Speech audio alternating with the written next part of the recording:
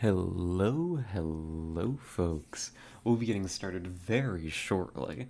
Just putting a few little things where they need to be. Getting a couple last minute things organized. But believe it or not, we're pretty much set up actually, which is why I can't say that. It would be a lie. It would just seem ow. That didn't hurt so much, but it surprised me. I turned my head and knocked my headset ear into my own chair. I'm okay. I'm fine. I'm chill. I'm so good.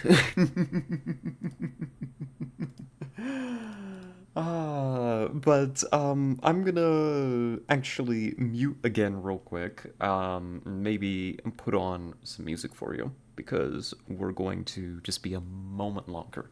So I'll be right back.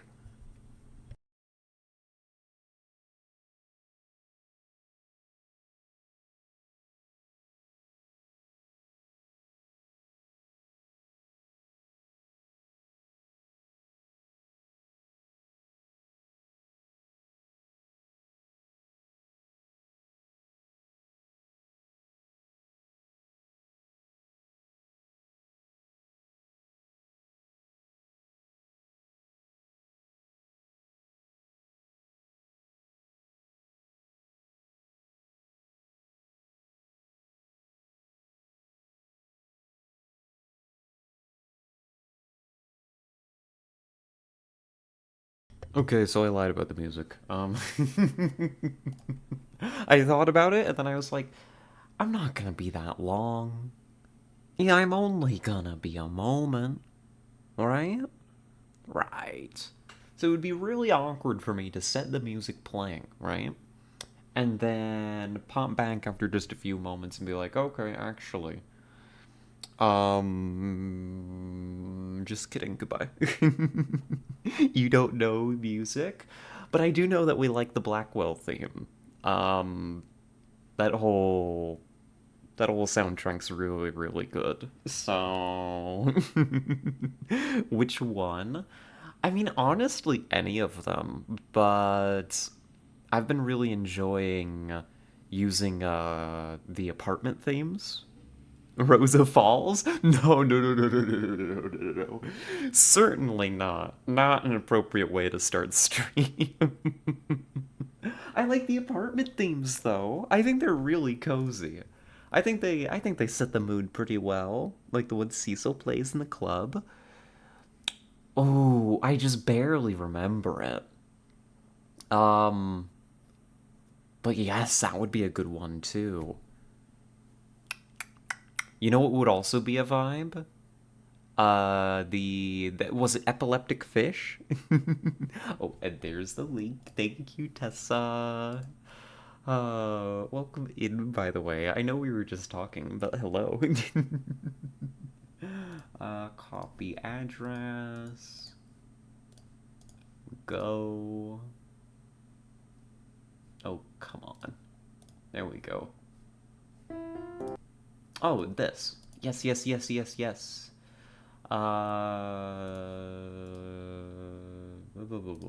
is a full duet with the ghost. Wasn't in the game, but I love it. Let's give it a listen. Let me put it on quietly in the background while we talk. Oh, but now I'm gonna feel bad about talking over it.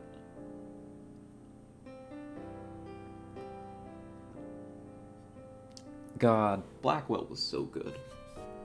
That's what I wanted to talk with you about, though, is what our next point and click should be. I remember we discussed, and we were kind of floating the idea of Day of the Tentacle, uh, Sam and Max, but I'm incapable of making decisions, so I need you to point your finger at me and tell me what to do. um,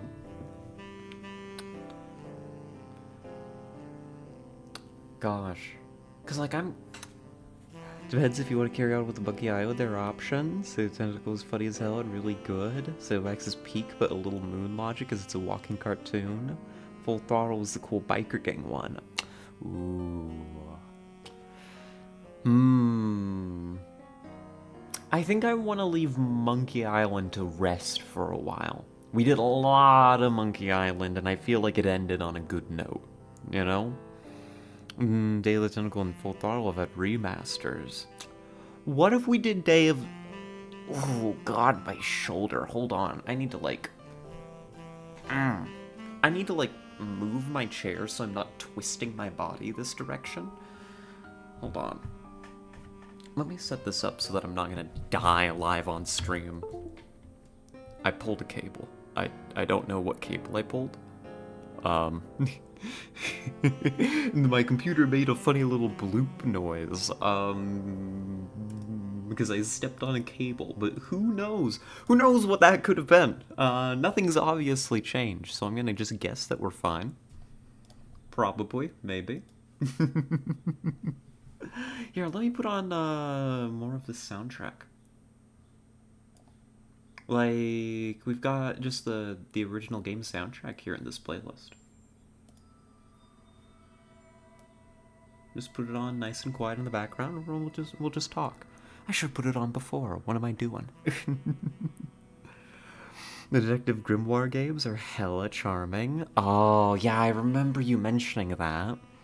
Well, tell you what, I want to play them all eventually. I think we want to give Monkey Island some time to rest, right? And maybe we do Day of the Tentacle next. How long is Day of the Tentacle? How long do you think we'll spend with it?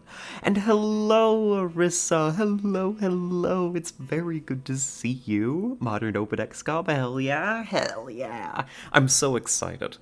I know last time we played this, it was very unfocused, but I love this game, and I really want to... God, I just want to play it. Not even, like, show it off, I just want to play it and drag you all around for the, you know, drag you all along, really. Me, like, 2 hours, you 2 sessions, probably? Yeah, no, that tracks. So, I'll try to knock it out in one stream, and maybe we'll have to finish it up in a second stream. Okay, that's reasonable.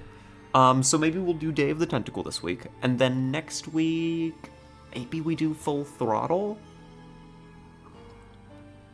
Maybe.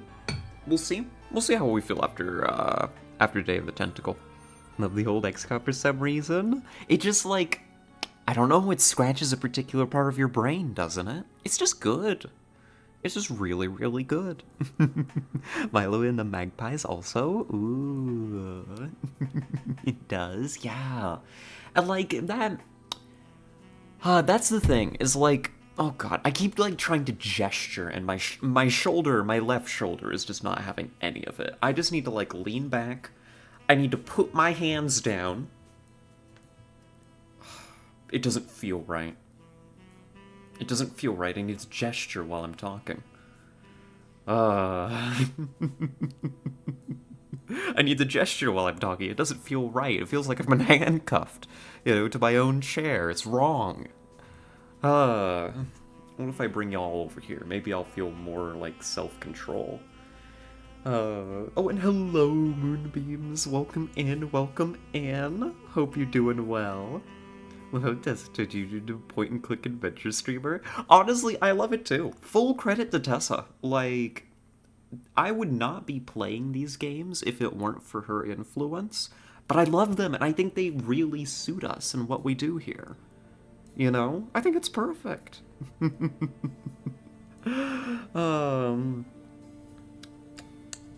love Bio, it's very short, but so charming. They bought it for everyone, nobody played it. Ah, well, I'll play it. She has recommendations and fell down the rabbit hole. It's not my problem. No, it's certainly not your problem. It's very much to your advantage, actually. I think it worked out completely in your favor. Does suit you? I know, right? It's just like... I don't know exactly what it is about them. They're pretty easy to talk over. They require me to solve novel puzzles and stuff, so it gets me talking, gets me thinking. I just enjoy them. I think that's the most important thing, other than overanalyzing it, which, you know, I love to do. It's just good, you know? Until we get y'all to borrow Orchid Sword, the Go puzzle will make you rip something vital off more than a particular. Yeah, is that so? They don't take a ton of focus and reflexes, so you can stop in the middle and ramble. Yes, exactly. We can take it at our own pace. And my pace isn't consistent because of that. You're completely right, Moonbeams. Like, when a ramble comes on, I don't want to stop, right? That's the big problem with playing, like, real-time games, I've found. That's why I didn't stream... I streamed it once, and I didn't like streaming it, even though I love the game. It's why I couldn't get into streaming EU4, right? Because it's a real-time grand strategy game. I love it to death. I can't play it on stream. Your pace is about to be real fucked. Yeah, true. Like, Frostpunk was very difficult. I mean, there were problems with that stream otherwise, but, like, that's just, I think, a hard game for me to stream because it's, again, real-time. I don't think I can do real-time games very well here. And that's okay. I just need to know my lane. So... Shrug. I mean, fake shrug. I think that my left shoulder is not going to be very happy with me, like, at all. Making any sudden movements. Talisman? Root. God, I want to play Root. Do you want to play Root, Tessa? I want to play Root. I just want to, like... Oh my god, I took a... Honestly, like, this is gonna be a problem. Sure, I think it's installed. I think I'll need to, like... I need to get it and install it, so maybe not tonight. But honestly, we need to play Root. We just do. Oh. It's on sale right now? Is it? I could have... You know, I believe that because I did see it pop up in my store. Honestly... I'm coming into some money here soon. I can pay $5 for Root. Hold on. Oh, you let me go find that. Oh, V Rising just got its 1.0. Exciting. I already own that one. Maybe I should give it a play. Oh my gosh. Yeah, $6. That ain't bad. Wingspan? Wingspan's good. You know what?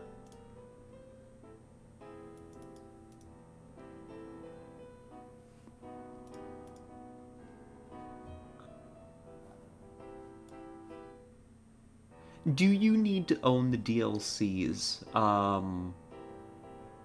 in order to play with a player with DLCs? Honestly, I don't need the expansions to start out anyways. What am I talking about? You could finish up For the King. That would confuse everyone. That's why everyone's playing V Rising today. Yeah, I'd play V Rising if I had, like, a server to play on, honestly. I enjoy the game. I actually quite like V Rising. But my friends all, like, ditched it, so... and hello, Yuna, welcome in. Hello, ladies and moon, lovely to see you all. It's lovely to see you. Welcome. I held that game for 3 years and never played. V Rising? Am I understanding correctly? I liked it. I think I already said that, but I legitimately enjoyed it. Back when it first, like... Braz Birmingham. Oh. No, that feels like it's a hard one to get off the shelf. I have never had the pleasure, but it's infamous, of course. Don't even know what V Rising is. It's, oh my god, how do I describe this? Number one, it's going to be the flavor of the day. Maybe flavor of the week for a little while. So let me brief you all on what V Rising is. It's... have you played... You know Rust? Let me open up by scaring you away from it. You know Rust? You know the idea behind Rust, which is this idea of, like, a persistent server... also, like, Arc. You know, Arc, the Rust, the amazing programming language? No, unfortunately not. We just play Marrakesh all stream and see if I lose my fucking mind. Maybe, maybe. You might divert me into just doing a board game stream today. Viewers you have been curious about but never pulled the trigger on. It's one of those things. Tell you what, I'll give you my honest thoughts from having played a decent chunk of the beta, right? I haven't played the 1.0. And maybe that's a review in and of itself that I haven't immediately leaped on the 1.0 now that it's launched, right? But like games like Ark, Survival Evolved, and Rust, not the programming language, it's very much focused around being a multiplayer game, right? You play as a vampire, freshly risen, into a hostile world where you're gonna try to build up a base, a castle, right? And progress through the world, moving into, higher level zones. It's very RPG driven. Gathering better gear, better minions, improving your castle over the course of an extended time. Everything's on timers, right? Things produce, they take times, bosses rotate out over time. It's basically Rust if it had content, and was an isometric RPG and actually good and enjoyable to play. What's up with the smooth jazz background music? We're playing the Blackwell Unbound soundtrack in the background right now, because Tessa got me on it. Like the toolbar thingy, look at this week's weather info, you showed me NASDAQ stock prices. I know, right? Same here. What do we have on the table today? I have actually gone ahead and pre-prepared a banana and a cinnamon roll. But I'm not going to touch them until people give me permission. So, also, I hope that the sound for the background music is well-tuned. It's just something we threw together kind of on the moment. No, you would cinnamon roll more, but get banana. I saw cinnamon roll. I saw you taunt me with cinnamon roll, and I got excited. You were deaf here for Blackwell? Was Yuna here for Blackwell? I feel like that was a little bit ago. Baited? I really was. You got me good there.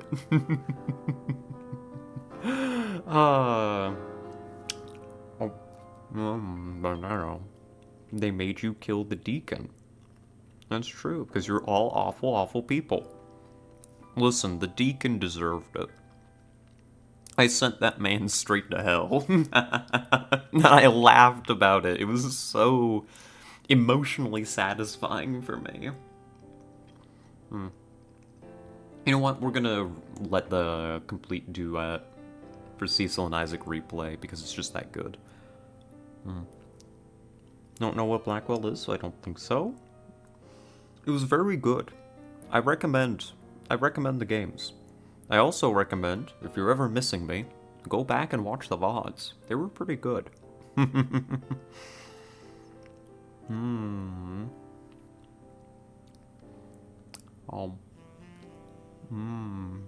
banana. Was here? Oh. Well, it's okay. I have memory issues too.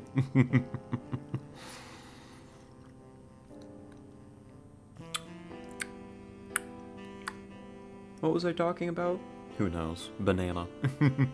I'm just gonna eat my banana and just sit here and watch this unfold. I have no recollection of Blackwell.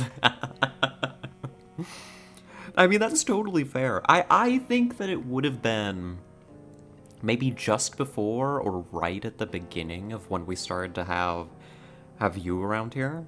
Maybe. But I'm not very good at remembering these things. Like, I couldn't tell you when we streamed Blackwell. All I know is it kind of feels like it was a while ago now. Because you joined us during Star Control 2, right? I remember that. And I think around that time is when we were doing Blackwell. So maybe you joined us towards the end of it? Feels like it was yesterday for me. Aww. That's very sweet of you. Oh my god. It's like I'm gonna shove even more banana in my mouth. Bear with me. Alright, quit interrupting my music.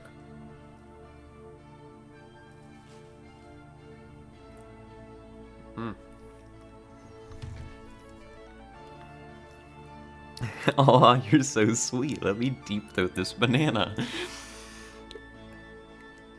Tessa, you know that you'd love to hear that from me.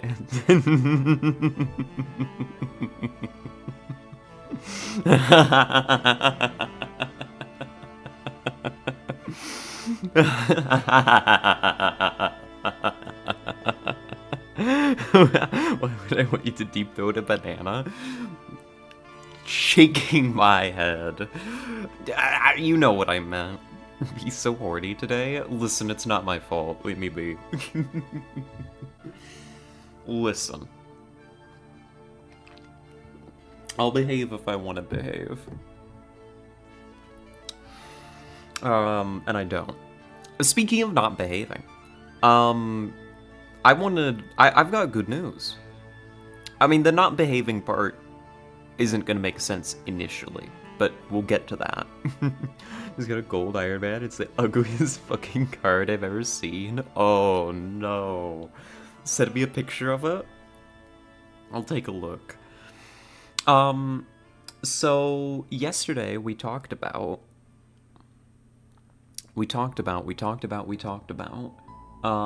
me applying for and having a very successful interview for a new job. And we were expecting to hear back Friday because they had a bunch of other interviews lined up, apparently.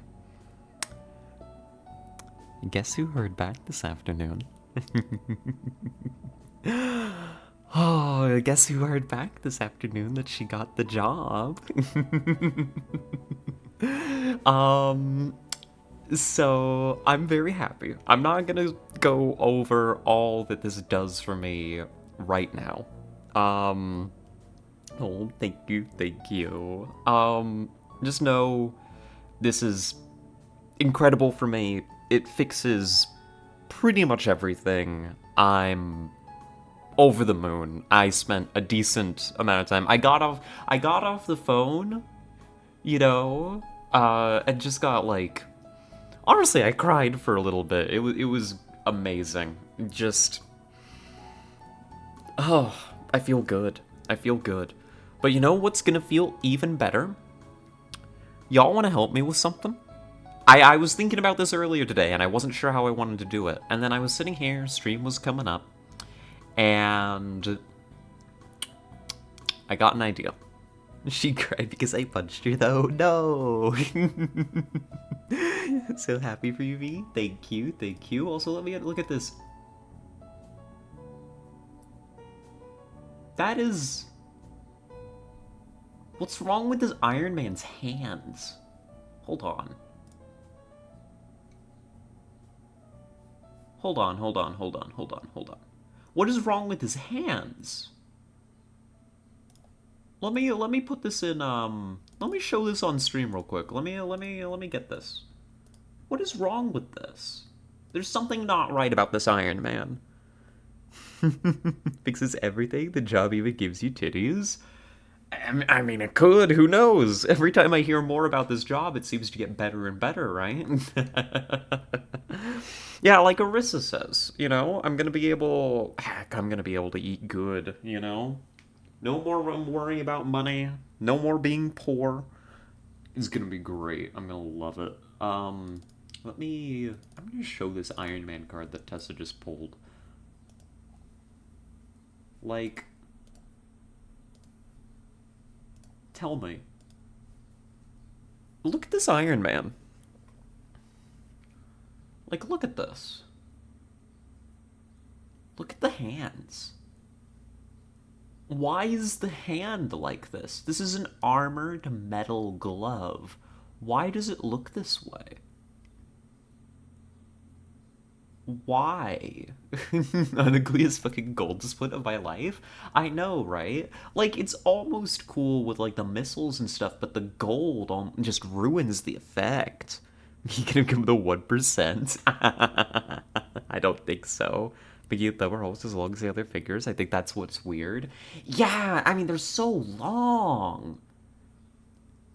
And, the metal is like form fitting. You could not like look at this. Look how like the glove is like tight around like the shape of his thumb.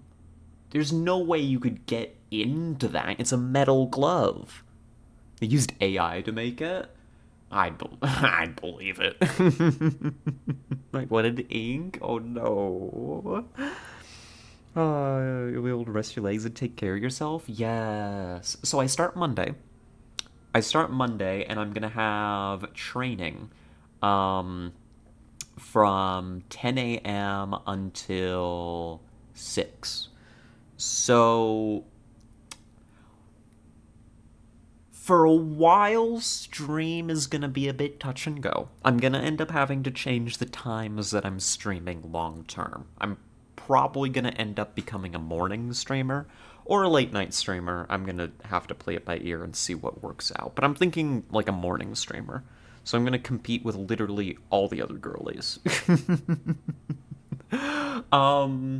What kind of job is it? Is that a DA? Oh, it's nothing so glamorous. It's a call center job. The kind that takes calls, not the kind that annoys people. It's a case stream once in a month. Yeah, it'll be fine. But I'm gonna work out a new schedule over time. I'm not gonna jump on it. I've still got other stuff I need to get set. It's from a comic cover like the 70s. Well, oof to be them, I guess. The only touch and go here is wait. It's not for angry customers. Generally not. I've been warned that sometimes you do get less than happy people, but it's not like what it is. The company handles essentially call center, you know, like receptionist work, call center services for multiple companies, for a lot of companies actually. They quoted me the number, and it was like triple, quadruple digits or something, like some crazy amount, and I was like, oh my. It's not like a huge building either. It's not like a massive like call center farm or anything. Honestly, like I was going into that interview expecting for it to be like a not amazing environment, you know, just kind of me settling for something. But by the time I left, I genuinely really liked the place. So I'm looking forward to it. But for all this means for all of you, stream is going to be pretty touch and go. We're going to eventually end up settling on a new schedule. That will come into effect early June. Early June, because I need to complete training and get my proper shift, which is going to be a different time than training times. And I need to complete a move. I've got a move coming up, and whether I was at a new job or not, that was going to interfere with things. But that's the details. We'll talk about it more as it happens, right? So much stuff. But like, this was the big break that I needed. The hard part's done. The hard part is over. Everything else I've got now, right? I'm getting to get this ugly Iron Man off your screen. Sorry. And now we're to like the... This music's way too intense. We're to like the end of the soundtrack. I need to find another one. Mademoiselle Rat gonna be busy. I am. But as for me misbehaving a little bit, being a little bit of a scoundrel, I'm gonna tell you all a bit of tea, right? Some of this you've heard before, of course, right? But don't worry, we're gonna do something about it. Let's see. There we go. Put on the Blackwell Legacy. So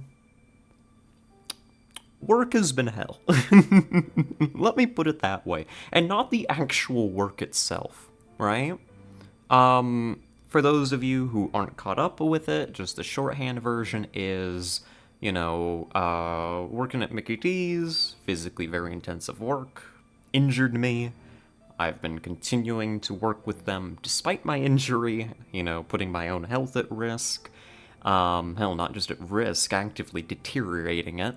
I'm going to be complaining about my shoulder all stream, so bear with me.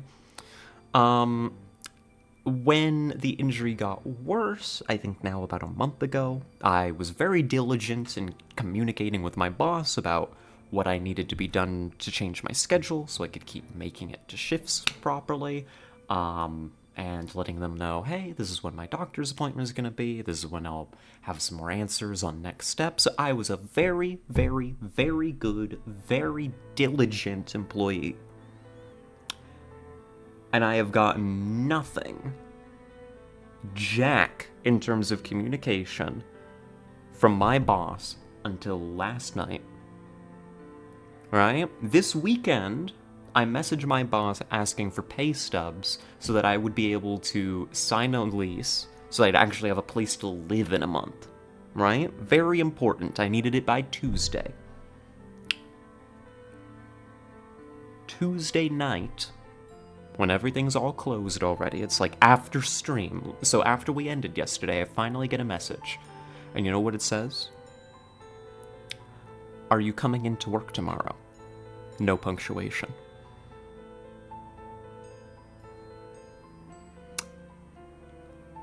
Weeks upon weeks of diligent communication from me, and that's what I get. What an asshole. I know, right? So that pisses me off, right? So I just reply, yep, with a period, because I'm a professional.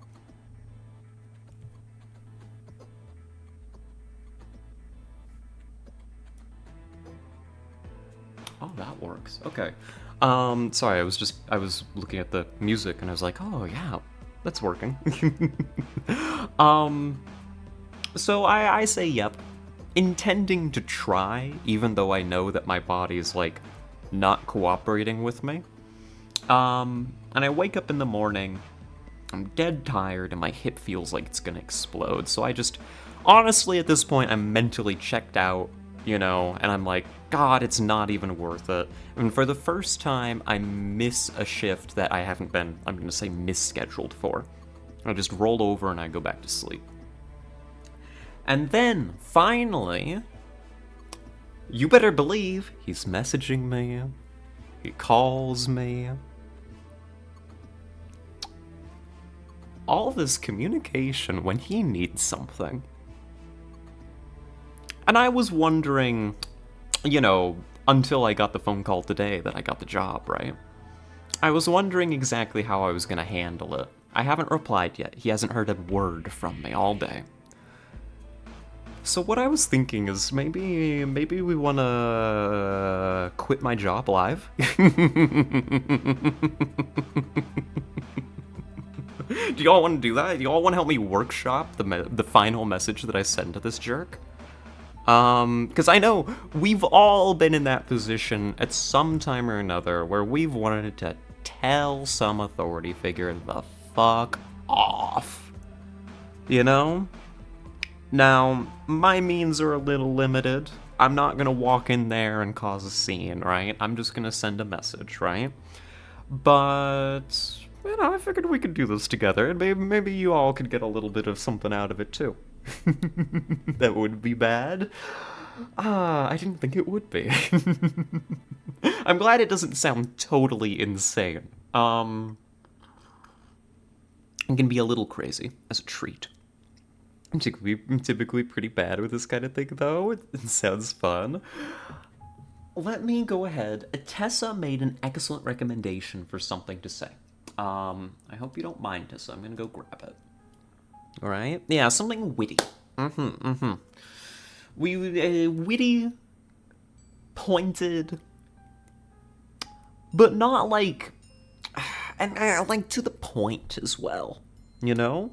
Nah, I give a Kenshik level bird. Hello, Ivy. Welcome in. Yeah, I mean, they deserve to get burned pretty hard, you know? I believe Tessa said something along the lines of, oh god, I don't even want to paraphrase it because it was pretty good and I want to adapt a little bit. I gotta close Discord and then reopen it. One sec. There we are. Anything specific that they should be burned over? I mean, honestly, I've got a laundry list of grievances. Mostly them just not taking my injury seriously. And I think Tessa made a good point on that. Let me go grab it here. Oh, she sent me a picture of the White Widow that she pulled. Oh, that looks sick. Let me scroll up. Let me scroll up. Yes, and good. I'm not accidentally broadcasting my DMs. There it is. She said, just go, damn, looks like ignoring medical issues makes you lose employees, and then refuse to elaborate. And I think that's a good start, right? Let me grab that, actually. Hell yeah, I mean, I think that's pretty good. That could be all we need. I was also thinking, because my last communication of them was, yep, something along the lines of, I don't even know how I'd phrase it. Maybe it's not gonna work. But I said, when asked if I was gonna show up this morning, yep, and then I didn't. So I could totally tack on a, you know, I showed up at the only capacity I ever will, or something like that. But honestly, Tessa's is just so good, you know? Let me break out the MS Paint. Hold on. Hold on. Hold on. Let me get the MS Paint out. Ta-da!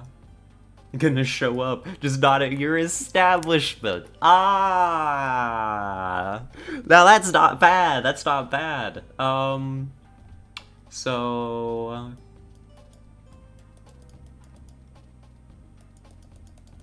quitting. So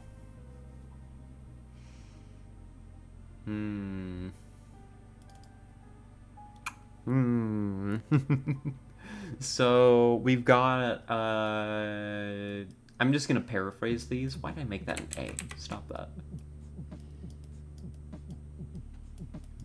Show not, I can't.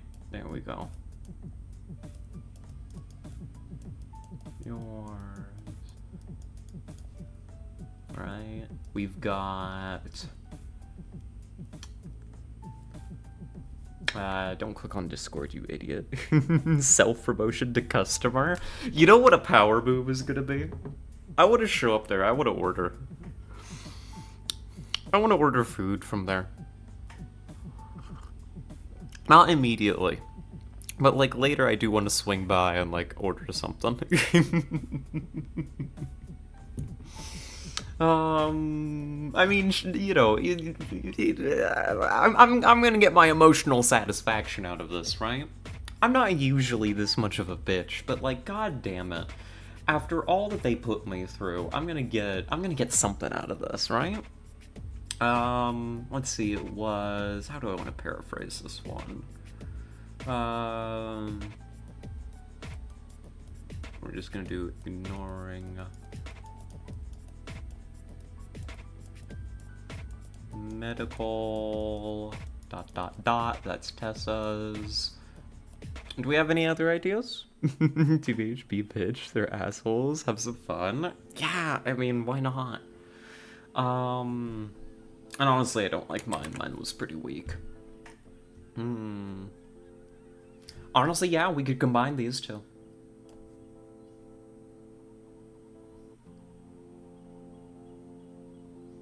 I could combine these two. You could frame as an apology, just mention fucked up things they did. Ooh. False apology. I am a fan of being passive aggressive. God damn it, I leave for 2 seconds and the paint's open. Hi, Tessa.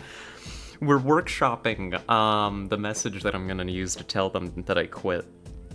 We're having some public catharsis. So a false apology.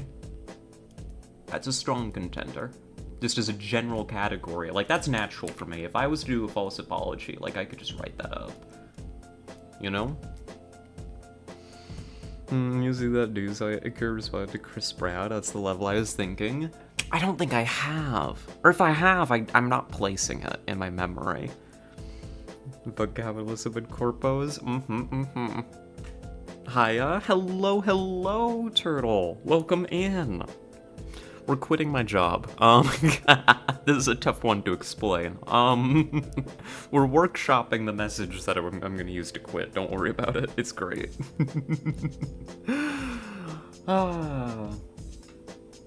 I think, yeah, we could combine these two.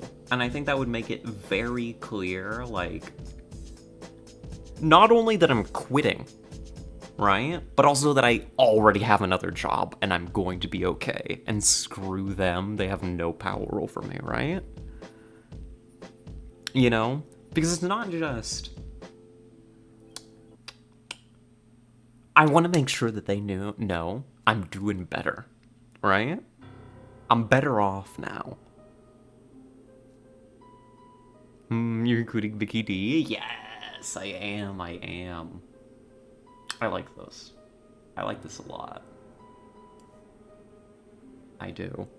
I thought you were quitting your new job? Oh no, they literally just hired me. Like, today.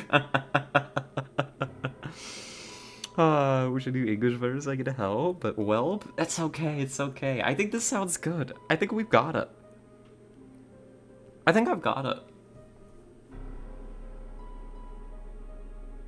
What do we think? I think this is our shot. You know? I'll adapt it a little bit. Do you have the clip? It's Twitch save, but you don't need to play it. Okay. I'll probably play it. Probably. Don't close this yet, but I told you already. Fuck you, you're cool, fuck you, I'm out. That would be a great way to go. Listen, if I found out that I had gotten the job while I was on shift, that's how I'd leave. 100%. You do a loco largo embargo, I fear I can't quite show up no more, as you've ignored my lumbago. A stretch, but I see what you're trying to cook there. Let's do it. Hold on. I'm gonna put us back over onto starting... Well, no, I can leave it up. Rank 80 already? Oh my gosh, his deck is fire? Dub. The message is just... just middle finger. That's a good idea. Okay, alright. I'm gonna type it. We're gonna do this together. We're gonna do this together, and then we're gonna get on with our stream.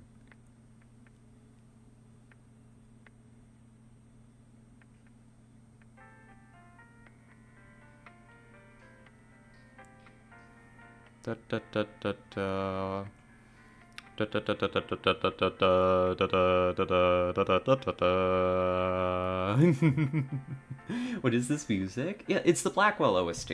Specifically, this is for Blackwell Legacy, the first game. Earlier, we were playing some from Unbound. Dear sir, regarding your recent foray into this rap business and the scene you portray, see, I'm not normally one for war games, but they're biting you, is what they all say. What a reindeer ride for next for chill vibes? What's that? That's one I'm not immediately familiar with. Okay. We open up gym.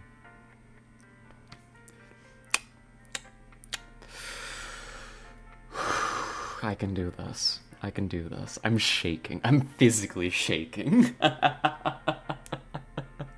Reindeer ride, two separate words. Okay. Hmm. I can do it. Okay. Okay. Okay. God, my mind has gone blank. I don't remember what I was going to say at all.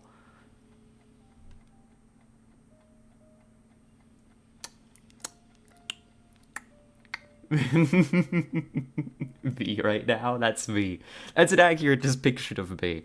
Just alternating between, like, shaking amounts of stress and just laughing. Oh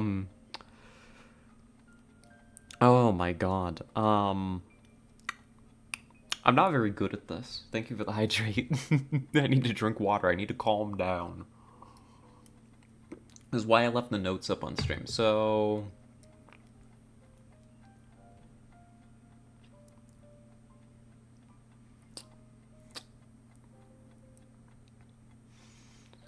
God, my mind has gone blank. Oh my god, I can't think of it. Like, what am I supposed to say here? Hydrate is still out of stock for me? That's so strange. Because everybody else seems fine. Rosa didn't die to be replaced by Santa's indentured animal slaves? True. Real. The Blackwell soundtrack continues. On mobile, it shows out of stock when cooldown. So when somebody else redeems it, it'll show out of stock for you, Turtle, I think. Well, that's okay.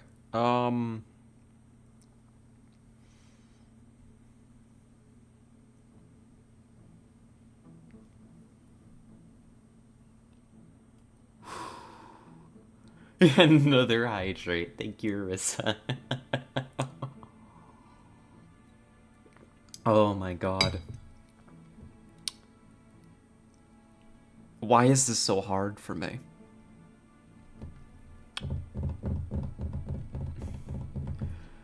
Oh my god, why is this so difficult? I'm not, this is the thing. Contrary to what y'all may think, I'm not naturally a very mean person. Like, this is why this is so difficult for me. Like, I don't snap at people, right? I don't, I don't, I don't, I don't, but I want to. That's the thing. It's like not even like, oh, but I don't really want to. I really want to be a bitch to this man. I want to. I want to lambast him in like that little way that only I can right now. You're so mean to me. You put me in emoji time out all the time. I literally don't. I don't. Shaking my head. I don't think we're gonna do that one, Azunia, but... Okay, maybe I'll just grab Tessa's because that's easy. I'm gonna type that out. No, yes, I should. Okay. One sec.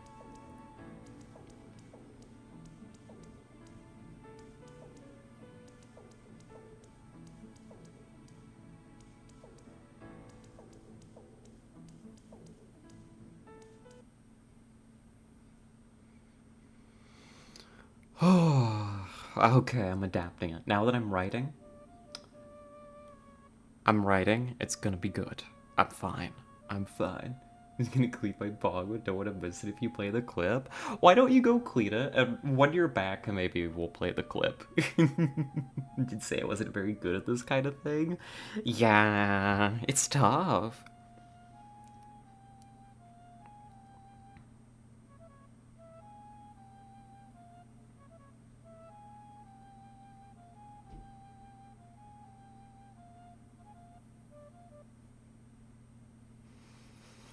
Oh, I'm taking deep breaths.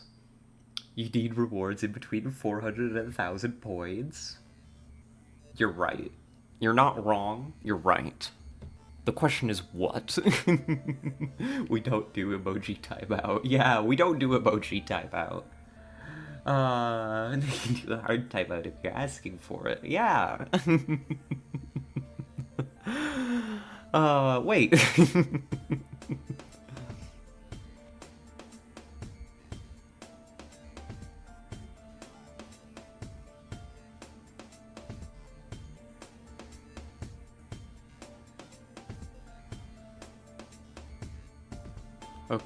Okay, hold on, I'm cooking. One sec, you can't see it, unfortunately, but I'll read it, okay? Ramp the difficulty? I have no idea what you mean. This is already too difficult. She does it to me all the time, what do you mean? I literally don't, you do it to yourself.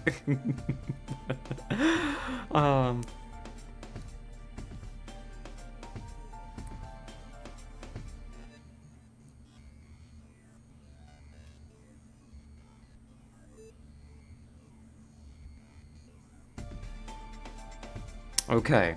I don't know. Maybe Tessa's better. Could Redeem do the voice? No, please, not now. So, what about...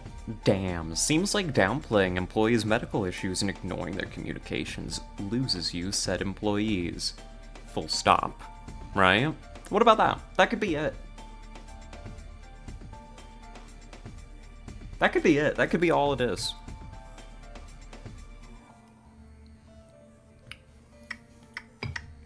Good hydrate. Thank you for hydrate. We just do that, and then we block Jim's number, and life goes on. And here's the thing, I can do this, he doesn't even know where I'm gonna be working. He has no clue whatsoever. So it's not like he can go tattle on me to my new boss that I was a bitch to him, right? Honestly, like... It's risk-free, it's fine, I can do it. Sounds good. Also, yeah, sounds great. Okay, I'm psyching myself up. I'm gonna press the button. If you have any... If anybody opposes the pressing of this button, speak now or forever hold your peace. I like any of his business either, really, where you work. You can do it. Press. I'm doing it. 3, 2, 1. Send. Sent, and... How do I block people?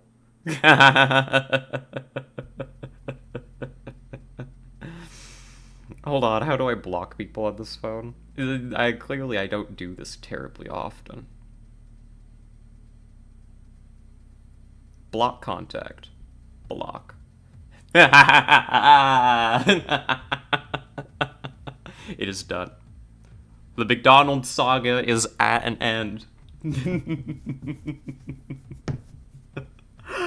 I win. Finally, I'm fucking free. Oh, let's play some Xenonauts, eh? Anyway, we need your old manager's number and call for a reference so we can get your paperwork finished. That'd be hilarious, wouldn't it? No, you see, I did my homework ahead. I asked them, what I would need to bring to, like, finalize paperwork, and it's just 2 forms of ID. They don't even have my, they accepted my whole application with no references whatsoever.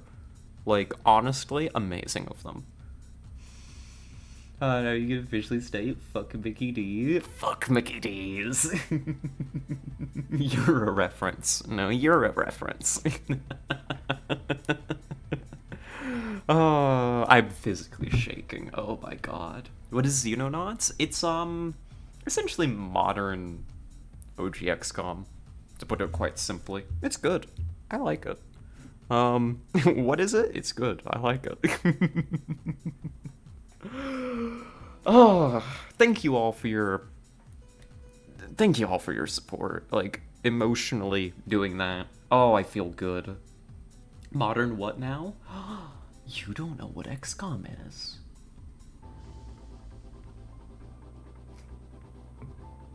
Only simply the very best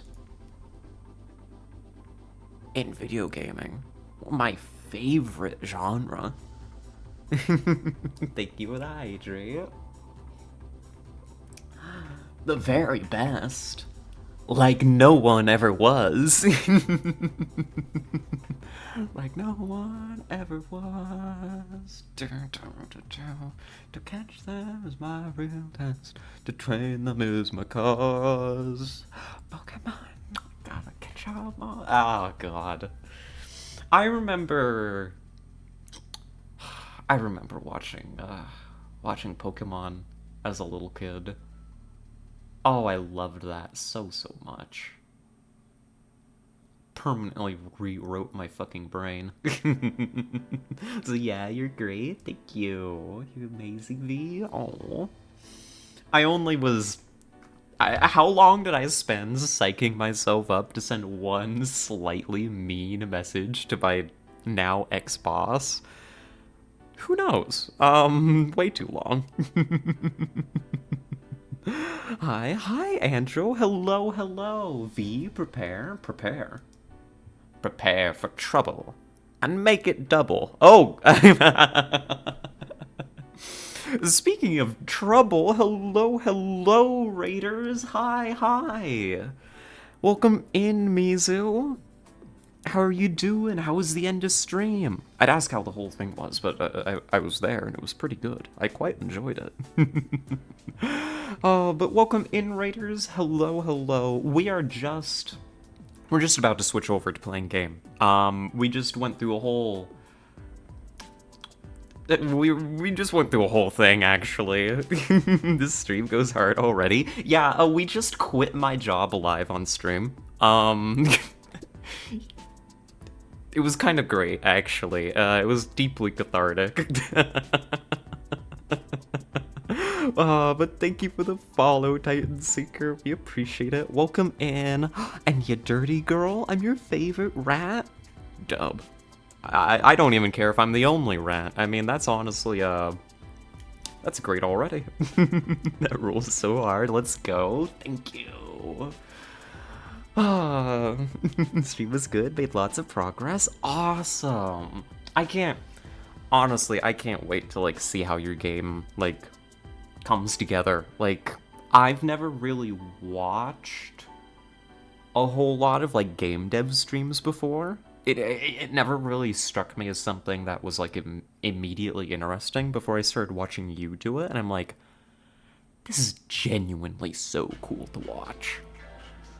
Oh my gosh. Hold on. The music's getting intense. The devil is here. Let me not play the Devil's soundtrack. Hold on. Shout out. Oh, I mean, yes, we should. Remember when you let that innocent man die and laughed about it? I do. Like it was yesterday. Thank you for the hydrates, and thank you for the treat, you dirty girl. You don't deserve a snack, I don't know what, but still. I've got a cinnamon roll right here with your name on it. And by your name, I mean my name. We love a surprise devil appearance. We really do. Very important. I suppose you all saw. I was going to show you. I didn't even realize I was still streaming my desktop. That's totally not risky at all in the slightest. Me forgetting that I'm showing my desktop. What terrible things could be on here? What could I accidentally show in this time? Who knows? I'm not saying. I still think you should fuck the McMuffin. Hello, Pixel. Welcome in. I think, as funny as that would be, I'd go to prison. A good contender, anyways. The devil is here. The 2024 after quitting and her former boss appearing behind her. Wouldn't that be crazy? I quit, and then, like, the devil appears literally behind me, live on stream. Not clickbait. Oh, goodness gracious. But yes, this has been a lovely, lovely start already. I mean, goodness, I feel good. Seeing the fuck the McMuffin made me forget my message. Ain't no way. I know, right? But right, I'm sorry. I clapped. I shouldn't have clapped. That probably sounded very loud to you.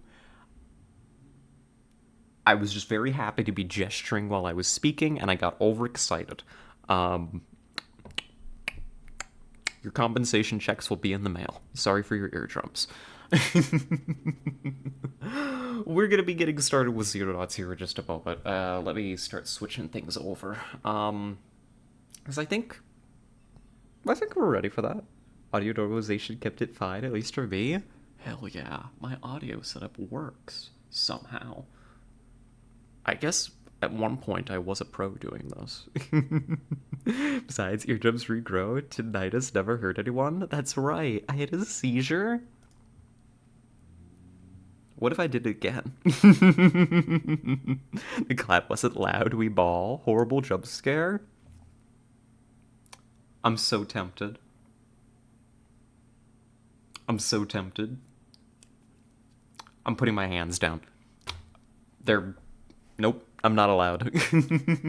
I'm under control. I'm fine. Do it. There you go.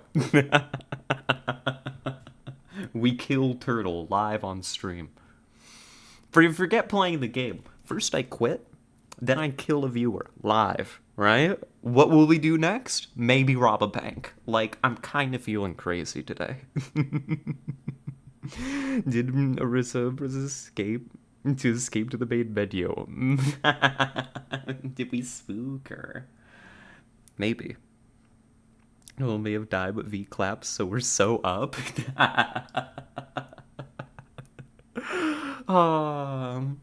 But thank you again so much for the raid, Mizu. I don't know, I don't get any feedback on my side from it, but I think we gave you a shout out, probably, maybe.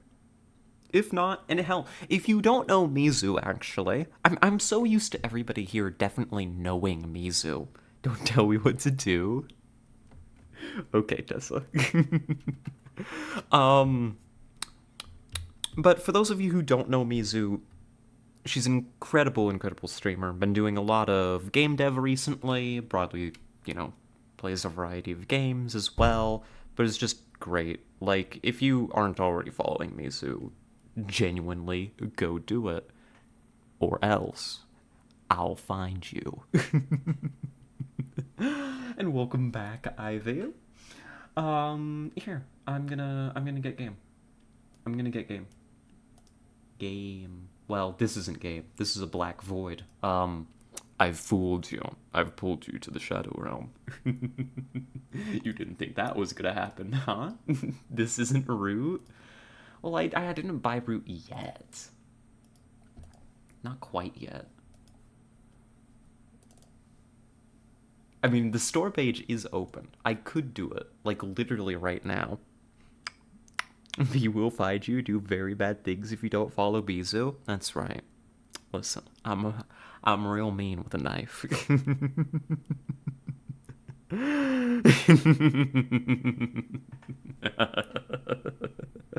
She'll move everything you own to the right 2 inches.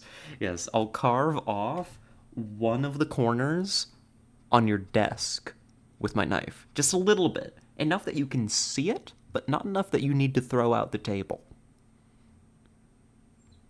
Wouldn't that be annoying? Like, I just shave it off.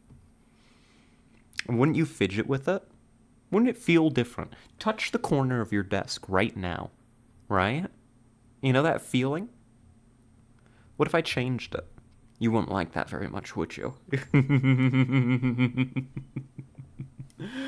Oh, goodness gracious. Let's get Zero Knots open finally.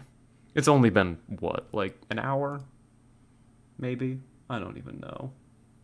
Malinoids is way more effective than just outright committing crimes sometimes. Exactly. Sometimes you just gotta make people's lives inconvenient. I love being passive-aggressive. As established. She's gonna warm both sides of your pillow right before you sleep. Yes.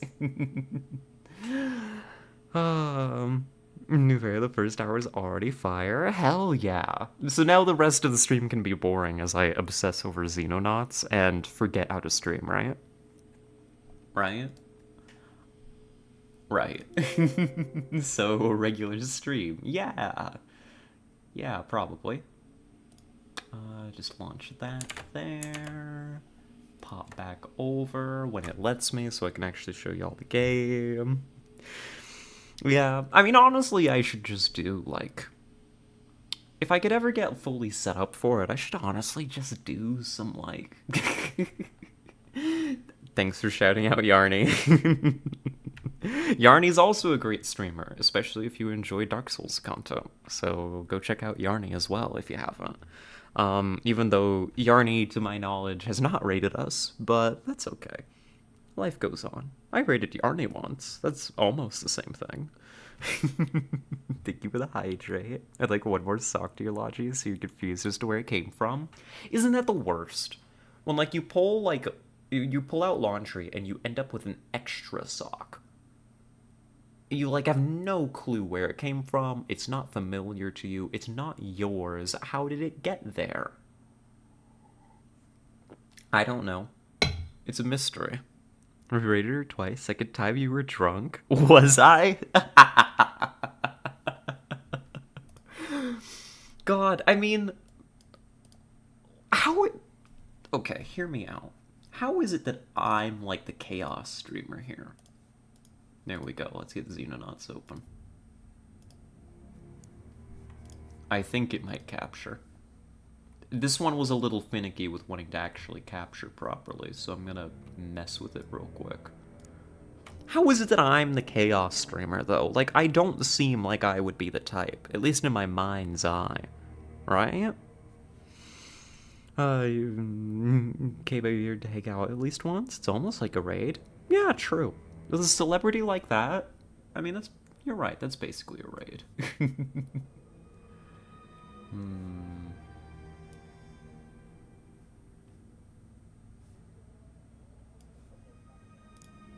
Okay. Does it route it down? She's always hot, drunk, or high. I mean, that's not true, but we can believe it's true. Turtle, nobody banished you to emoji only. You can speak. Shaking my head. Losing things is fine as you're used to it, but adding it to the pile, I know. And you know fully well you will never find the extra sock. Like, the pair for the extra sock, because it's not yours. Like, how did it even get there? Emoji only is funny. That's true. You're right. You literally killed me. What do you mean? Oh, true. That's right. There's no such thing as emoji typeouts. It can't hurt you. Consider it to emote only for the whole chat, though. True. Still have plastic straws. Be careful. Arissa! What do you think you're doing?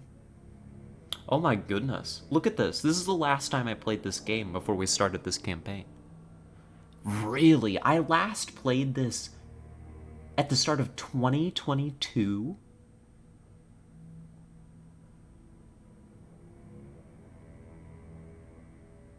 That's insane. That's crazy. Hi, Yarny. Welcome in. Hope you're doing well. How's the Yarny doing? Don't mind us shouting you out earlier. Tessa's here. You know how it be.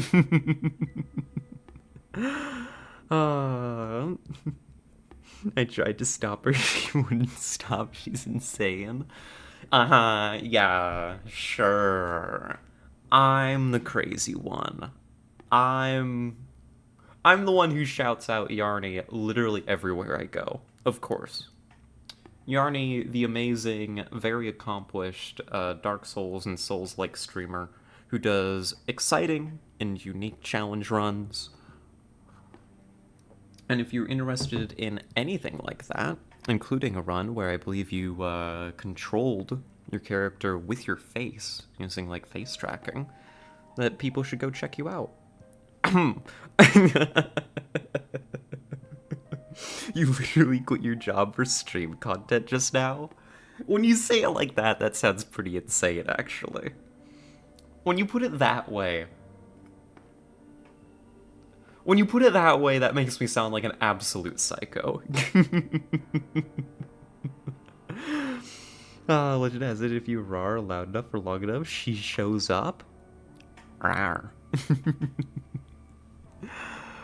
Wait, does it count if she's already here? Oh well. I'll rawr anyways. Rawr. Rawr. If that's not insane, I don't know what is. Yeah, but how did I get this way? Right? Like... I don't know. I feel like if you... I feel like... I don't know. It's like, for a long time, that would be discordant with my image of myself, right? You were born insane, V.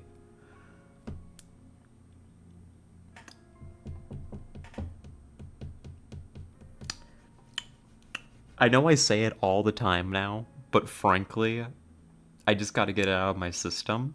I was crazy once. Who wasn't born insane, TBH?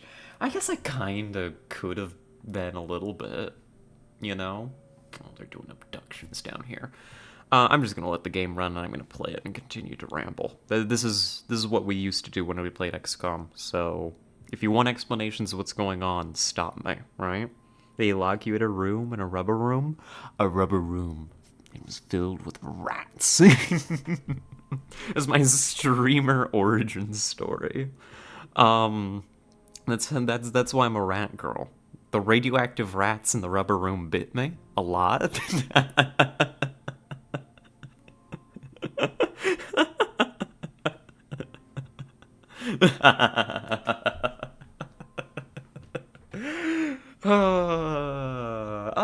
Hey.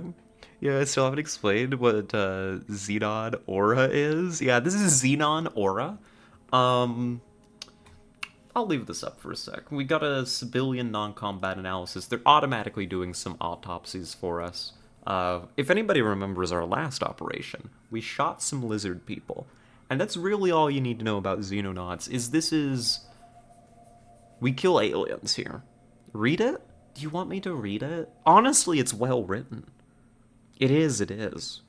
Like, oh, babe, new V-lore just dropped. I mean, VTubers have lore, right? That's like a thing that they do. Mizu has lore. I don't know if Tet has lore. I'm sure Tet has lore.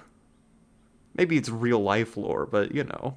Yeah, we have lore. Yeah, lore. My lore can be I was crazy. She's still in that rubber room. They never let her out. Yeah, I just stream from inside the rubber room. Mizu's lore is hidden. It's secret. It's the deep lore. I could have sworn.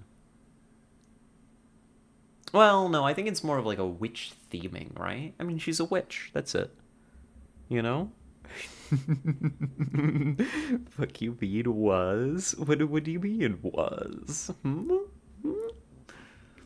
Commander, our xenosociologist has been compiling information on the civilian race. Most of it, while interesting, is irrelevant for field operations. I've taken the time to compose a summary of the most useful information for the men. Oh, actually, this is important. I don't remember how to play this game.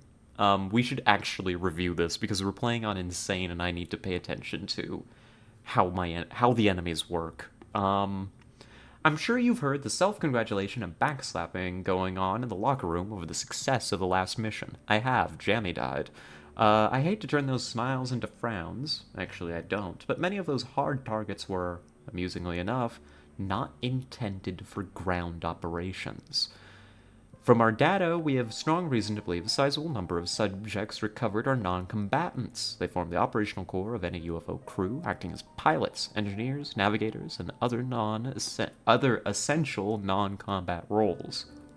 They neither need nor are given more than basic training in combat, are armed with pistols, and only have their naked, if resilient, skin as protection. Incidentally, I have had to chastise some lab assistants for skinning civilians and selling their hides to your men. Did you know that Corporal England is an amateur leather worker? I should check their uniforms if I were you. Oh. Of course you're playing on Insane? Of course I am. Why wouldn't I play on the hardest difficulty that's named after me?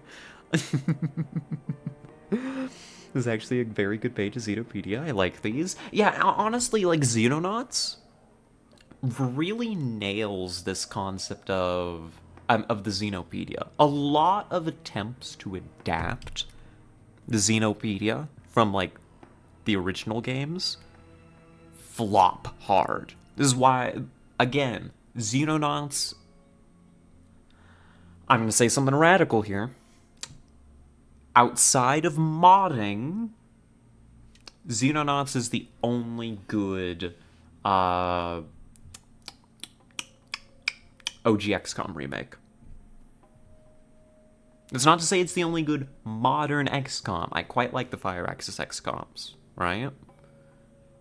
But when it comes to games that intentionally attempt to recreate OG XCOM and that particular kind of experience for a modern audience, this is it. Like, if you look at OG XCOM and you're like, this is hard on my eyes, I don't know what the hell's going on, it sounds interesting, people really talk this up, but I don't want to learn something that looks like it was made in the 90s.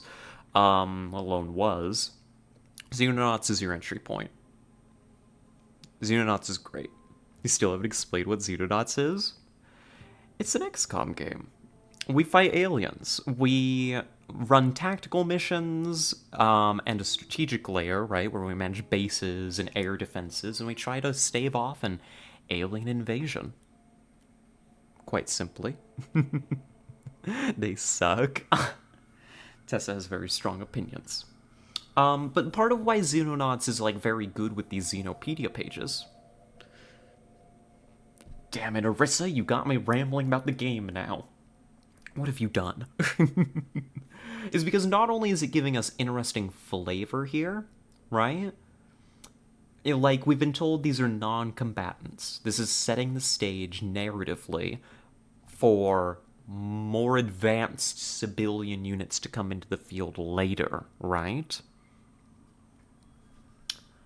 But also gives us information that's useful for gameplay. And look how this is made. We're going to go over this in a moment. This over here is going to give us a breakdown of the details of the enemy and what we need to keep in mind about them. But I'm going to finish reading. Our xenosociologists theorize they are either a slave caste, bred in their millions to serve the needs of the higher echelons, or younglings who have yet to find their position within the larger social group and are assigned duties suitable for young aspirants who cannot yet be trusted with a gun. In either case, they will likely stick close to grounded UFOs, and it is extremely unlikely that the men will see them in any dedicated alien combat operation. Okay. So, it's a starter version of the civilian. They will get stronger. They're bipedal lizards with visibly bright red/orange mohawks. They wear no clothing or armor, but their skin is tough and bullet-resistant. They have strong muscles, comparable to top-grade Olympic athletes. So they're capable of rapid movements and bear heavy weights without difficulty. Chocolate. If you don't have a chocolate, go get chocolate from the store. I don't have chocolate. McDonald's has chocolate chip cookies. But I'm not going all the way there right now. They've got a bullet-resistant hide. Heavy caliber or armor-piercing ammunition is recommended. Okay. Reliably penetrated by, this is rifle armor-piercing rounds. Wrist-mounted tactical computer. Weak eyesight. Refractive curvature myopia. Distance vision is blurred. Poor accuracy at over 25 meters. Prefers close quarters. That's important. So we want to keep these guys far away from us.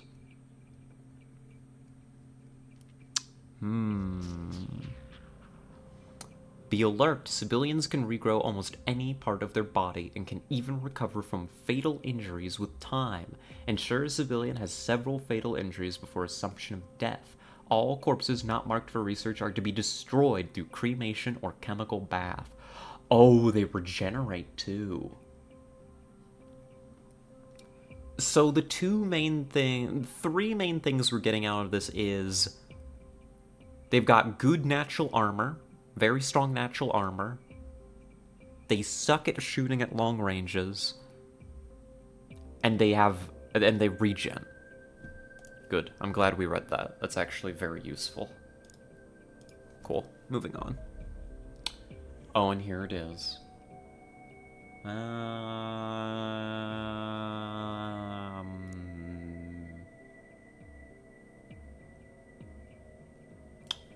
Civilian is reptilian alien stuff, ending roughly 6 foot 5 inches tall and weighing nearly 200 kilograms. Incredibly dense skeleton of the creature and its tough scaled hide together account for some 40% of this.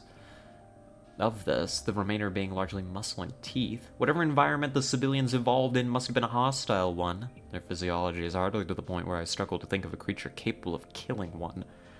With up to an inch of scaled hide in places, these creatures have some inherent protection against ballistic weapons.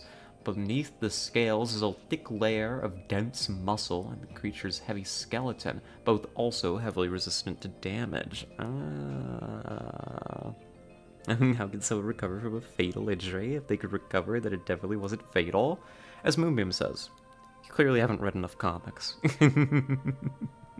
Sup, nerds? Hello, Autumn. Welcome in. How are you doing? Good to see ya. Once we had abandoned our bone saws for an angle grinder, we revealed the creature's internal organs. These were much to be expected, the only major anomaly being the presence of 2 hearts inside the torso. Presumably one alone could not pump sufficient blood around the beast's body to sustain it. Analysis of civilian blood also has some interesting results. Almost 10% of blood volume is comprised of a mixture of powerful coagulants and unspecialized stem cells. I made soup? Soup good. Soup. We do not yet fully understand the implications of this, but it is quite possible that live civilians are able to rapidly clot wounds and possibly even regenerate damage sustained in combat. Again, the regeneration, the heavy armor. Some consolation. Despite the above, civilians are not perfect soldiers. Much like the brutes down in our engineering department, their physique belies an undersized brain. A civilian probably has as much understanding of squad tactics as it does the finer points of Shakespeare. They also have weak thermal eyesight, giving them slower reflexes and poor accuracy. Though smoke will not hinder their accuracy like it does other aliens. They see in thermal. Otto's here, look at the time. They will prefer to fight at short ranges where these characteristics are less of a hindrance, so it would be wise to ensure the opposite occurs. So they see with thermal vision, as opposed to normally. So smoke's no good against them. That's very good to know. This is why we read our autopsy reports. Keep hearing civilian when you say civilian.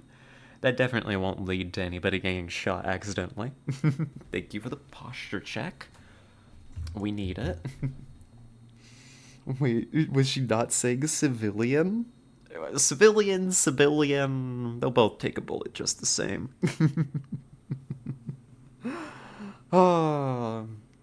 And a breakdown of the Light Scout. My team has finished preliminary studies on the recovered UFO hull. We've designated the Light Scout. It is very small compared to some of the orbital signals we have detected, barely more than a probe.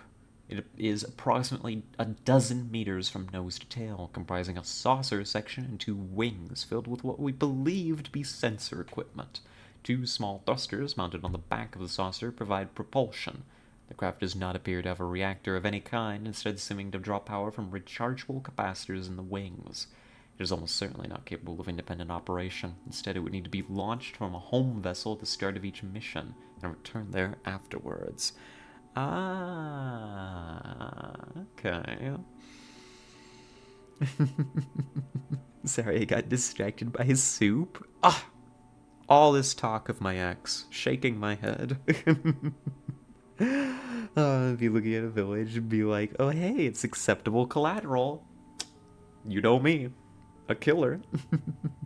So much interesting info in these pages. I love it. And this is the thing, is a lot of attempts to recreate the Xenopedia, right, are just like a stat breakdown. Just a raw stat breakdown. It would just be this.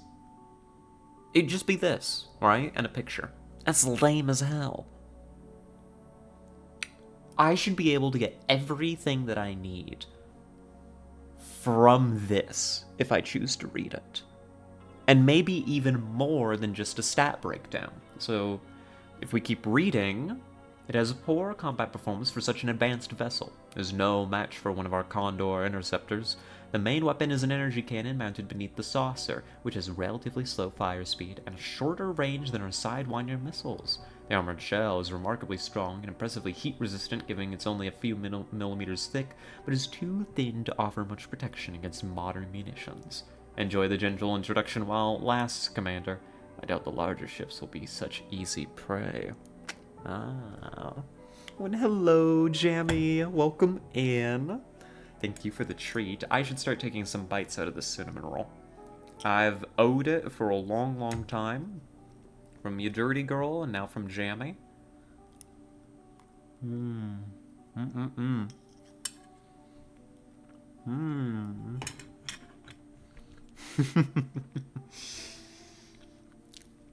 I thought Jammy was dead. Well, we didn't kill Jammy for real, for real.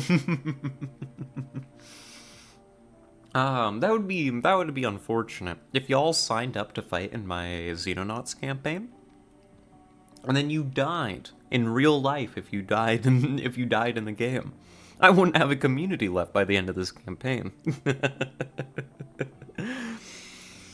But you see, not only does this, like, give me, like, a breakdown, it gives me some lore, sets the scene, it's also giving me some tactical and some strategic advice, right? It says, hey, your Sidewinder missiles are a good tool against these things. And also, it's going to get tougher and you should get ready for that. This is an easy introduction. That's useful information that you don't get from just a stat block. That's the way that these entries should be done. Very, very well done, game. I'm consistently impressed by it. I should come in here and hire a new soldier, or 2 or 3. Yeah, because people are wounded, I need new people. Jammy Jammy, you were a rifle, right? Tag me in, coach? Of course, of course. Alright. Let's get Autumn in here. Oh, come on. There we go. Welcome to the team, Corporal. Let's get you on Charlie. And I should definitely hire some new people. We look for high bravery for reasons that I am not going to ever explain. Everybody else is... Oh, we're only down 1, so we only need 1. Dub. I'll fight for your cause and be loyal. Okay, okay. Let me grab you. Unfortunately, I can't do, like... Oh my god, honor duel ticket. We don't have any, like, character customization besides names, so you'll have to, like, just take what's available. But I think Chloe Martin here is a survivor from before. I was looking through to see if we had anybody. We also have Seth freaking Mullins on the team. Remember, V, don't call it a beat wave assault, we call it advanced biological offensive now. Okay, so we have Arissa. There we go. Dub, dub, dub. Not a good soldier, I'll be moral support. Do you want in? We can get you in here. I'm always looking for more people to add to the casualty list. I mean, roster. Here. Sergey Belinsky, I think your actual name is Turtle. Turtle Life. There we go. Oh, I feel really good having a roster full of all you. I know you all feel desperately afraid when I'm in charge, but for me it feels like an accomplishment. Oh, hello. Want a shotgun and a rocket launcher loaded with war crimes? Of course, of course. Well, we can get you in, Ivy. I'll set you up. Hello, Commander. As requested, we at Strategic Planning have started to analyze ET UFO activity and determine their military objectives. Meaning no disrespect to R&D, but interpreting ET strategy is best suited to the men who do it for a living. I'll be keeping you updated on whatever we can discover about extraterrestrial UFO activity, like now, for instance. Earlier today, there was a confirmed sighting of a UFO Light Scout class circling low over a classified research station in America. Didn't take any visible action, but local radio operators detected unusual bursts of energy in the VHF band. The researchers detected simultaneous bursts in the SHF band. I've cross-linked this with similar reports in Germany, Australia, and Hong Kong. Considering the strategic importance of the locations involved in the analysis of light scouts from R&D, I'm certain these scouts were gathering and transmitting intelligence on potential future targets.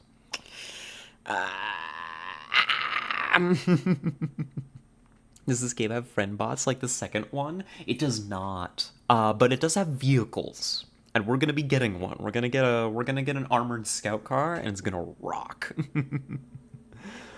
The UFO Light Scout, the splash screen looks almost like a Hoi 4 loading image. You're so right.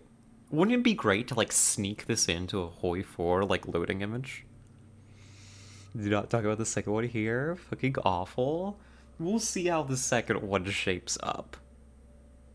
It's just like this one, but a bit better. It's in development. I think it will be, at the very least, as good as this.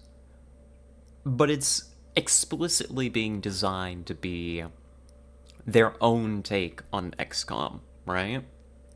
I think the developers are competent. It'll just be interesting to see if their image sticks, right? And it's also, again, still very much in development. It is not a complete game right now. Delete overall the whole graphics engine first. Yeah, adapting this art style to 3D was not kind. That's my main critique right now. UFOs on scouting missions remain in the air for an extended period of time, gathering intel on potential targets. There doesn't seem to be any particular plan to what they cover, so it should be fairly easy to intercept one. As the ETs have dedicated ships for scouting, you can expect scouting missions to be carried out by small signals. The more intel a scout can gather, the more damaging later attacks will be, so try to get as many scouts taken down as you can. If we can't recover the crash site, we can at least make sure the ETs are fighting in the dark. Is this one not their take on XCOM? This one is a modern adaptation of OG XCOM. It was very much marketed and designed just as a spiritual successor without any kind of added, well, I'm gonna call it flair, right? They didn't do their own thing with it. It was meant to be very faithful to the original.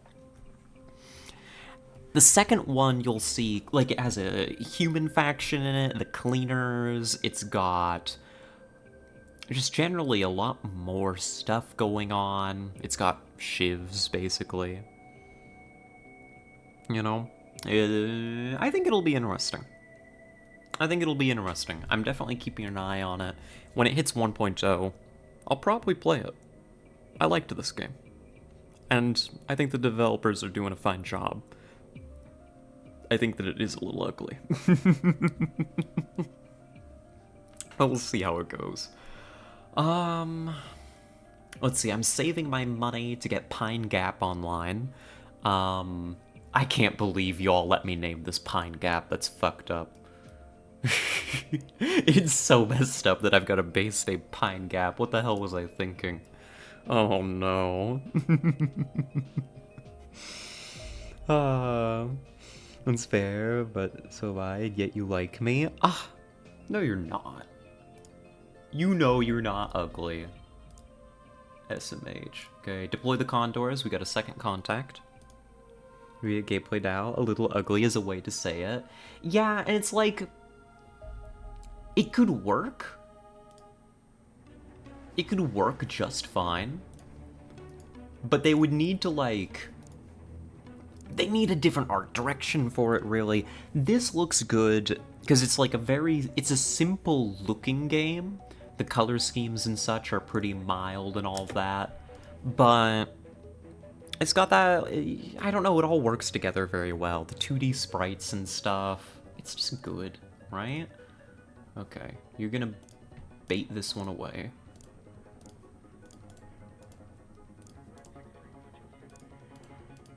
Hold on, I'm messing this up. Lock on. I'm trying to do this in real time, but I've screwed it up.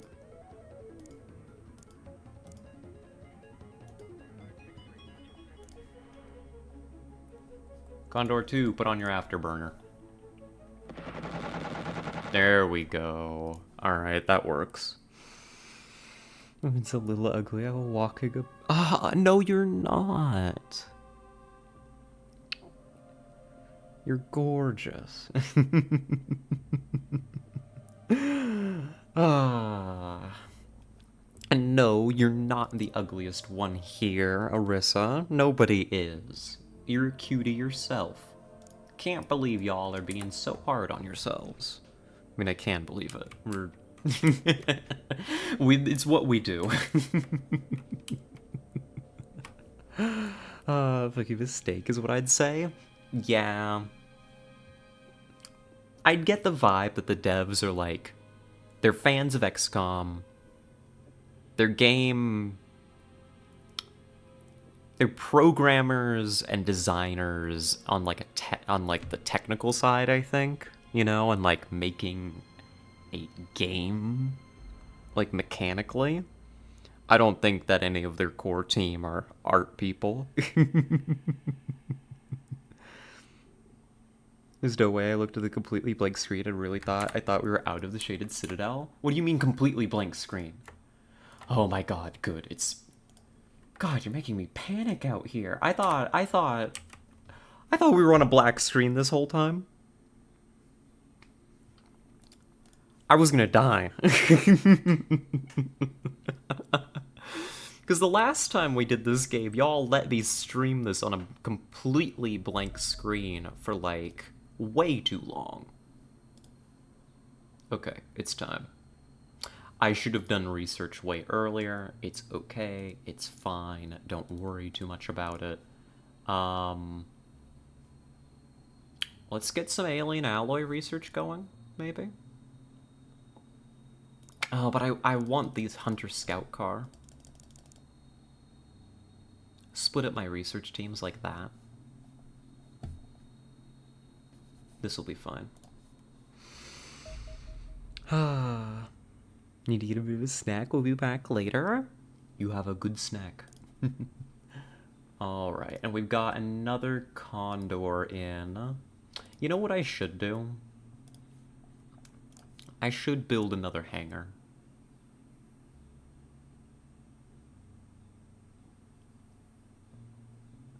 I should build 2 more hangars, actually. Our airbase capacity needs to go way up. And then... Let's double check. Yuna is still injured. I think what I'm going to do is I'm going to swap Yuna out of rotation here. And I'm going to bring in Turtle. Now the question is, who's going to pick up the shotgun role? 2 new soldiers. When Marvel? Looks like I want to hear to draw. We're not hiring an art department. Yeah. And like, this look, I think this was it a Kickstarter game? I think that this project got started. This is an older game now. I mean, older. We've played way older on stream, but, you know, this game's showing its age a little bit. I think it's back from, you know, when Kickstarter was like a big thing, you know? when it was like really getting its feet underneath it. And who goes? Honestly, neither of you are great for this role. Arissa, you could be a good shotgunner. You just don't have any health.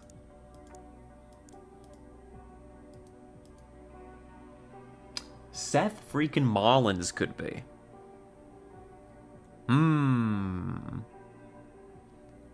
But yeah, definitely it's like...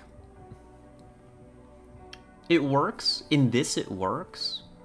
They needed to upgrade for the next game, and they didn't. Shame on them, honestly. Yeah, I think Seth is going to change roles. I think I need a new shotgunner. I think that's you, buddy. You're also going to take some explosives. You're going to take some incendiaries, and you're going to take an additional stun. And that should be okay. And I think our assault is in the number 2 slot. I think we're good. Burn it down. Burn it down. Alright. Then I think we're looking okay. I think we're fine. It would be good to get Pixel a medkit, but I think it's too heavy right now.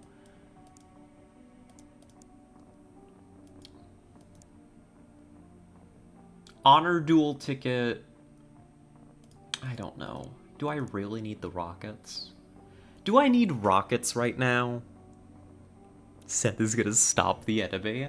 Seth is gonna do so good. Honor duel ticket, I might want to swap to another kind of loadout. The rockets weren't super impressive last time. Yes, rockets are necessary. Fine. I'll take the rockets. But only by popular demand. The rockets were so weak. They were. These are like very like... These are like RPGs, you know? They're not actually huge, fiery, devastating explosives. They're more, if I hit you with this, you're going to disappear forever. You know? Yes, bad move made. I've got to make these things work. So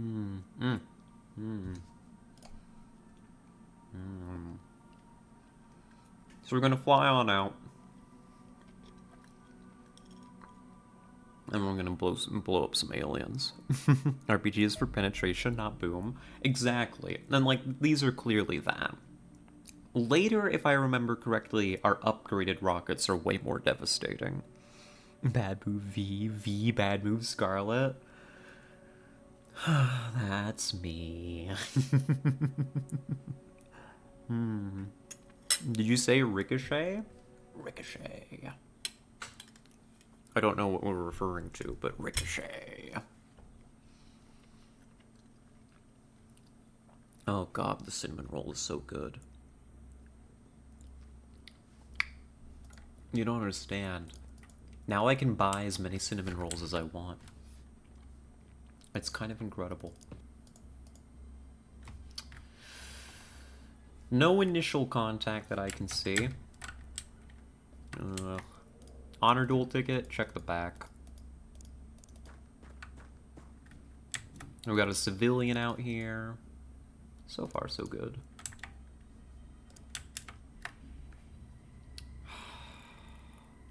Let's clear the ramp.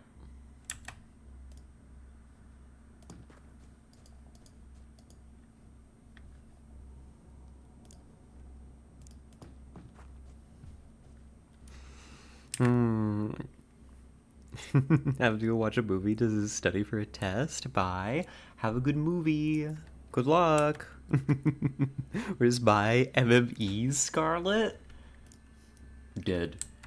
Gone. Disappeared. Where's my shotgun? There's Seth. Seth is gonna stack up here. Tessa's just gonna sit in the ramp and see if anything tries to crawl out here. And we've got an extensive rifle squad here ready to dismount. Do I want to send them now? I think I want them to provide cover from the ramp. I I don't want this many people sitting here, so... break out for the wall. We're gonna try to clear these first buildings.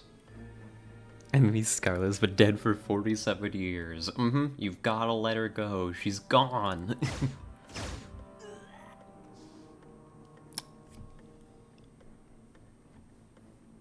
Aliens. I need this. I need this image, but like with like the black bars on the top and the bottom, right? And it just says in bold font, aliens.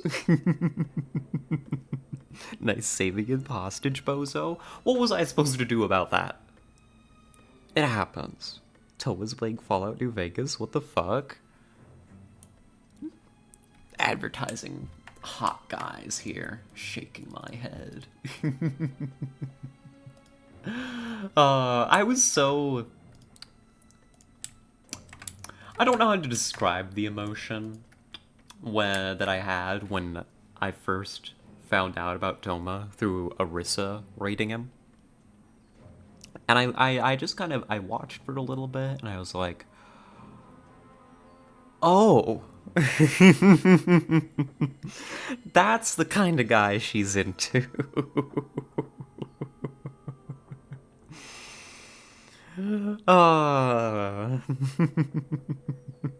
Get know, I advertise hot thighs and by the only person who doesn't get Toma. I don't actually. Personally, I don't find it appealing. Sorry, Toma. You know, not to be disrespectful. You do your thing. Clearly, these women are all over you, but it ain't for me. You know. So it goes. Or is this the Space Bowls, I guess? I guess. Story time. I was applying for jobs earlier. One of them has the essential skill use of VDU screen equipment. Screens. Those are called screens. I hate job applications. Actually should be strangled. Honestly, Sabe watched some of his stream and sort of checked out. Yeah, it's like... I don't know, sure. I'm sorry, I'm gonna sound super critical. It's not that I dislike the guy, it's just not for me, right?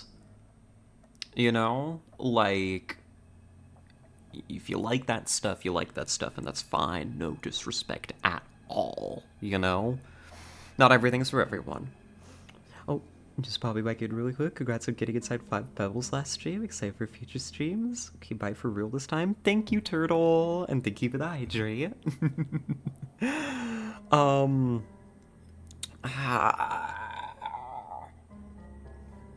It's like... It doesn't feel like there's any substance there. It's like I hung around for a while and I was just like... All I know about this guy is that he really likes himself. He knows that people like him. And sure, he's got an impressive voice, but to be perfectly honest, I don't think he does very much with it. With a little bit of... I don't know what his training background is, but like with just a little bit of effort, like god damn, that voice could do some great things. And it kind of hurts. It kind of hurts to see it just be constantly locked into deep breathy mode all the time, you know? My mom is hot. That's not a secret. You have a hot mom? That's awesome, I think. I don't know why that's awesome, but I'm very happy for her. Clearly, you know, clearly the genes carried on, right? She made Tessa, she's frankly divine. Exactly. Okay. Taking this corner is gonna be difficult, but Seth has the reactions to try and make it work. Hell. It's just never gonna go well, is it? Take the interior of the building.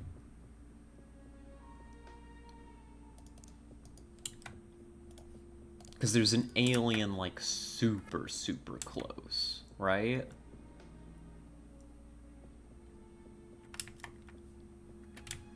There's one in this courtyard. I'm certain of it.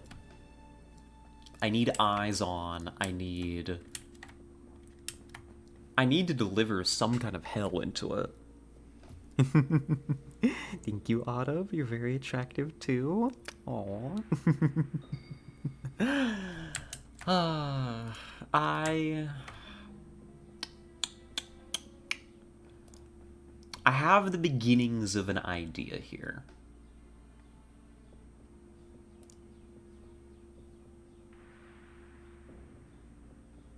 I just don't like it very much.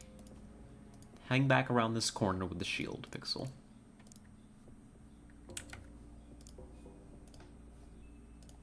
My MG isn't going to be able to do anything until I secure a nest for it. I want to get my rifles up, and I want to get them ready to chuck some nades.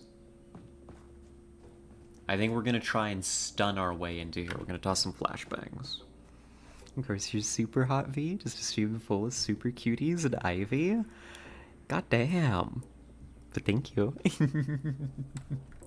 You know, I do... You know what? I'm going to say it. I think I have one of the most attractive streams, you know, on the platform. Our cuties, like, per capita, insane. Alright, let's see what happens. We're not dead. That's a good start. Alright, Arissa, I've got a job for you. Oh, never mind. You're not very strong. That's not gonna work.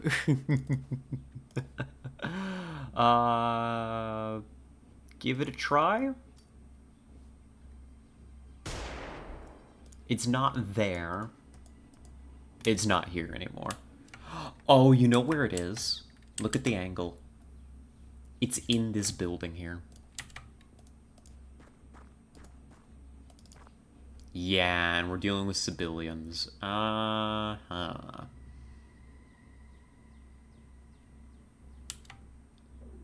We're dealing with civilians. It's right here. Engaging with a pistol like this just doesn't make any sense. Let's get Pixel to safety, relatively speaking.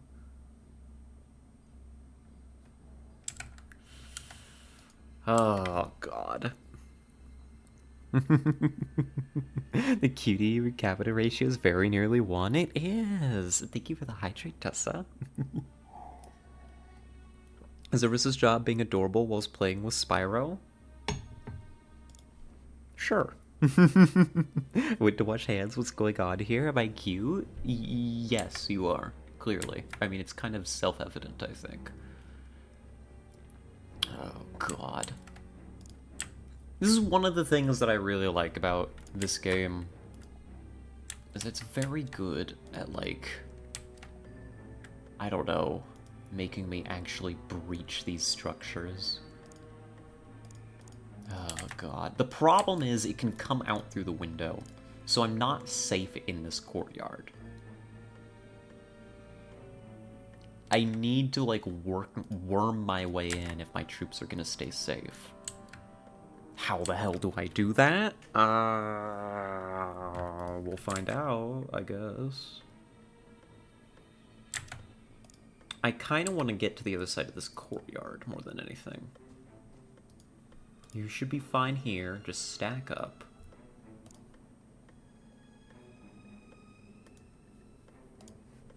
Seth, get your head down and hold the window. We have the rifles stack up. Moon... I don't know what I need Moon to do. I would love to have Moon get me cover onto this street, right? Like some fire support. I think this is the only safe position for Moon. It's not really that good. Ratto worming. Wiggling my way forward. Doing my little army crawl. Arissa canceled for being a Trump supporter? I can't believe it. I can't believe Arissa would do this. Honor Duel ticket's gonna move forward. And now we have complete vision of the courtyard, they can contest control from the building. Oh, God. Okay. Excellent cover by Seth freaking Mullins. The enemy has stepped into a position where they are, quite simply, fucked.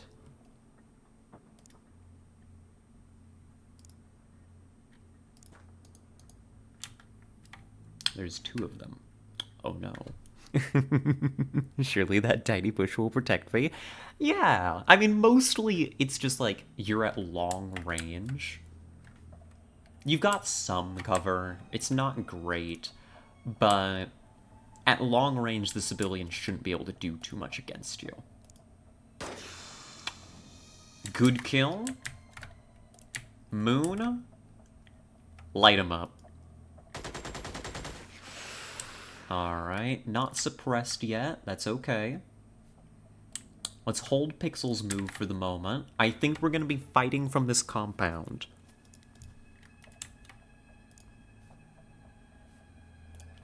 Just hold the corner. Hell. Arissa. Turtle gets the door. Autumn rolls in. Takes a knee. And just fires off a quick shot. Contact. Oh, hello, Stukov. How's the work going for you? It's going good. Raid? Oh my goodness, I completely missed it. Sorry, I was a little into it. Welcome in, Raiders. How's your stream? How's it going? Oh, hi everyone. Hello, Plasma. Hello, hello. The war's off to a good start. We've just started this. It's a insane difficulty run. I'm very out of practice. It's totally gonna go great. Don't worry about it. His stream was awesome. Thanks a lot. Of course, of course. Oh goodness, we've got the crew out here. You know, we're getting our wonderful community to go kill aliens for me. It's great. I love it. And we're out here fighting some early civilians here at a down scout. It's nothing too out of the ordinary. Well, thank you for the follow. We appreciate it. What were you streaming? What kind of stuff were you up to? Firing with a pistol at this range is damn near pointless. Similar story with the shotgun here. What I would rather do...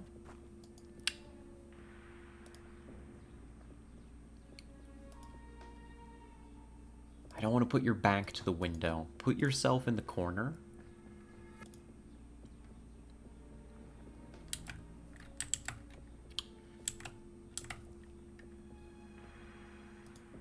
And continue to hold the courtyard here, and we'll breach the building. The nods with X Division and a personal mod? Ah, I see, I see. Well, I hope that the campaign's treating you well. Shout them out, but Bizu's the only person who trusts me enough. I mean, has Tessa done it? I say, knowing fully well that the answer is, don't tell me what to do. Oh, and we can't forget to bring up the rocket, of course. I don't even know where I want the rocket anymore, but... let's bring it to here for now. The rocket is here because they made me bring it. We don't really need the rocket, but whatever. Of course I have. Good. Auntie is being good girl? Good. Well, it feels like you're saying dangerous things right now, Arissa. And shout them out, but you won't let me type out Joey. Yeah. Also, don't tell me what to do, of course. Alright, this is good. We've secured our corner. If we can take the building, we're gonna be golden here. I think the building is clear. You can never assume these things until you've checked with your own eyes. Yeah, we're good. Unless there's one in this corner. Nope. Good. Get your head down. I think that thing was closing in on us. So let's get ready to hold here. Doing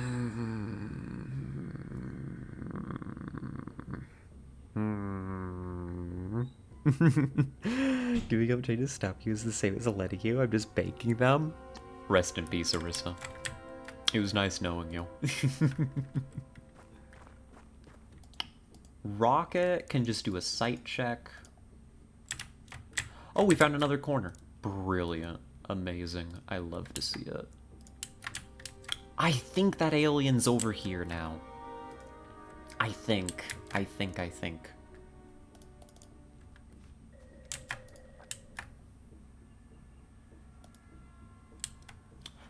don't trust this compound. I don't trust walking out into this street.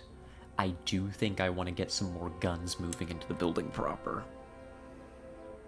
Damn, y'all thirsty for mod? Aren't they, though? Kinda remarkable. Okay. I'm gonna take a risk here because I need the forward momentum for the squad. I'm gonna stack up a couple too many people in the building and hope that the alien doesn't walk in the front door. Hopefully.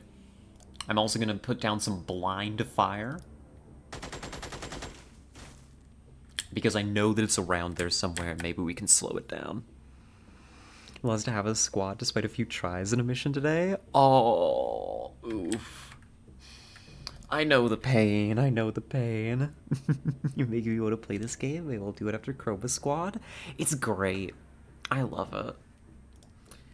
And I don't know, for being such a faithful recreation of, like, OG XCOM, mechanically speaking, I play it completely differently.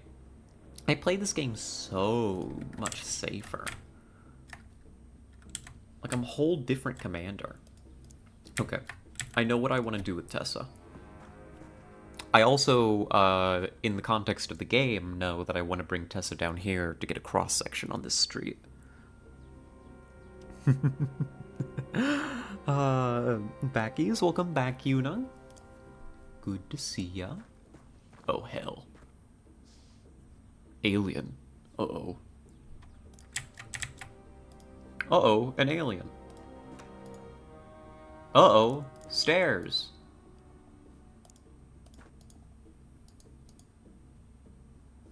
Shoot. That's really rough, actually. How do I kill you? You're too close to let you live.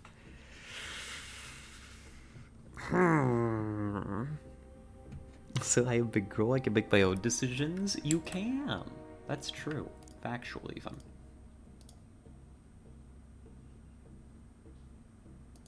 A rocket isn't gonna do what I need it to do, unfortunately. I can blow up some cover, but, like...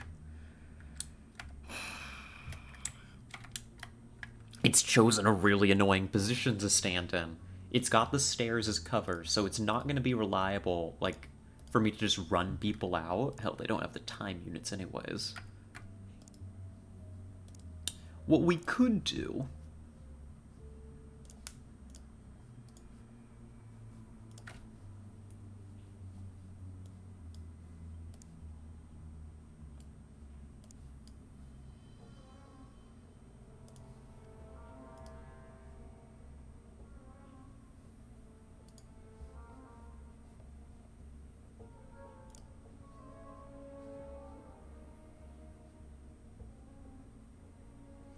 is plant a bomb.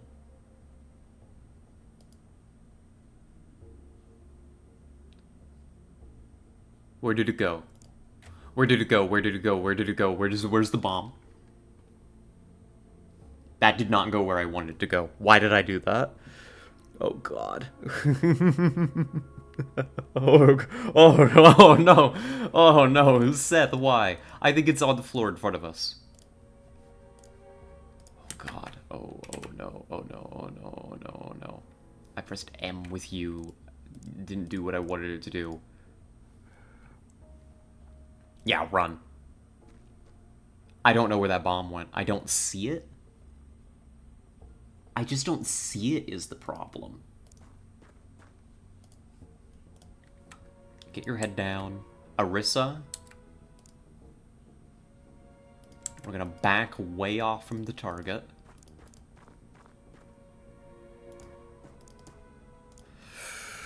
You'll see when it goes off? Yep, I guess we'll see when it goes off. Seth may be about to get deleted, or what I'm about to do is going to work brilliantly, and there's no problems here. There's not much in between anymore.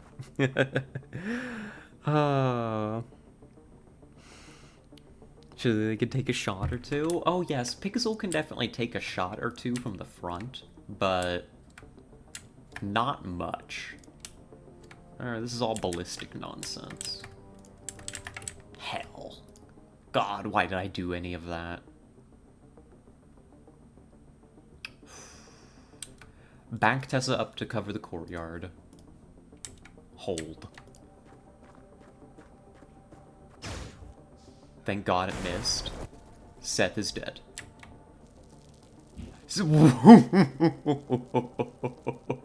Never mind. Seth freaking Mullins, everybody. Tanks his own C4.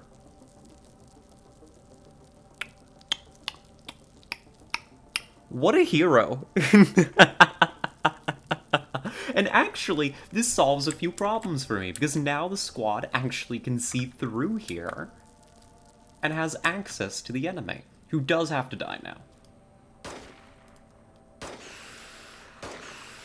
Okay, I need some more bullet on that target.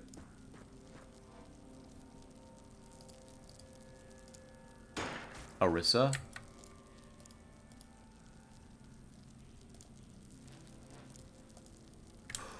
God, okay.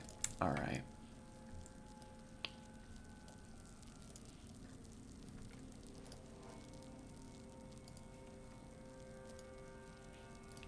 Okay, we're gonna make this work, okay? We burning stuff? We are! We're exploding buildings. Easy use of pyro. Used to pyro going off your mind, no problems. You can say he's the architect of the situation. Okay, so we're gonna have to just, like, step out here. God, the angle sucks, though.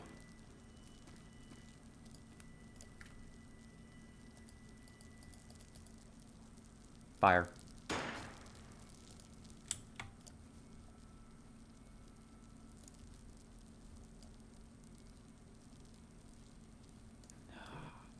What I really want to do is I want to get some explosives on them.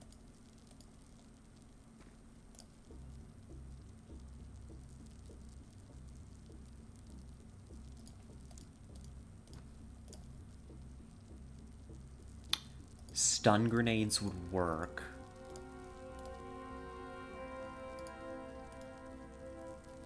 How much is it to throw? 27.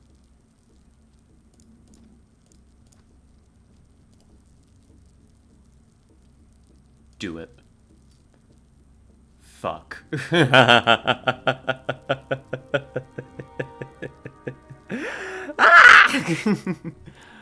Seth, please.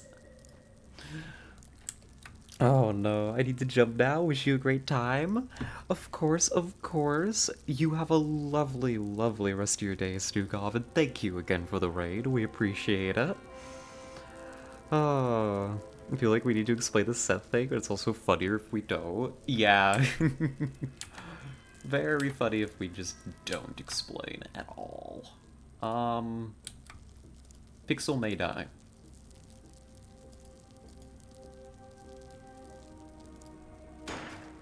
Hell.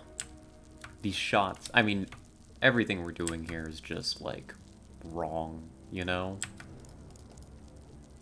I need Tessa to try and get an angle.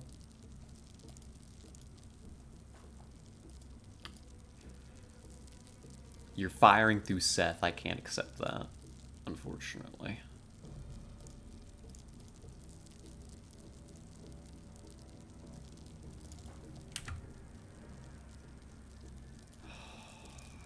Run for the building. Oh, this is going terrible. It could be going better, I suppose. We still have control of that part of the street, so I'm gonna leave the MG ready to go there.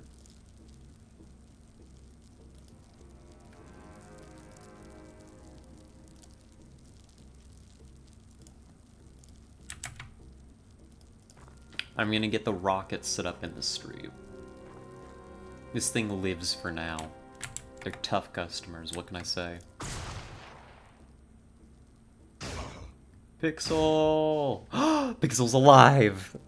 How can fire affect Seth? He's the Drip King? True.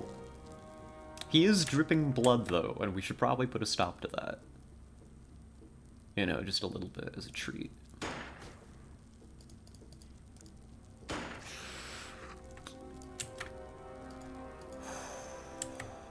We got demand for 50 time units.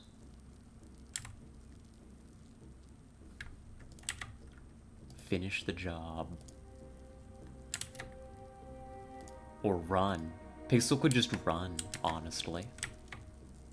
It's an option. It's suppressed? Okay. Stone grenades was a mistake. You wanted incendiary from Seth? True, we should have just thrown it incendiary. Maybe that would have messed with its thermal vision or something. Right? We read that. That would make sense. Seth needs medical care. And I need a sniper. I need a hero.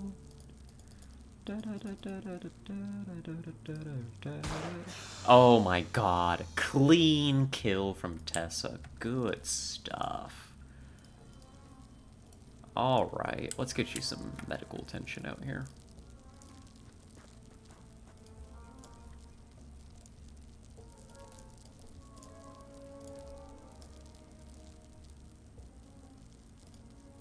Definitely very safe to be doing this just in the middle of the street. Don't worry about it. It's fine. Nice. One alien kill. I just blew up 10 buildings. Hey, 2 alien kills. And I blew up 1 building. Excuse you. Alright. Let's keep rolling forward then. Go here instead.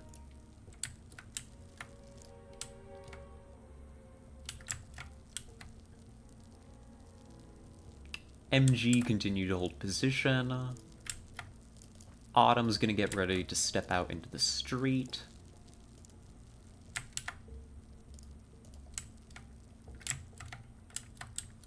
And I'm gonna have Tessa continue to move to get to the other street, because that's where we need our sniper most. Building was on the alien side, you all saw it. That building was harboring multiple aliens. It's true. It had it coming. Moon's right. That was a hostile structure. Continue to do my medical care in the open, because I'm an idiot.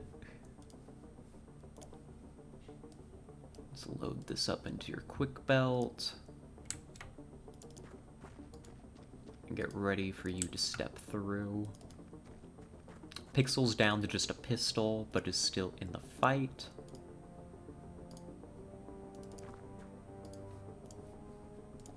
Honestly, just get through to here and we'll rearm you. There we go. Start switching Turtle back to the rifle. And hey, we've got no casualties so far. We're doing great. Bob the building? Is there anyone in the building I know or care about? No. Which means that we can destroy it thoroughly. There we go.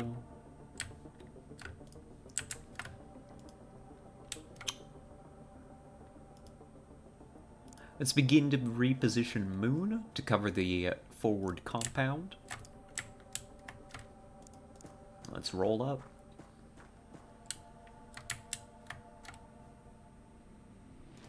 I'm going to have Arissa take the outer edge here.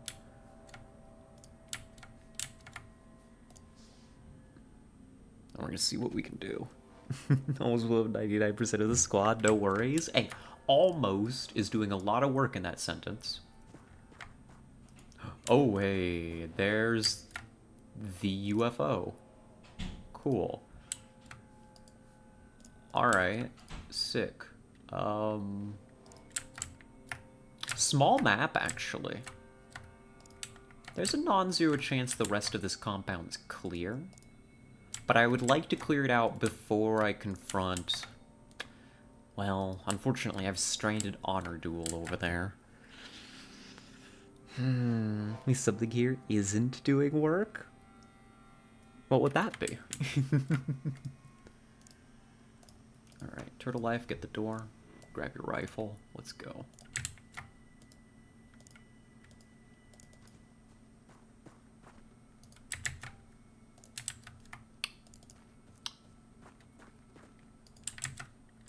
As much as I'd love to have my wounded hang back, I don't think I can seriously afford to at the moment.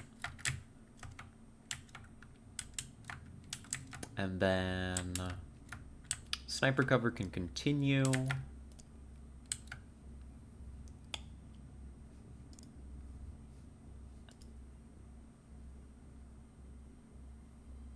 Autumn can dash forward to the next cover position. And hold. Yeah, okay. It says we're great as second to none.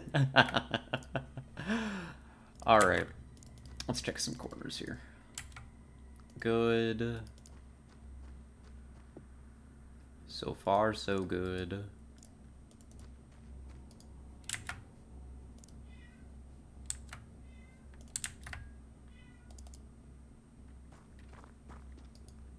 I suspect this compound is fine. You just can't believe these things until you see it yourself, right? We have to check. We have to be certain.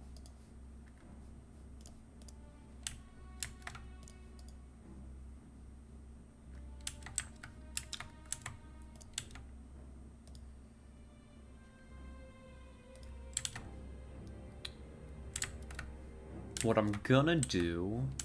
Let me see, yeah.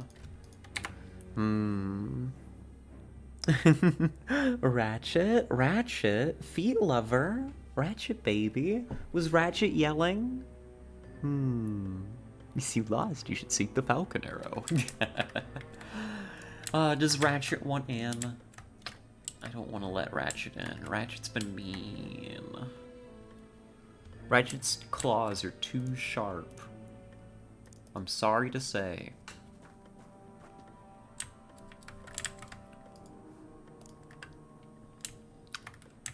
Alright, I think we can move the sniper cover over.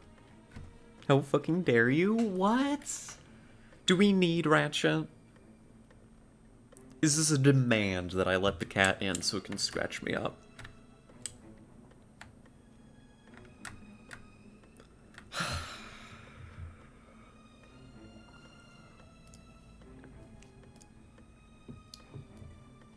I suppose. Get dog, they don't scratch. Now that I know isn't true. It's not even my pet. Mine doesn't. Well, not every cat scratches. This one, I mean many do, this one does. Okay, I hear you yelling, cat. The people, they want to let you in. So against my better judgment.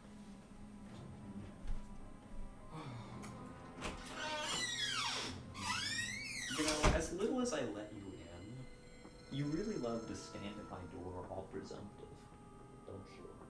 Yes. What? Hi. Are you gonna behave yourself? Are you gonna be a good boy? I hope so, for my sake, more than anything. I don't scratch. Unless you want me to. Noted. Okay, be careful. I'm gonna roll my chair forward, baby. It's okay. There you go. You want up? Oh, kitty. Meow meow. Autumn has evolved from calling me a jellyfish to calling me a cow, apparently.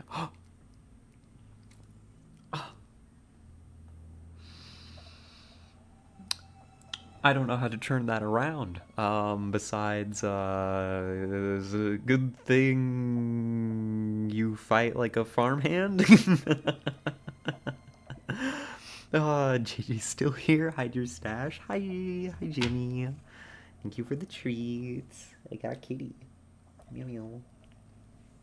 Meow meow. Oh. Why do you try to leave when you're purring while I'm petting you? Like, we all hear, like... Here, hold on. Purr.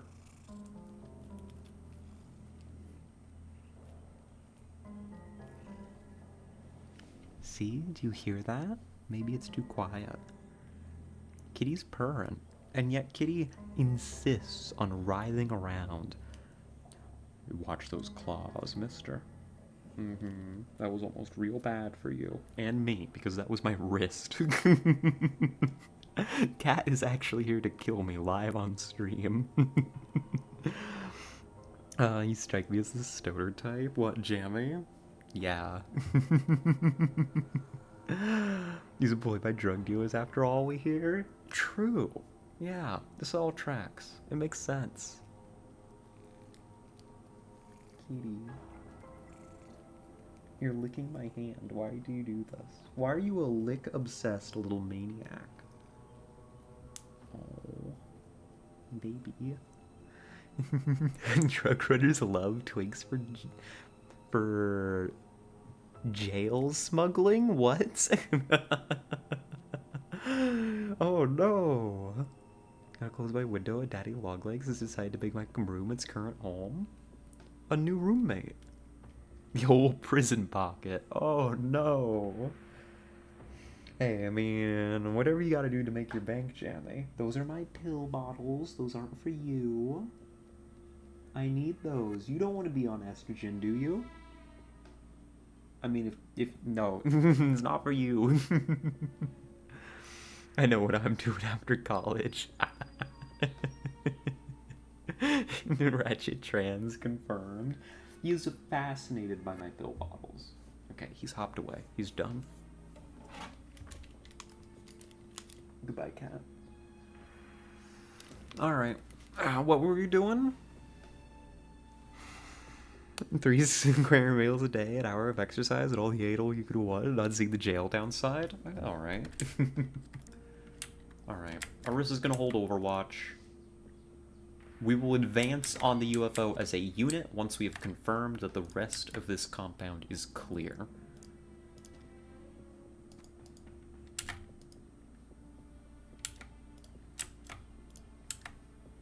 And not a moment before. Looking good.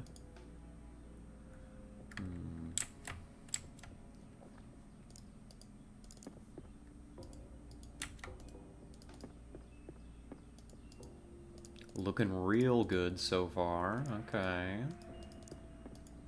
Alright. The beds look uncomfy. I'm sure you'd get used to it. Tessa thinks the same. Alright. Honor duel tickets ready. You're all ready. Get turtle life out here. Alright. And we'll hold the UFO. Who else we got? Where did you go, cat? I'm gonna move my chair. Oh, hi! You were under my bed, but you responded when I asked where you were. What a well-behaved boy. Do you want back up? You do. Oh, I love when cats, like, they come up to you and they, like, headbutt you. You know? Because they want attention. Oh, goodbye. I worked with a kid who did 8 months for transporting, had like 30 kilos of the trunk of the car. Oh my goodness. Poor kid. His lawyer was able to prove he was just driving, but wasn't in charge of anything. Huh. 8 months for 30 keys? Oh. Got the dumb fucker out of my room with the old cup and paper trip. Silly buggo. Goodbye, buggo. Goodbye. Such a shame. The daddy longlegs could have become a follower, and you just removed them.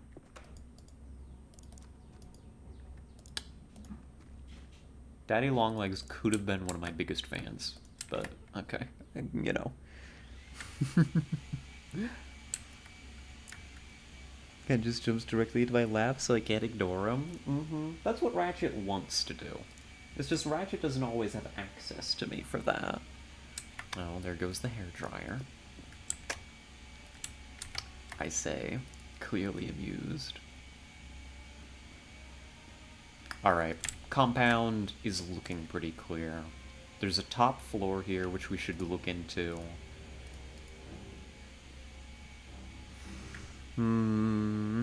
It's a hairdryer. Sounds like a fucking Hoover. I'm sorry, it will be done in a moment. Alright, let's head up.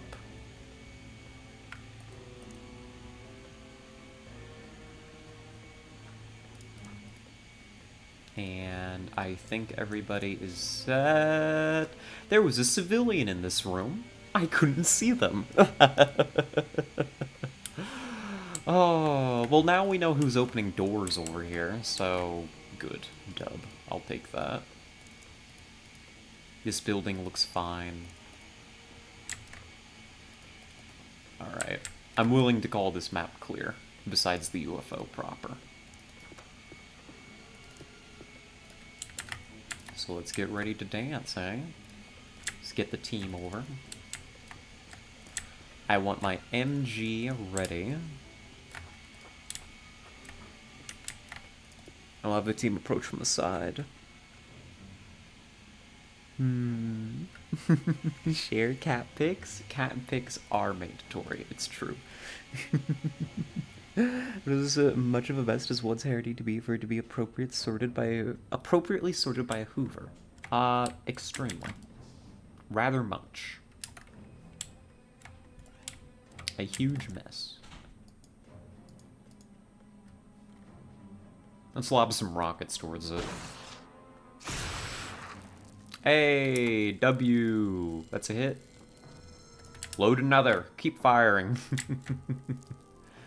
Don't stop, don't stop. And begin to walk in the breaching team. The breaching team is a little scuffed. Don't worry about it.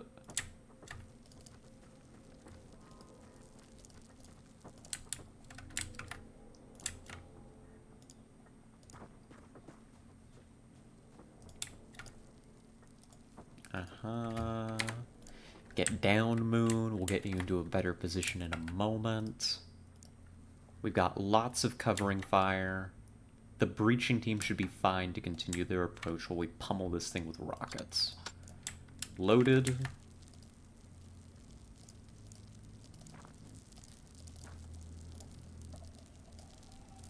Stuns ready. Alright, thank you for the hydrate, Jamie. I think it's a law if you mention a pet you have to share pics. It's true, that's punishable by death, actually. Kind of, I mean, which seems extreme to me, but, you know, things happen. Alright. The MG is gonna be... The door's off. The door's off. The door's off. I didn't realize that the door was off. Quickly. Kill them all.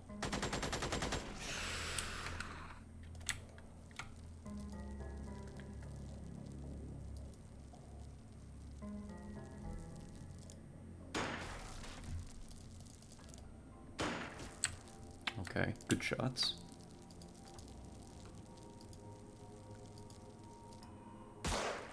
Good, good, good, good, good. Good start. Strong. Oh, these rockets, honestly, I'm surprised the door didn't win. I know, right? It did a surprisingly good job. RPG to the door, why would it be off? I wish I could fire another rocket right now into him. But rocket's offline for the moment. Turtle's providing cover for the entry team as they move in. That's the best I can offer right now.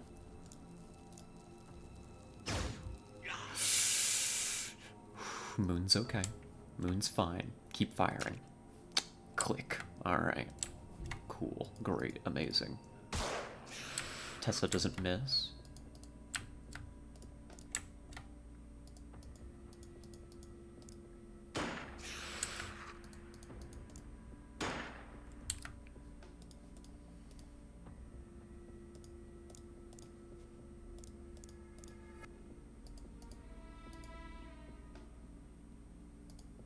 Fire.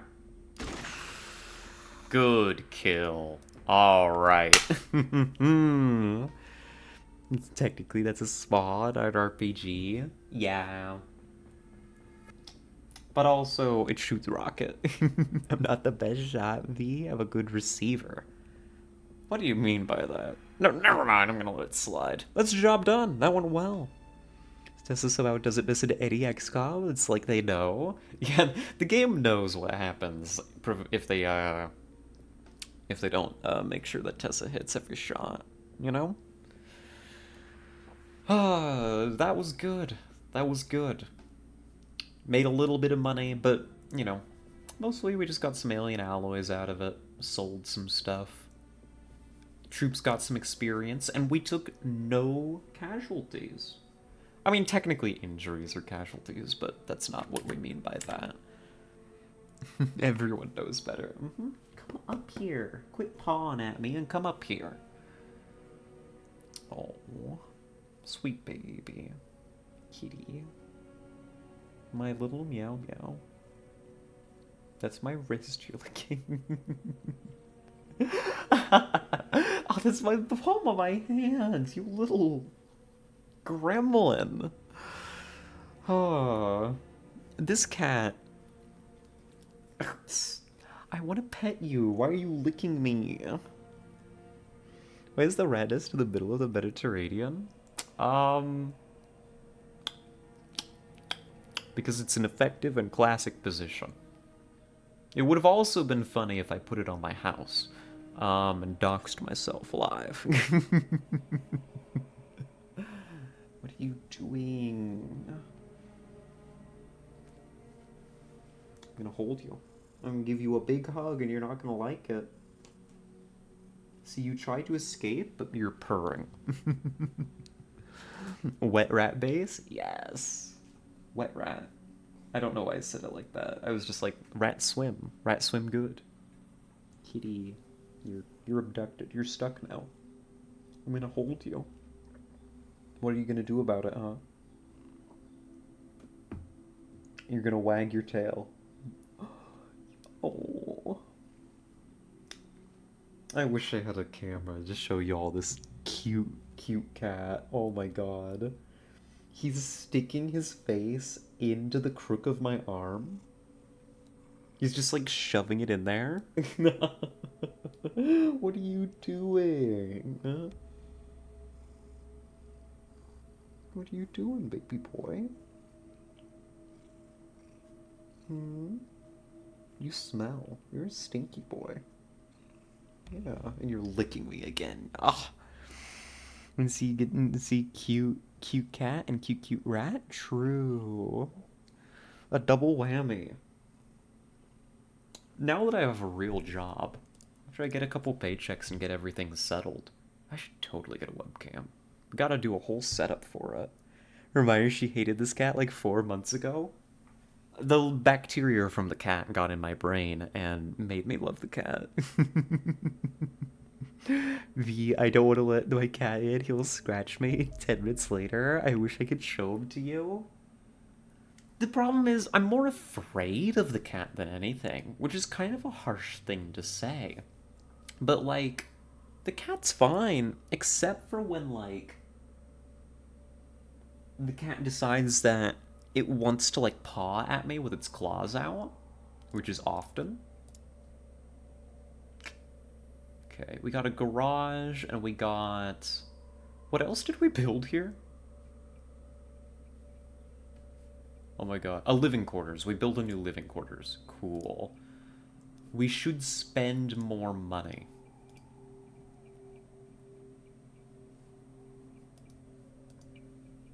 On what exactly? Who really even knows? Nah, let's save our money for now. As a rat, I think it's natural. 1 minute 10 left on Xenonauts download. Dub. You're gonna like it. I think it's a autumn coded game for sure. If you encountered a forest, would it rather be a cat or a bear? If I had to encounter something in a forest, I'd rather it be a bear. Rather than, like, a wild cat. I'm thinking, like, big things, like mountain lions. Like, I don't know how to deal with a mountain lion. You know? Wow, fuck you too. Okay, if you were the cat, Tessa, I'd much rather encounter you in the woods. You know that. Autumn, you're up a rank? Ah. I've got a new soldier available. I think Ivy was next. Let's get Ivy. Ivy. Gale? No, no, no, no, no. I think not. Ivy. Alright. But like... damn it. I've been had. Zunia set... When I came out here and really said, I'm gonna set V up to fail right now. And just did it. Shamelessly. Shaking my head. What did I do to deserve that?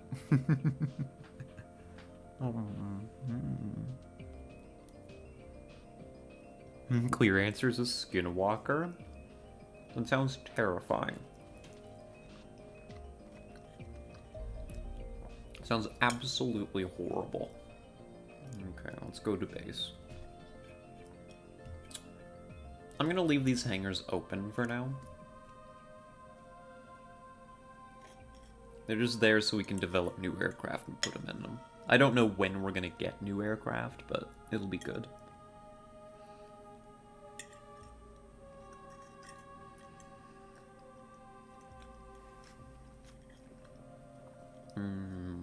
Cinnamon roll. So picturing Tessa with like the Top Gear board for lap times, but with all your names on the magnetic strips and shifting them around based on comments. No, I think that is what it is. I think that's the perfect image of it. And also be delighted to run into a deer. Would be a wasted hunting trip if I didn't. And 4 condors and a blimp? What is the blimp for? The blimp is my troop transport helicopter, which will now be imagined as a blimp from here on. This is going to be a huge bite of cinnamon roll. I'm going to do it. I'm gonna do what Jammy taught me to do. All those days ago, I'm going to stick a huge chunk of cinnamon roll in my mouth, and then we're going to go on a mission.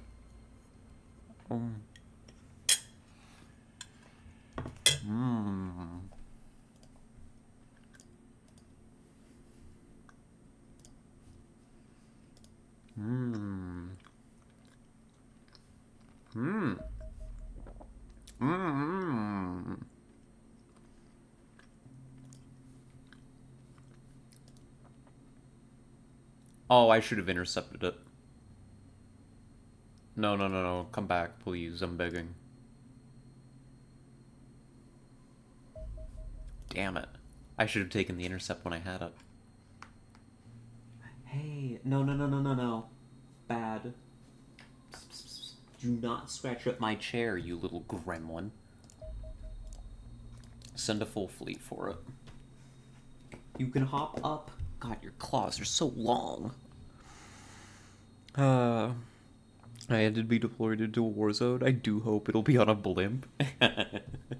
Yep. Pretty much. Okay. We take whatever intercept we can get. Good. This is a larger scout. This is gonna go great, trust me.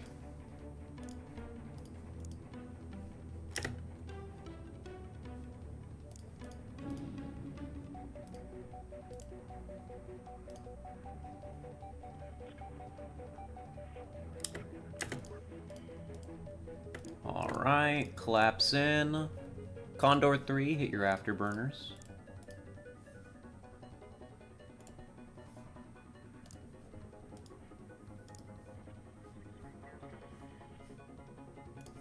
Again. In fact, everybody do it.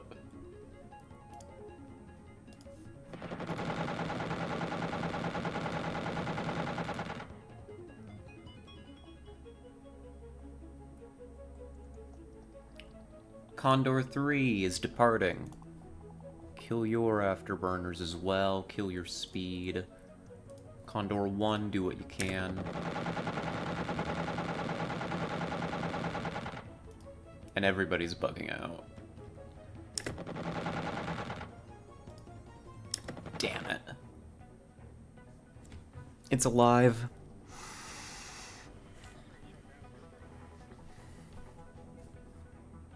Nobody has enough fuel to continue the fight. No, no, no, no, no, no, no, no. Damn it.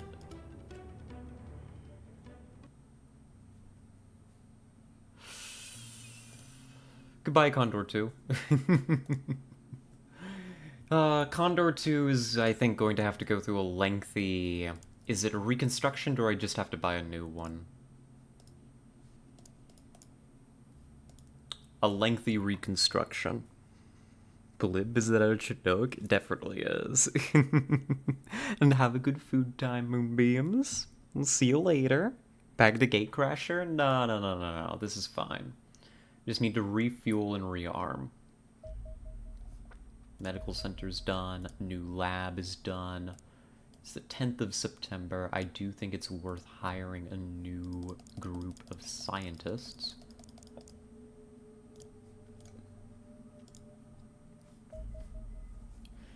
Pine Gap's command center has been constructed.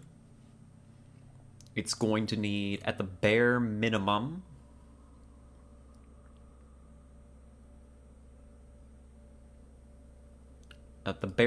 needs a radar array and hangars.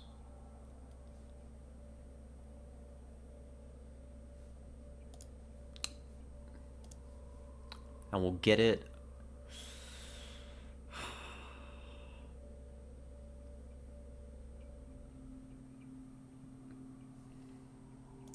Tell you what, we're gonna build it weird, too. We're gonna build it weird. Just to accelerate getting it online. No, no, no, don't. We'll build it principled. We'll leave it be. What are you scratching? That's my pillow. Stop that.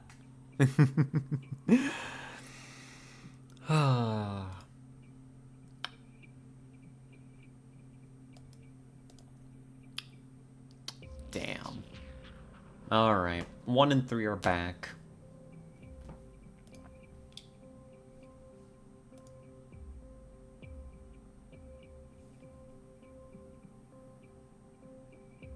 Are you going to repair Condor 2?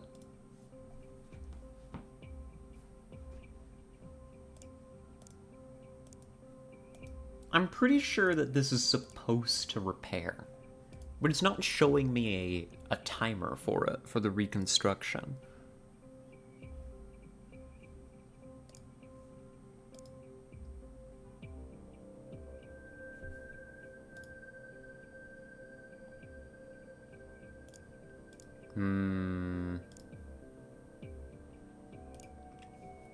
Let's order a new one for the moment.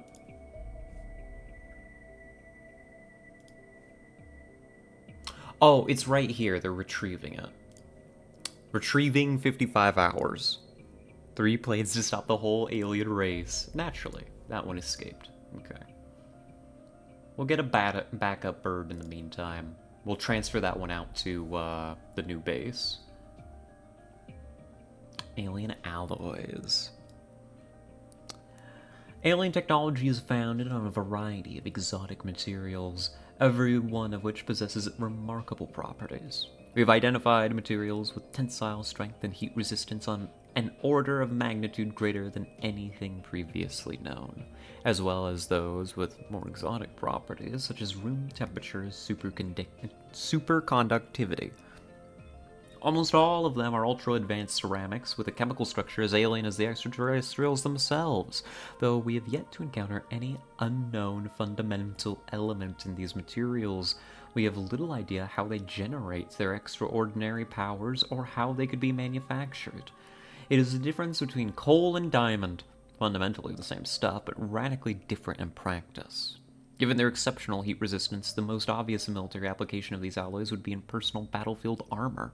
Unfortunately, they are so effective at dissipating heat that nothing in our laboratory can generate enough to melt them, making fabrication of a plate of armor or anything else a little more than a pipe dream. Though still effectively useless, we're harvesting these alloys from recovered artifacts where possible.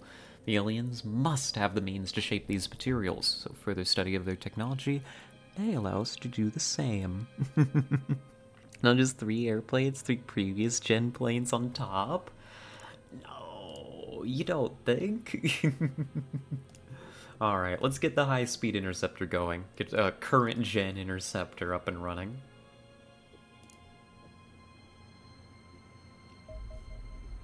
New scientists have arrived.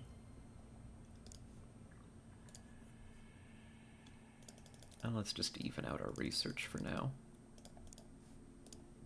God, we're poor. We have no money, actually. Payday can hardly come soon enough. Alright.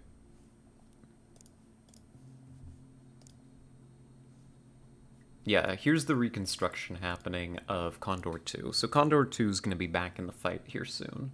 We're going to relocate Condor 4 to Pine Gap. I wonder, should we rename our aircraft? I don't know. I don't know if anybody wants to be pilots. Mostly I've just focused on the troopers. Look a lot like F-16s or F-18. They look very similar. There's lore on the planes. How do I get... Here it is. Yeah, it's the F-17 Condor. It's a general-purpose dogfighter derived from the F-16 Fighting Falcon. Okay, so it's an F-16 variant. Very good eye. Can I be a pilot so I could be alive again? Absolutely. Yeah, I like that idea. Maybe you got your, you got a little bit beat up out in the field, but now you're an ace pilot. Let's see. You're gonna be taking over Condor 1. You're gonna be leading our main interception force.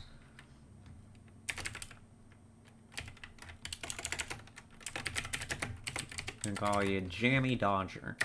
There we go. Kill Jammy. Condor 4 is gonna transfer.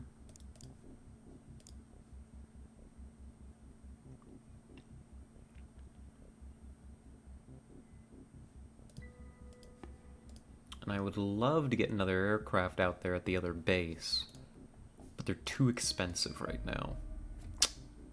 Speaking of expensive, did you Robocop Jammy and plug his brain directly to a fighter? Because it's kind of metal. Yeah, it's Jammy's, like, brain in a jar in a Condor. Just ghost piloting the plane. You're haunting it. You spent all that time, like, haunting, like, the hangar. We were like, well, damn it, we might as well get him out there in the fight again. The Hunter Scout Car is an armored vehicle that is used for scouting and fire support during combat missions. Fills the space of 2 soldiers in the dropship, but is tougher and can move faster and has a longer sight range than a soldier. Hunter is derived from the Daimler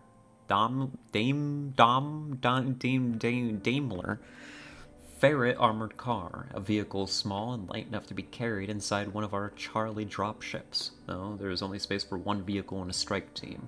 The scout car designation is instructive. The Hunter is not a battle tank.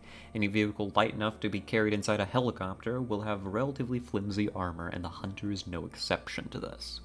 Nevertheless, it is far quicker to replace a few damaged armored plates after a mission than it is to nurse a wounded soldier back to health, making this vehicle an extremely effective way to scout the battlefield in the hands of a careful commander. The Hunter is equipped with dual 30 cal machine guns, which are powerful but inaccurate. They're better suited to suppressing our foes than slaying them, making the Hunter a useful infantry support vehicle. If you would like to upgrade it to its firepower, your engineers believe they could refit the turret with powerful explosive rockets instead. However, these are hardly likely to leave much behind for my team to study. The Hunter is available for construction in our workshop. Remind the louts to follow my blueprints to the letter. They'd be working in the laboratories if they actually knew anything about the design process. What in the Wallace and Gromit ass vehicle is that? It's a scout car. Looks a lot like the Italian AB-41. It's a scout car. We can also make a a rocket version, which are cool. You know, they're like incendiary rockets. They blow up buildings. Kind of cool. But I don't think we're gonna go for them. I think I'm just happy to have the car with the machine guns. So we come down here. We commence the project. I say I want one of them, and my engineers are going to start working on it, and they're going to start spending my hard-earned money in order to build it. Unfortunately, this does mean, we're not going to be able to complete it until we get some more cash in here. Maybe they were going to put the Warrior IFV into the game as a usable vehicle, but didn't. A shame. What's the Warrior? Warrior Infantry Fighting Vehicle. I feel like I know this one. Yeah, financial issues. I have $0, just like real life.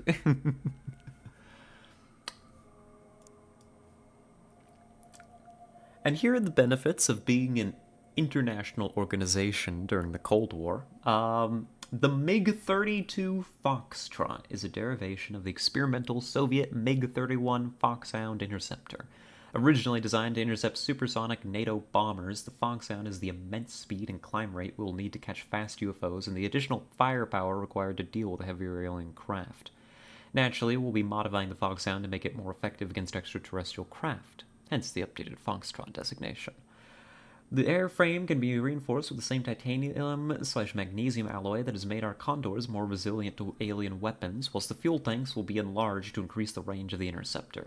We'll also have to replace some of the avionics. The requirements for intercepting human craft and extraterrestrial vessels are rather different. In all, this takes the production time for a Foxtrot up to roughly 40 man-days. As bored game as I am in cheese. Oh no. When successfully converted, the Foxtrot will be a formidable tool in our battle against the aliens. It has 2 missile hardpoints under its wings, each of which can either carry a light missile, such as the Sidewinder, or a heavy air-to-air torpedo, such as the Avalanche, that can inflict devastating damage on anything too slow to avoid them. Unfortunately, the Foxtrot does not possess a cannon slot, nor the agility to safely perform the evasive roll combat maneuver. It will be defenseless once it has fired both its missiles, easy pickings for any alien craft nimble enough to avoid them. So accompany it with more capable dogfighters at the target as an escort. You can begin fabrication, blah blah blah. I would avoid spending too long down there though. I feel like my IQ drops a dozen points every time I visit our resident ogres. Our head of research hates our engineers. I feel like we gotta like schedule some kind of HR meeting. He can't be putting this stuff in official reports. That's a Y-wing, it's a Foxtrot. And we'll build some of those when we have money. Oh god, okay. Radar is online, and it's time to intercept. Never mind. Condor, new target. There's something even smaller out here. An enemy fighter. What is the sound I'm thinking of? What is this from? It's like, it's an announcement. And it's like, enemy fighter. Doot, doot, something like that. What's that from? What am I thinking of? Fun fact about the NATO name designations for Soviet vehicles: when the relationship was good, NATO favored more cool names like Foxhound. When they were worse, they favored less desirable names like the Su-25 Frogfoot. Yeah, that tracks. That is cool, though. Am I an engineer? No, you're a pilot, silly. You're...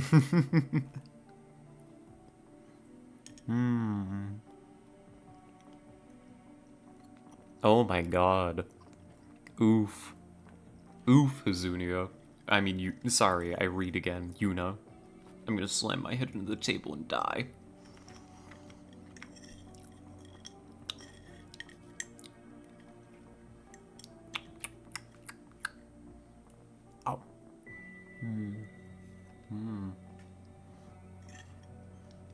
Sorry, I'm psyching myself up by finishing the cinnamon roll before I lose this fighter to a fighter.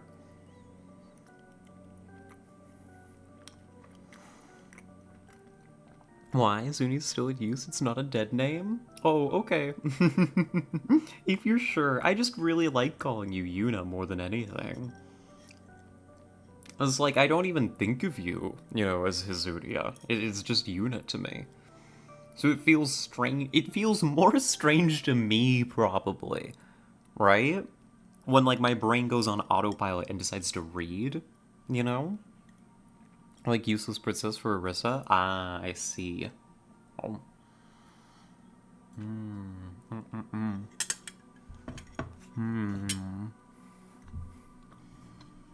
Alright, let's do it.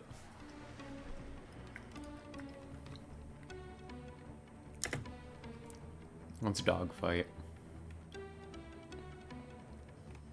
Unfortunately, we're just gonna have to head on this. Evasive roll.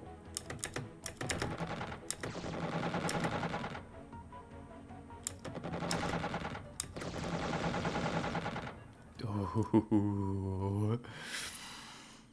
We want to head on. That works. It's not like anyone calls Orisa useless. Alright, that's a fighter data core acquired.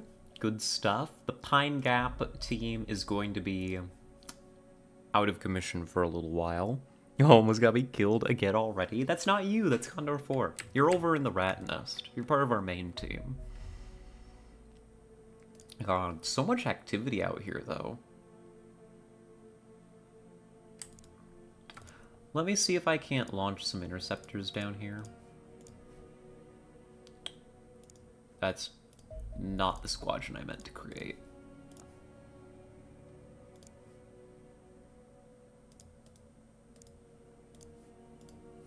Alright. Jammy, you're gonna go out on a quick little patrol. You found nothing. That's okay. It was unlikely to work. Please, no. It's okay. You didn't find anything. This is something... This was very useful in, like, OG XCOM. It's good here. It's just we haven't had a chance to make much use of it. Is your planes have their own inbuilt radar, right? And so you can send them on patrols and potentially encounter aliens. An alien plasma pistol. An alien sidearm that is approximately 8 inches long, just like and roughly 1 kilogram in weight. Though it bears some resemblance to a human firearm, it does not fire a bullet, but rather a searing bolt of superheated plasma. It is a powerful weapon, easily capable of killing an unarmored man in a single shot. However, our tests suggest that the compact size of the weapon renders it fairly inefficient. The plasma bolt loses cohesion and starts to dissipate almost immediately. Thus, it is most dangerous at short ranges, where a single shot has a good chance of killing one of our soldiers outright. As that range increases, the projectile steadily becomes less accurate and damaging. Ah. So when fighting these units with these things, again, further away. That works. Scarlet equals 8 inches tall. Noted. Yeah.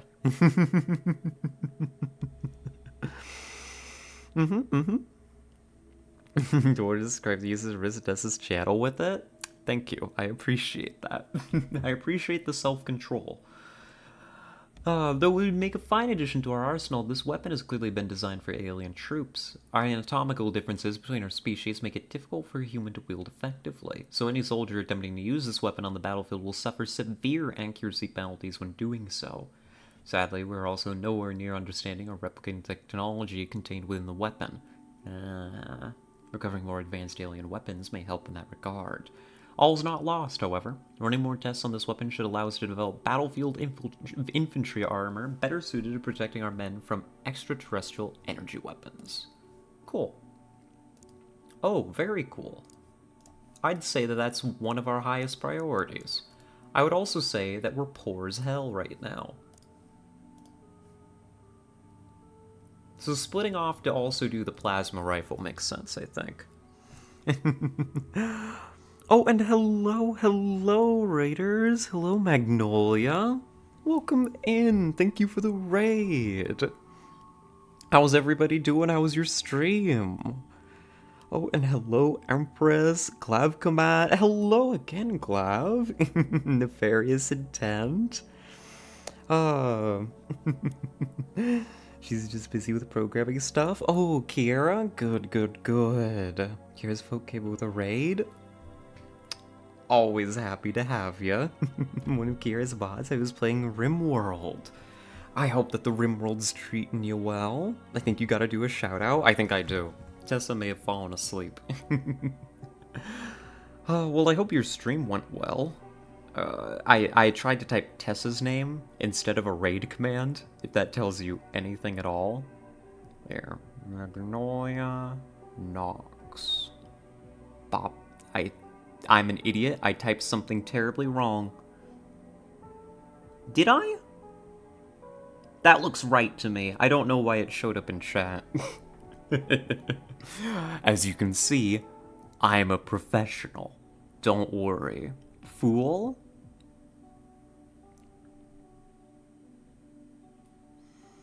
I might be a fool. You're now raiding Magnolia.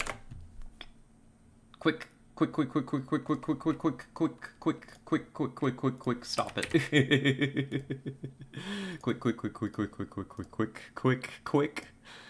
Oh my god, I'm so stupid. And cancel. Alright. Raid. I typed raid, not the counter raid. You didn't see that one coming down, did you? That's right, the counter raid. A rare gambit, sometimes pays off. If you mod me, I promise not to abuse Jammy. Abuse Jammy. You can amuse Jammy. Just don't abuse Jammy. I'll consider that later. Oh my goodness. Sorry, you don't have to apologize for the chaos. I apologize for the chaos. I'm an idiot. Let me use the correct command this time. Shout out. Why did I type /raid? What was I thinking? She's always like this with tech stuff. It's remarkable that I can even use a computer. I mean, look at me. I'm a tiny little rat. To press these buttons, I have to like run from one side of the keyboard to the other.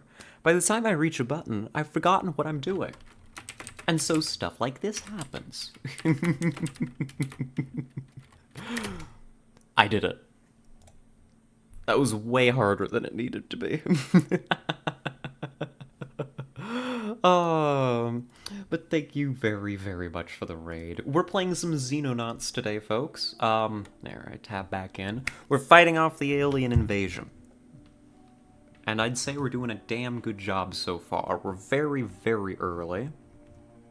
Would it mind raiding Magnolia sometime? We'll have to. I mean, we've already set a precedent, right? Played it when it came out. It's great. Oh, it's... I made the claim earlier in the stream, but I honestly believe that when it comes to, like, the many attempts to be, like, a spiritual successor to OG XCOM, I'm not talking like Fire Axis stuff and stuff that tries to do something different with the XCOM formula, just something that just wants to be OG XCOM for a modern audience.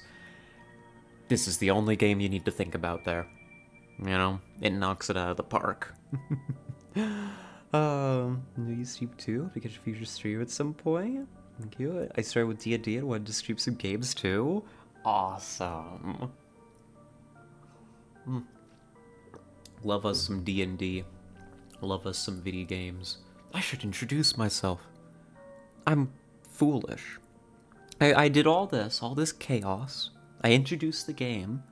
Hi, I'm V. Nice to meet you. I play video games too. You know, we have something in common here. A common ground. Oh, they landed, but I mean, well, we're way too far. There's no way Condor 4 is taking on whatever this is alone, either. So we'll leave it be. Remember seeing a different XCOM, like where it was crab people instead of aliens, called Phoenix Point? Yes. Phoenix Point. I remember Phoenix Point. I'm gonna ramble about Phoenix Point, actually. I'm gonna talk about Phoenix Point. I love talking about Phoenix Point. Use the armored car more than I should have when I played it. Oh, the armored cars are beloved. We're currently... Hey, I got a treat for you. I mean, when I have money, which is currently our main problem, but when we've got money, 37 hours away. It's gonna be great, what can I say? So this chaos is a perfect introduction for you. You know, it is accurate. I'm not misrepresenting myself. I am incompetent. Pretty much entirely. Ooh. Hey, Jammy. It's time to work. Have fun. It's something the newer XCOMs are really missing. The confidence is endearing, don't worry. Thank you. Yeah, like, strong vehicle combat honestly, like, slaps. The shivs and the mechs and, like, the fire axis XCOMs, in the many forms that they take, I think help to scratch the itch. But it's true that they don't quite do it. You know? If I die again, I'm gonna cry. Don't worry, you're fine. It's just a light scout. We can probably auto-resolve it. See? Easy. Turn to base and we wait for it to be daytime. Girl failure, affectionate. That's me, Empress. 100%. Like an armored car with machine guns. It's such a shame we're not gonna have it for this op, but let me make sure I'm not sending anybody who's like clinging to life. Nah, we look good. We look good.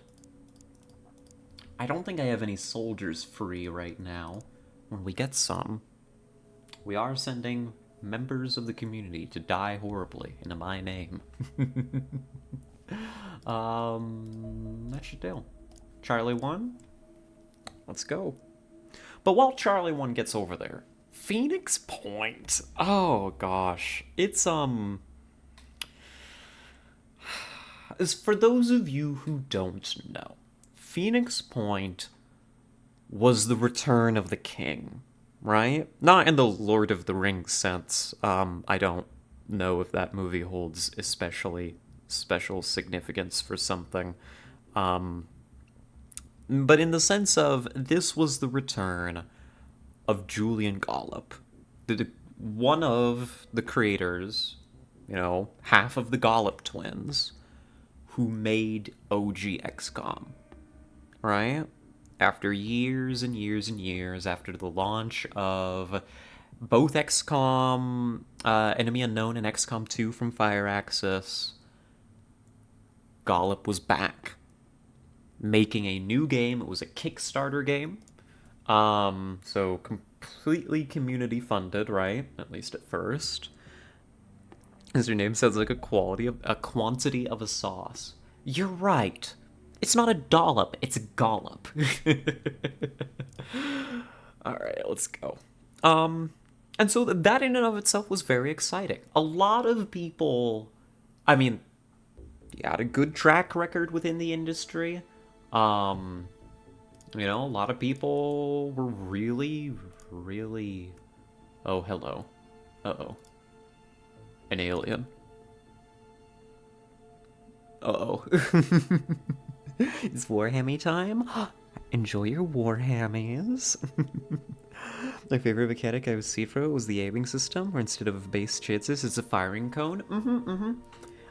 You know what? I'm gonna sit here for a moment. I'm taking my hands off the mouse. I'm gonna talk about Phoenix Point for a moment, because I need to. Was it so what if we made XCOM again?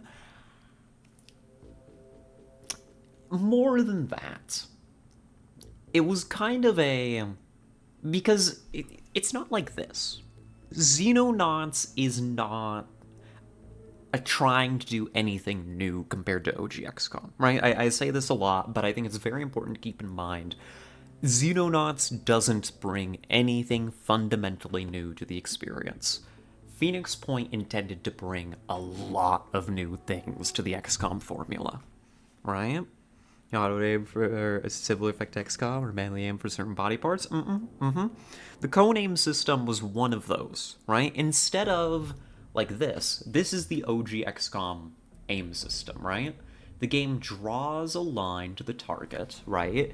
I want to say it's center mass. Believe it or not, even though it's like 2D tile based, this is a 3D plane, right? Enemies do have, at least in the original, they had individual body parts. I don't know how it works here exactly. If it intersects cover, it might hit said cover, right?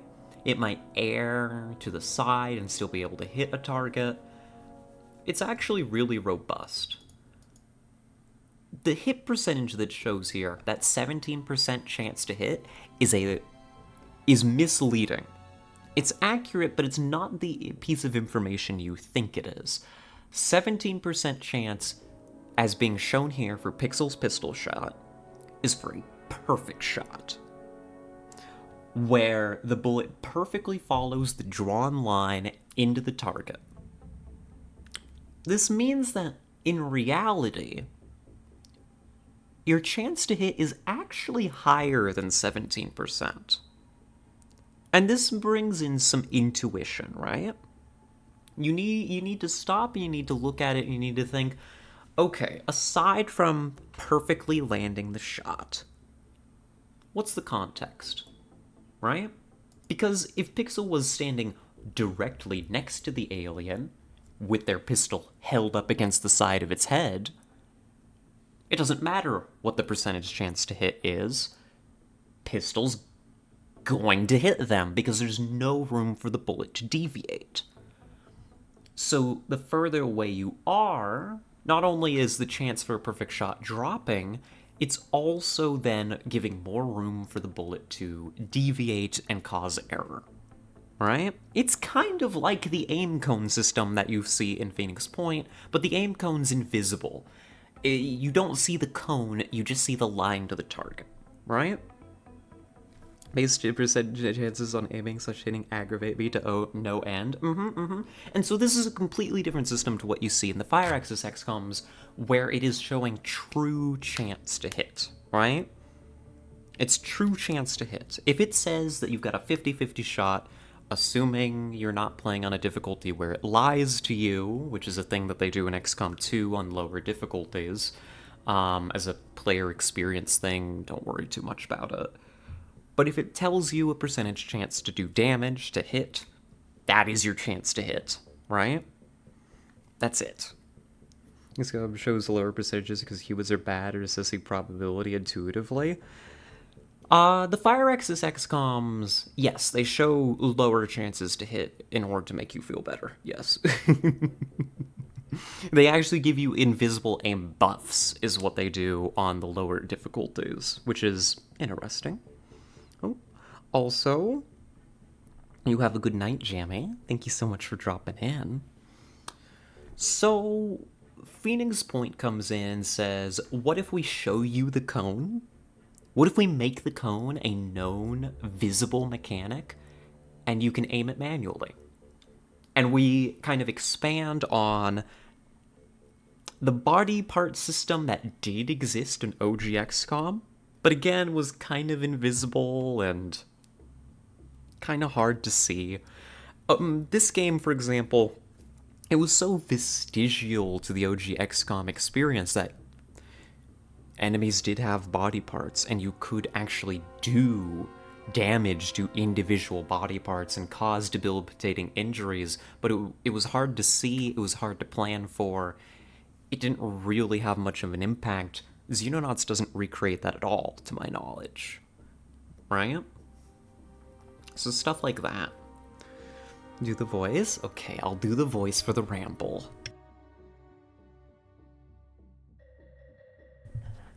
Hi. I'm gonna kind of talk like this, I think. I think I'm doing the voice. Am I doing the voice? I think I'm doing the voice.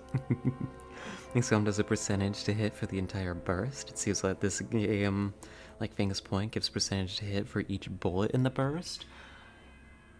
Yes, it does. For example, if you set for burst fire here, you'll see it's 21% 3 times, right? Close enough at least? Oh, I'm not doing nearly good enough job if it's only close enough. I'll admit my voice is feeling the strain a little bit, but I mean, I've got to show off a little bit for our guests, right? One moment.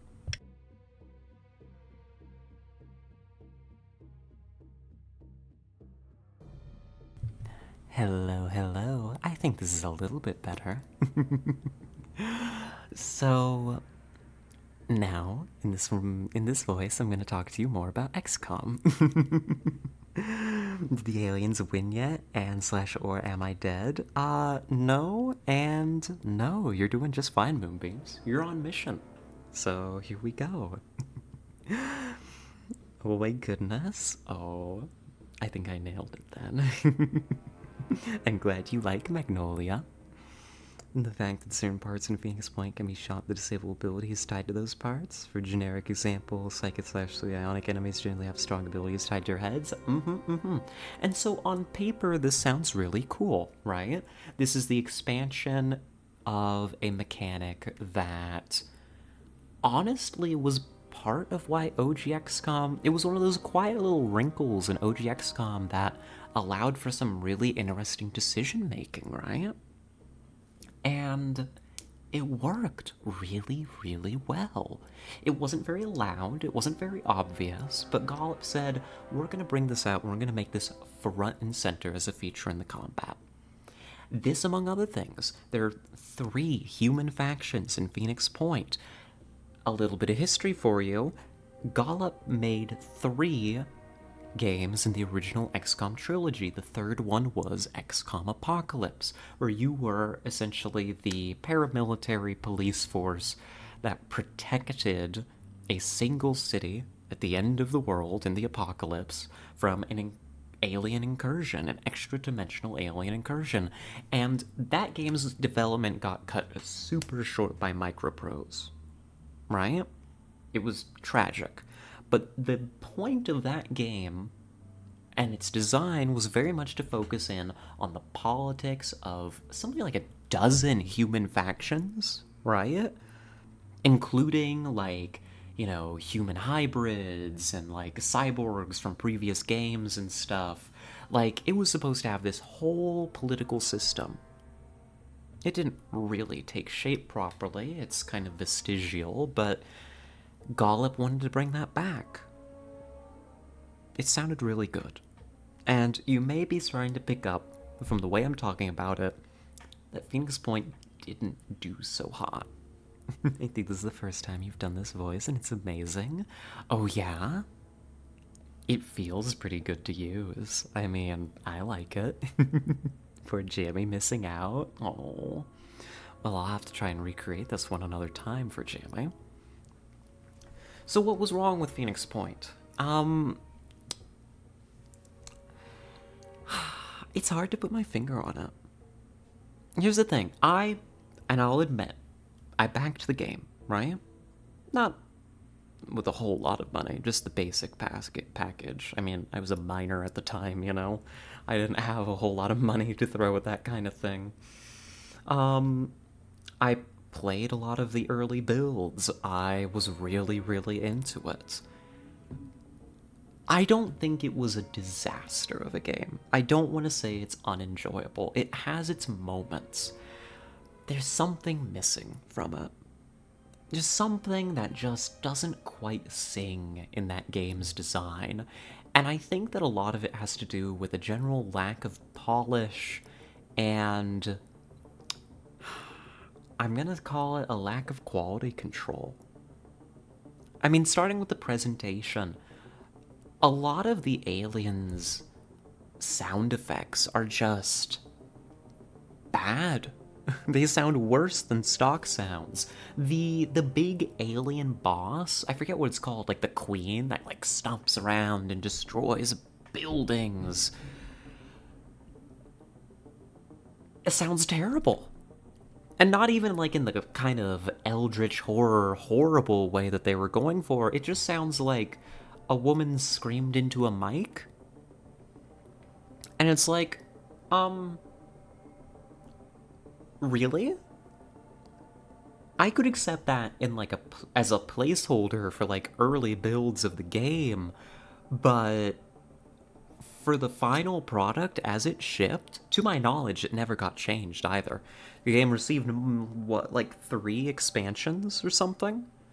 To my knowledge, that never got another quality pass, right? Many of the enemies suffer from this kind of treatment. General lack of polish? Yes, we salute you, general lack of polish. Needed a bit more Kerwa in it. It needed a little bit more something. I mean, you could hear the mic practically breaking as the woman put her. I mean, she put her whole chest in it, but that's supposed to tell me. It's supposed to be a gigantic alien plague monster, not somebody in a recording studio. You know? And you're like, okay, that's presentation stuff. The game, the art style isn't offensive, it just rarely captures what it's going for, which is like, again, it's supposed to be like this eldritch horror fucking goddamn cat.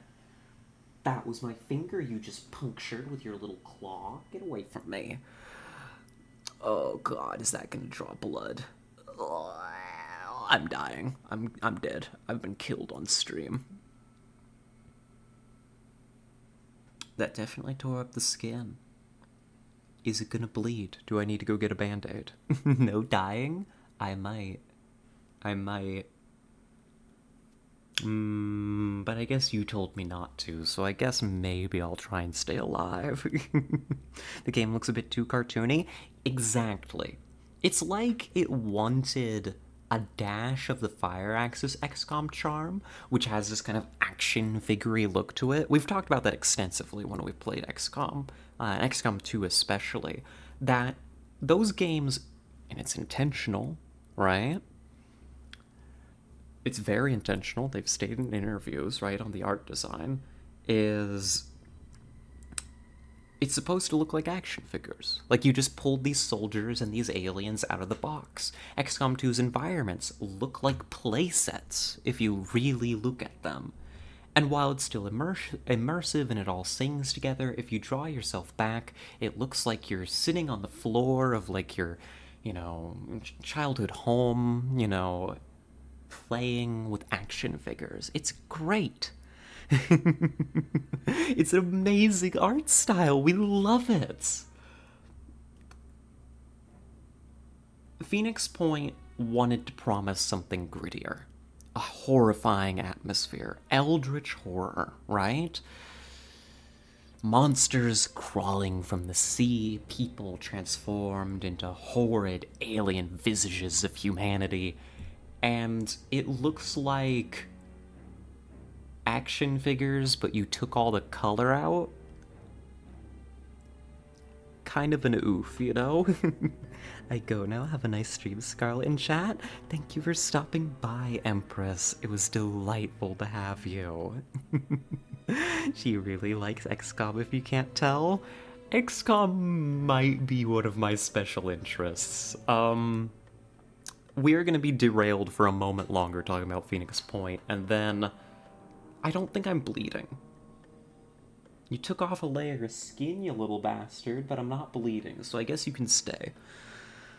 I was, like, gesturing, and he, like, reached out to, like, paw my hand and, like, just punctured my middle finger. It was an oof. Silly little ratchet.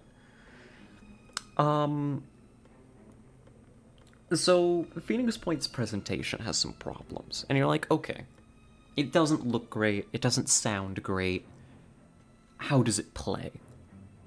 And unfortunately, I can say the same thing about how it plays. Clearly, it's got a lot of interesting ideas, but I think what its development looked like post-launch speaks for itself. Its combat went through several major revisions after release before settling on what it is now. Hell, I think it's probably gone through more revisions since release with its expansions. I would suspect as much. And maybe it's become a much better game since I last played it. I certainly tried to play a few campaigns of it. I think there's fun to be had. I don't think it's a disaster of a game. But for the return of, King Gollop, it was disappointing. It was disappointing to me and a lot of backers. It is just the general lack of polish to both the presentation and the gameplay mechanics meant that nothing really sung together. Which is a very attention-starved kitty with long claws. You are, aren't you? He just jumped up here. He's now laying on top of my arm. He says, no XCOM, only pets. You silly cat. I should go back and play Phoenix Point at some point when I want to be disappointed again. Because it's a game with a lot of very interesting ideas. It's kind of the way that I feel about Millennia and Humankind over in the 4X sphere, where it's like, clearly this game wants to address some interesting design ideas and to bring something new and fresh to a genre that would really benefit from it. But they got a little too caught up in doing a lot of things that were new instead of doing a lot of things that were good. You know? Which is just a shame, right? It could have been a brilliant game. You meant Humankind in general? Disappointing with some interesting ideas? No, I mean the 4X game. Although, you get those claws off my chair, mister. They're so long. I've told Kit to trim them, and it's like, he's like, just wear socks. And it's like, what the hell are you talking about? Just wear socks. They go right through them. And the issue of competing with itself, why play Phoenix Point when you could play XCOM 1 or 2? Or if you're bored of them, why not Long War? Exactly. You've got excellent, incredible games from Firaxis in a genre that honestly isn't too big. I mean, XCOM's a big name these days, right? The original is a cult classic. XCOM 1 and 2 were very, influential games. But you talk about XCOM, in a mainstream sense, and it's kind of a, if you know, you know, and if you don't, you're like, what's XCOM?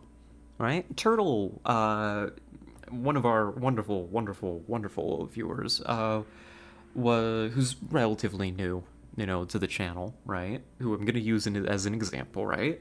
I say new just to highlight, because we play XCOM a lot here. Turtle asked, what is Xenonauts? And I explained, oh, it's XCOM. And it's, what is XCOM?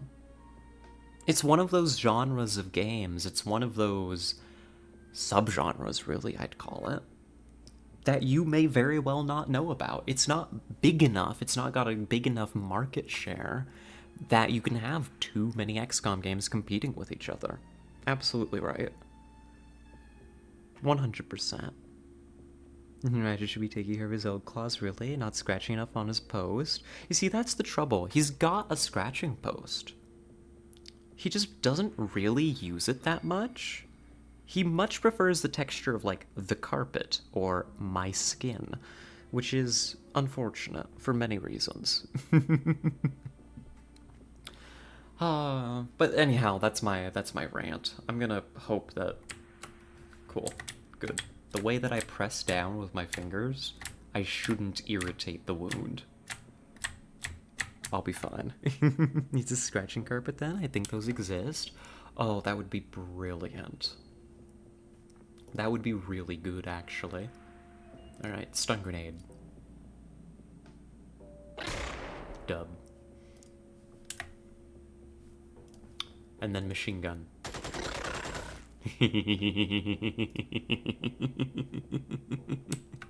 Some catnip to put on the scratching post? Oh, I would love to see Ratchet on some catnip. Chill this poor little guy out, you know? Alright. We've got a very contained starting area. It's got some advantages and it's got some problems. Take a knee, destroy that vehicle.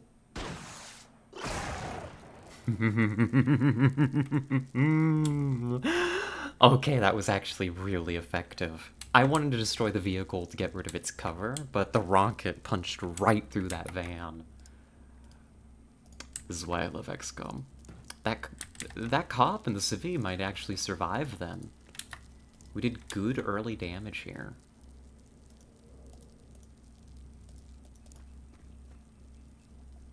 Alright. This is the most dangerous part of the initial push. We gotta secure our landing zone.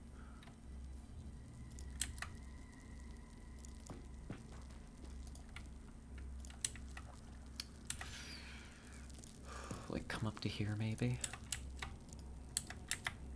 And I'd like Tessa, our sniper, all the way back here to cover the road. Oddly, I just described XCOM, at least XCOM 2, as the story takes place at the base, but the combat is kind of Divinity, but sci-fi/military.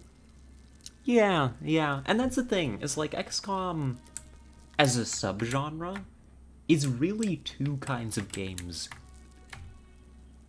like, locked in symbiosis with each other, right? That's what makes it an XCOM game, is you have a strategic layer, which has completely different gameplay to the tactical layer, but they feed into each other. Everything that you do on the tactical layer feeds into the strat layer and back around. It's very, very good, you know? Kill the cop, ACAB. We'll let him take some plasma rounds for us first. See how it goes. Alright, that was a good kill, Moon. 2 kills right off the ramp is a pretty good start. Alright, there's the combat, then there's the base building. Yeah, the base management, the strategy, the air layer. All kinds of stuff. And the thing is, while there is a kind of... I'm gonna call it a general idea on how that's done, right? Arguably, there's a lot of ways to handle, like, a strat layer. I mean, think about it. XCOM 2's strategic layer is completely different than anything else that has come before it in the XCOM series. Spin-offs and otherwise. You know? Yeah, like Total War games. Exactly. Like, Total War is another one that is 2 completely different layers that then feed into each other, which is really satisfying, right? It's something games need to do a lot more, right? Management, that's the word I wanted? Yes. The management. It's, I mean, it's good. I like it. Could you tell that I like it? And that's the thing is, I think that a lot of games stand to benefit a lot from incorporating that kind of split management structure. It's not unique to XCOM. The way that XCOM does it is distinctive. I need to keep in mind I am running around with an empty rocket launcher right now.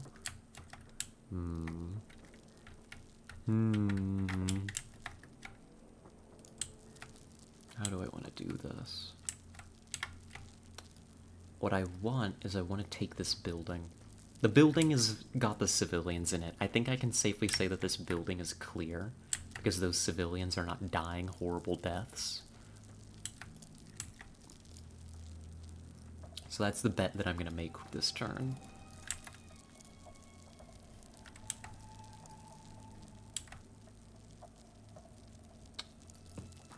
Bring the MG up, set it up. Yeah, that's a safe building. I think all RTS games have the base building, but also the army combat. The Total War, just like Magnolia said. And it's like, there's a few different ways to mix that, certainly. You know, I think it's a very compelling way to do it. The XCOM method, I think, is something I, of course, favor quite a bit. You know, that's hardly any secret. I'm worried about this compound over here. I'm very concerned about it, actually. But yeah, like, XCOM 2 did something completely different. And it worked wonders for the genre, right? XCOM Apocalypse tried, arguably didn't quite make it, but tried to do something completely different, and yet it was still an XCOM game. Here, we're gonna crawl through the back here and pop out on this side. There's our UFO. It's facing the wrong way. That's kind of dangerous, honestly, but we do what we can.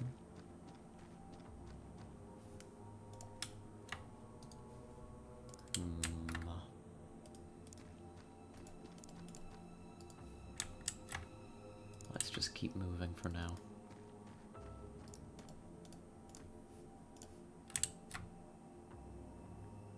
Yeah. And then we'll use our MG to cover the gap. Okay. Sorry, I'm figuring it out as we go.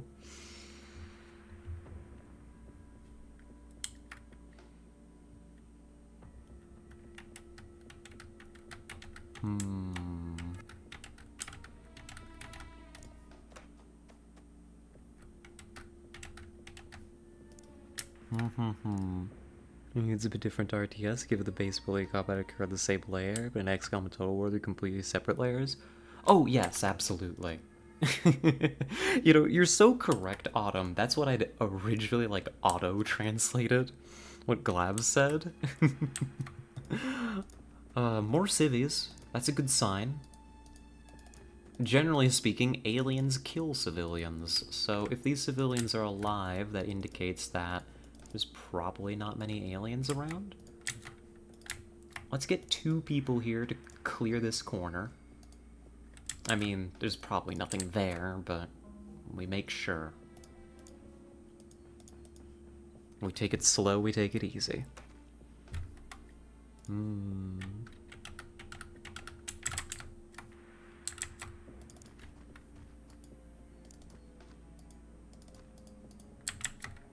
Jeez, okay. Come back here. Get that rocket moving.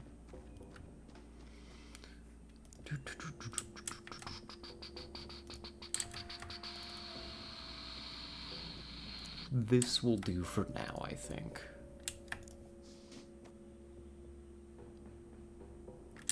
So there's at least one here in the UFO. That tracks.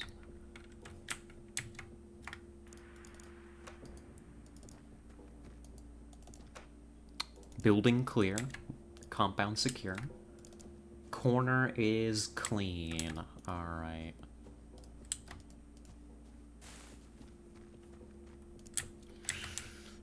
Now comes the hard part. Oh god, here comes the hard part. I mean, to navigate through all of this noise in order to get up to the UFO. Not only that, like, this side is okay for the most part so far. Just keep your heads down as you move through the power substation. Penetrate the alien vessel from behind, revenge for all the probing. I wish we could. Unfortunately, we can't. I mean, we don't have any tools strong enough to break through. I mean, look at this. This is the damage that, like, a pair of condors did. The thing's basically intact. Wild stuff, you know? We do need to secure this building. And that's gonna be, like, the hard part. We need to secure the building and get a nice bit of control on the entrance to the UFO. A pair of condors and the crash itself. Yeah, goodness, I mean, this is a... I mean, imagine that. This is a recognizable airframe that crashed into the ground, you know? Phenomenal durability, absolutely. Once again, making friction fit swappable weapon options by drilling and pitting. You figgies are gonna hate me? Oh no. What we do for our passions, I guess. I'd love to move the MG over. I'm gonna do that. I'm gonna have Tessa continue to provide cover.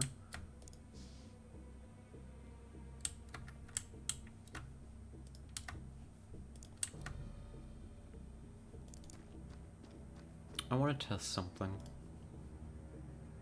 Yeah, each of these individually blocks fire. So establishing control, you're probably gonna have to come all the way up to here. That's okay for now.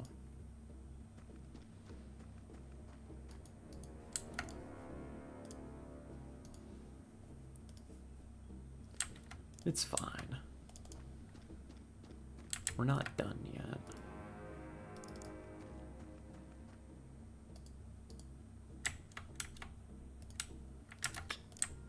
We're gonna have our spare rifle people kind of crawl up the side of this building in order to breach from this side.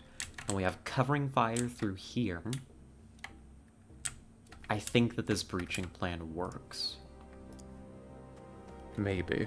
Even the German battleship Bismarck was eventually sunk thanks to Crypt Tailfin, causing it to run circles in the ocean. True. Real. Just rip off the armor plating, stab it to a drone, use that in the field for mobile cover. I know, right? Forget this shaping it thing, you know? Just like attach it all to a forklift. Ground floor looks okay. I have concerns about the upper floor, so give us a moment.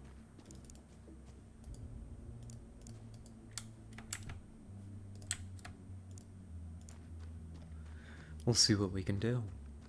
Rudder, that's what the tailfin's called. Yes.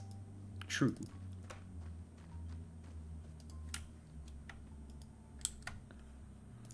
Continue to move that MG.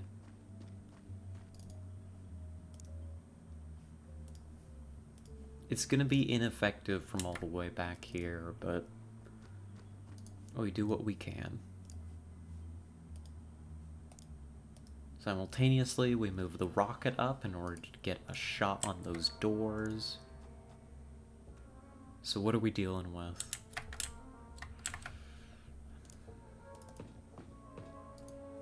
Hey, this is why we clear these buildings. That's an alien.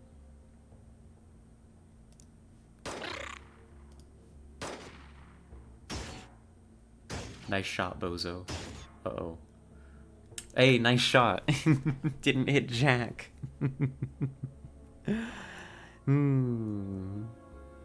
Good thing you got tactical cop training with Autumn earlier. Very applicable now for raiding the houses. Yes, true. Factual. Speaking of Autumn.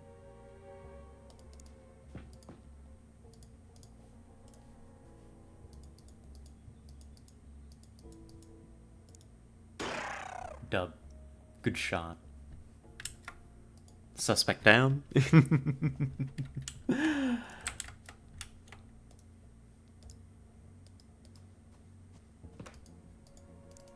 Alright. I would suspect, cannot confirm, but I would suspect that that's all contact outside the UFO down. We'll still move carefully and try to clear the building, but I'd be willing to bet on it. You're very welcome, of course.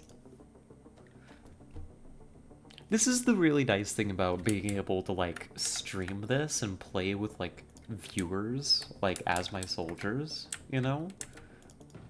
Because, like, otherwise, honestly, in Xenonauts, I wouldn't really care about my individual soldiers as, like, individuals.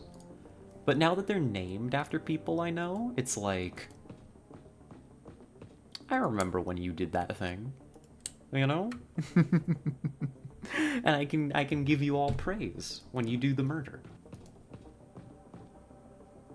That's always good praise to receive. Now she sacrifices people on purpose. Yeah.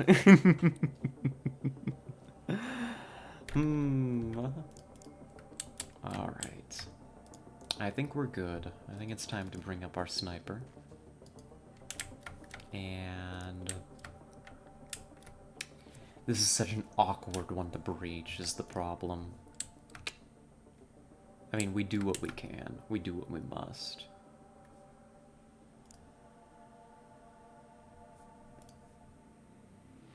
As we get more cover available, like covering fire,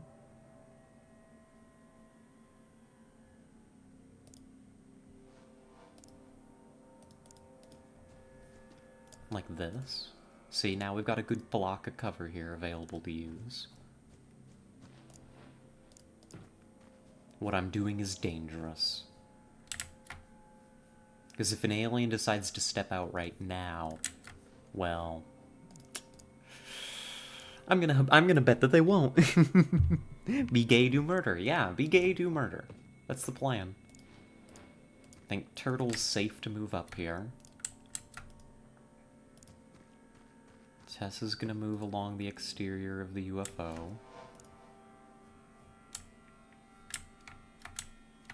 And we're just gonna slowly bring ourselves in. Good. So now this team has Overwatch, essentially.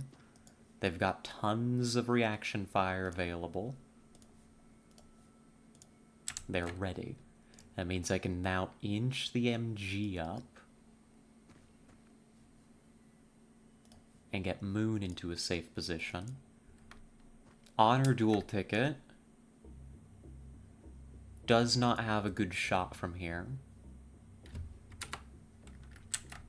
We're gonna need to get Honor dual ticket all the way around. That's okay. It actually left the battle because it ran low on fuel. It was so small that Bismarck couldn't land a hit. Damn. Oof. Imagine being a massive battleship and then just getting completely destroyed. I mean, well, yeah, basically. Completely danced on by a little fella. Okay. Get the MG in position.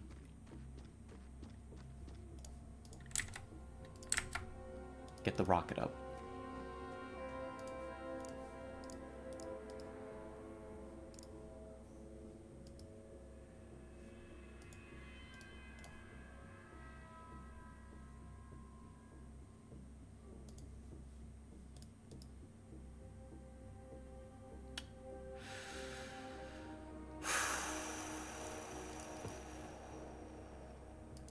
Breaching these things is always so difficult, but I think we've done our best. I think we've done our due diligence out here. Do it. Good. Because at any moment they can just open that door and take pot shots at these two.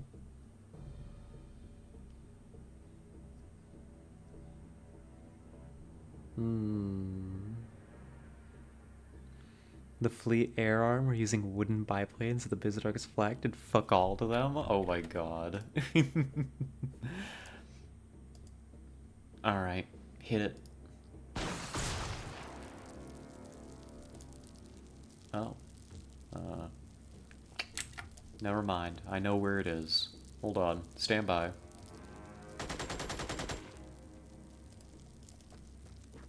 There you are. I knew... From experience, I know there's more to this UFO than meets the eye sometimes. Okay. Stun the bastard, we do a full breach next turn. Uh-oh. Uh-oh, uh-oh, uh-oh, uh-oh. Quick. Protect. Protect. Do not allow to die. Smoke.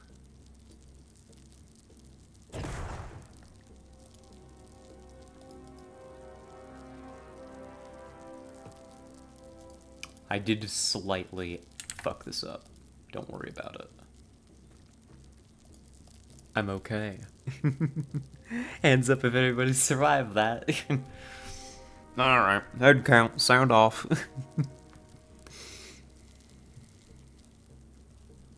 German anti-air fire control was sort of bad.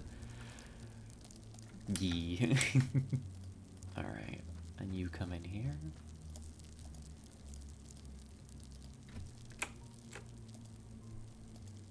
Alright, Seth freaking Mullins isn't gonna die to this. Oh, it couldn't even take a pot shot. We suppressed it so bad. Okay, roll up.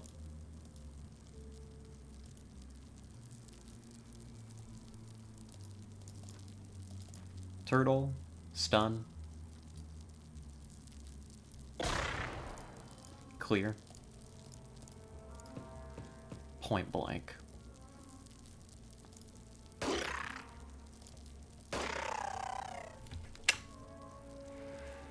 And that's a clean mission. Not a single injury among the entire squad. Good job, Commander. Wait a minute. I'm the commander. Oh my goodness. Thank you, Magnolia. Oh, wow. Extremely generous of you with the 2 tier 1 subs to Sophie and Turtle. Thank you, thank you. You didn't have to do that. We appreciate it. Oh gosh. That's a good mission. Autumn, you go right up to Sergeant for that. Lots of promotions all around. And we encountered a new type of alien. And we made money. All around a good day's work. Sophie Dog is here. She cool. She cool. You're close to a sub goal, so thank you. I mean, just awfully kind of you. Hell yeah, I deserve that promotion. I know, right? You just waltzed in there and you just tapped him. Just... That's a dead alien. This has been such a base W stream. No cap, for real, for real? Shoot me, kill me. Speaking of killing me, the Fighter is a very small UFO apparently designed for air supremacy. It is faster and tougher than the Light Scout and surprisingly well armed for its size. Though not individually a match for an F-17 Condor, I doubt a lone F-17 would stand much chance against a full squadron of 3. The most interesting feature of this design is the absence of a pressurized crew compartment. Virtually the entirety of the saucer consists of propulsion systems, sensors, and weapon arrays.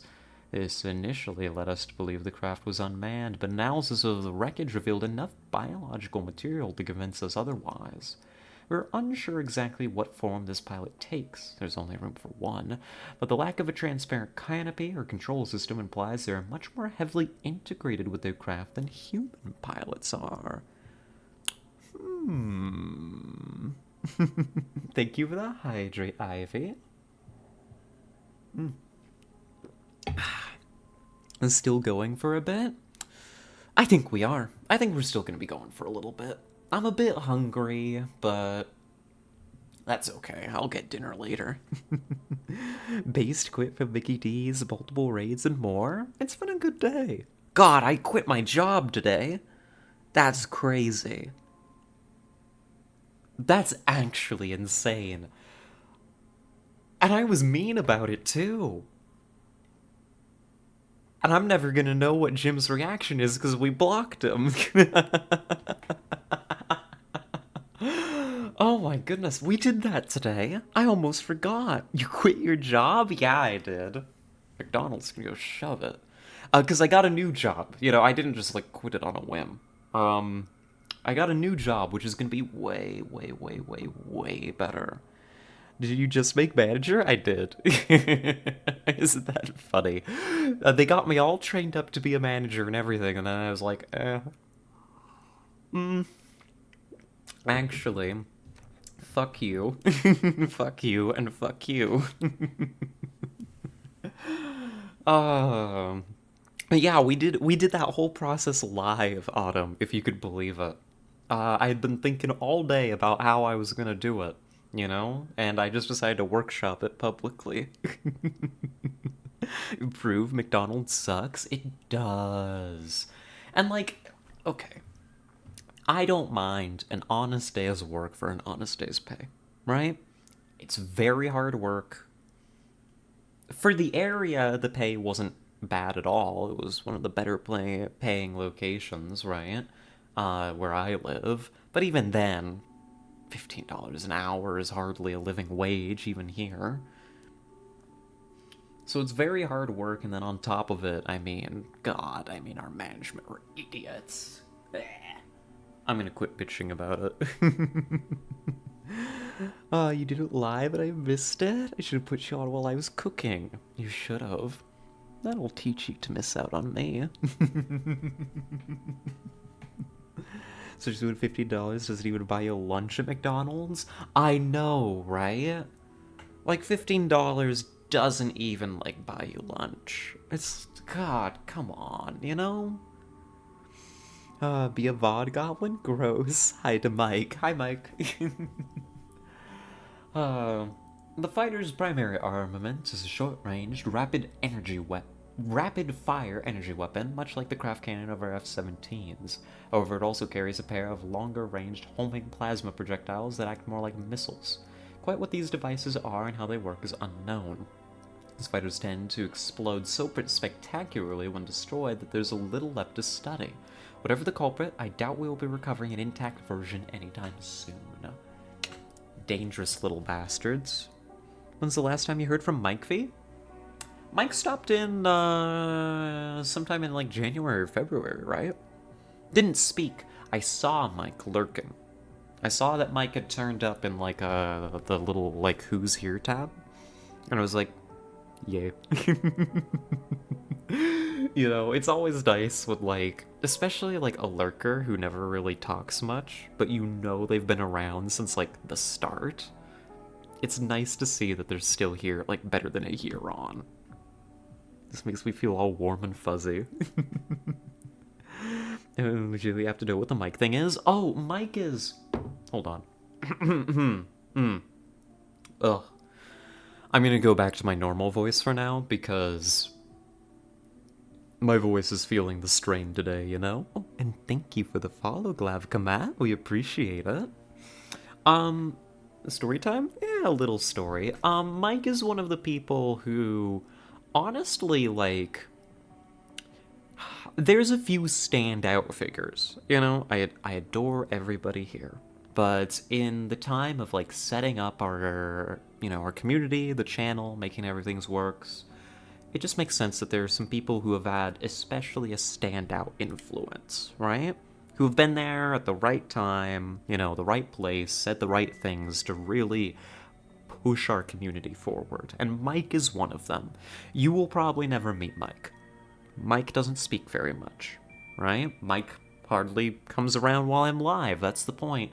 Mike came in early in our streaming career when we were still doing XCOM Long War, and said, you know, I love watching you, but I can't often catch you while you're live.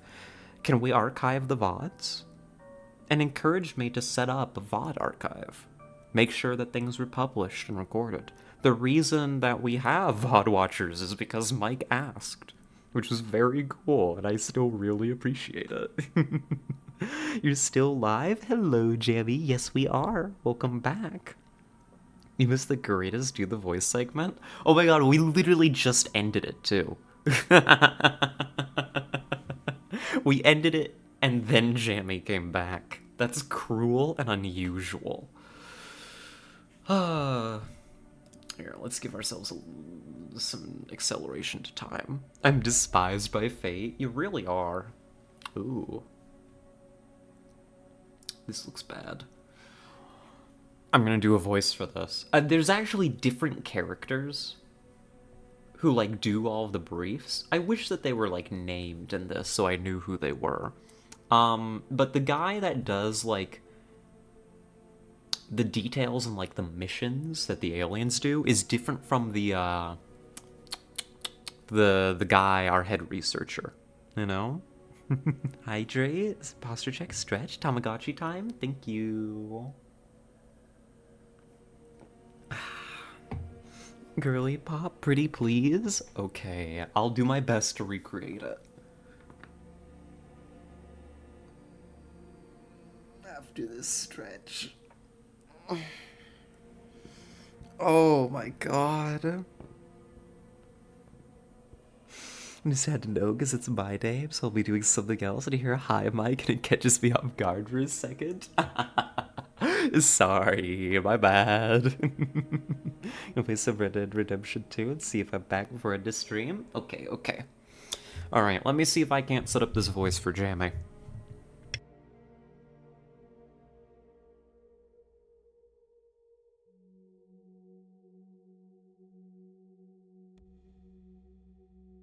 Hi.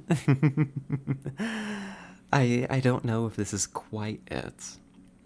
You see, it's very hard for me to judge exactly which voice I'm doing because I sound different to me than I sound to all of you. But is this the one? Is this the one, Yuna? Not gonna lie, I'm surprised that my plea worked. Well, what can I say? I'm a little bit of a softie. I don't know, like, because we'd done one attempt at getting the voice off the ground, and then Yuna complained and was like, I guess it's good enough. And I was like, insulted. So I made a second pass at it. I think your voice is too strained to get there again. Darn, that sucks. My voice is definitely feeling the strain today. I may have to end just because of that, which is a shame because I've still got energy. But we'll go on a little while longer. We'll at least get another mission set up. Because even my normal voice is getting to me a little bit.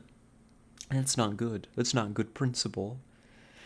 Oh, it's okay, Jammy. I'll do it again soon. Apparently the voice went over very well, so I'd love to figure out how to replicate it reliably. It felt really good to use. What do you want to hear first? The good or the bad news? The good news is we're having a serious impact on ET air operations. Incidents are down over the sponsors we're covering, and R&D is happy with the technology we've recovered. The bad news? AT High Command has escalated operations by introducing dedicated fighter craft. The ETs have set up Combat Air Patrol, CAP, to directly counter both our own interceptors and national forces. UFOs tasked on interception missions will patrol the sky, striking at civilian and military aircraft. Data from the previous intercept suggests that ET fighters on CAP missions will make a Xenonaut aircraft a priority. If ET interceptors spot our craft, most likely informed by ET satellites, they will head directly towards them and force a fight. Interceptors are the most likely type of UFO on CAP, so look for very small signals. Dropships will be especially easy targets, so I would recommend clearing out squadrons with interception missions first before tackling other craft to prevent accidents happening to the ground team. Might go through the VOD and see if I could clip it. I would love that, actually. I'd love to hear what it sounded like. This is what I get for going to buy my brother cough syrup. Punished for being a good person. I should have let him rot. Oh no.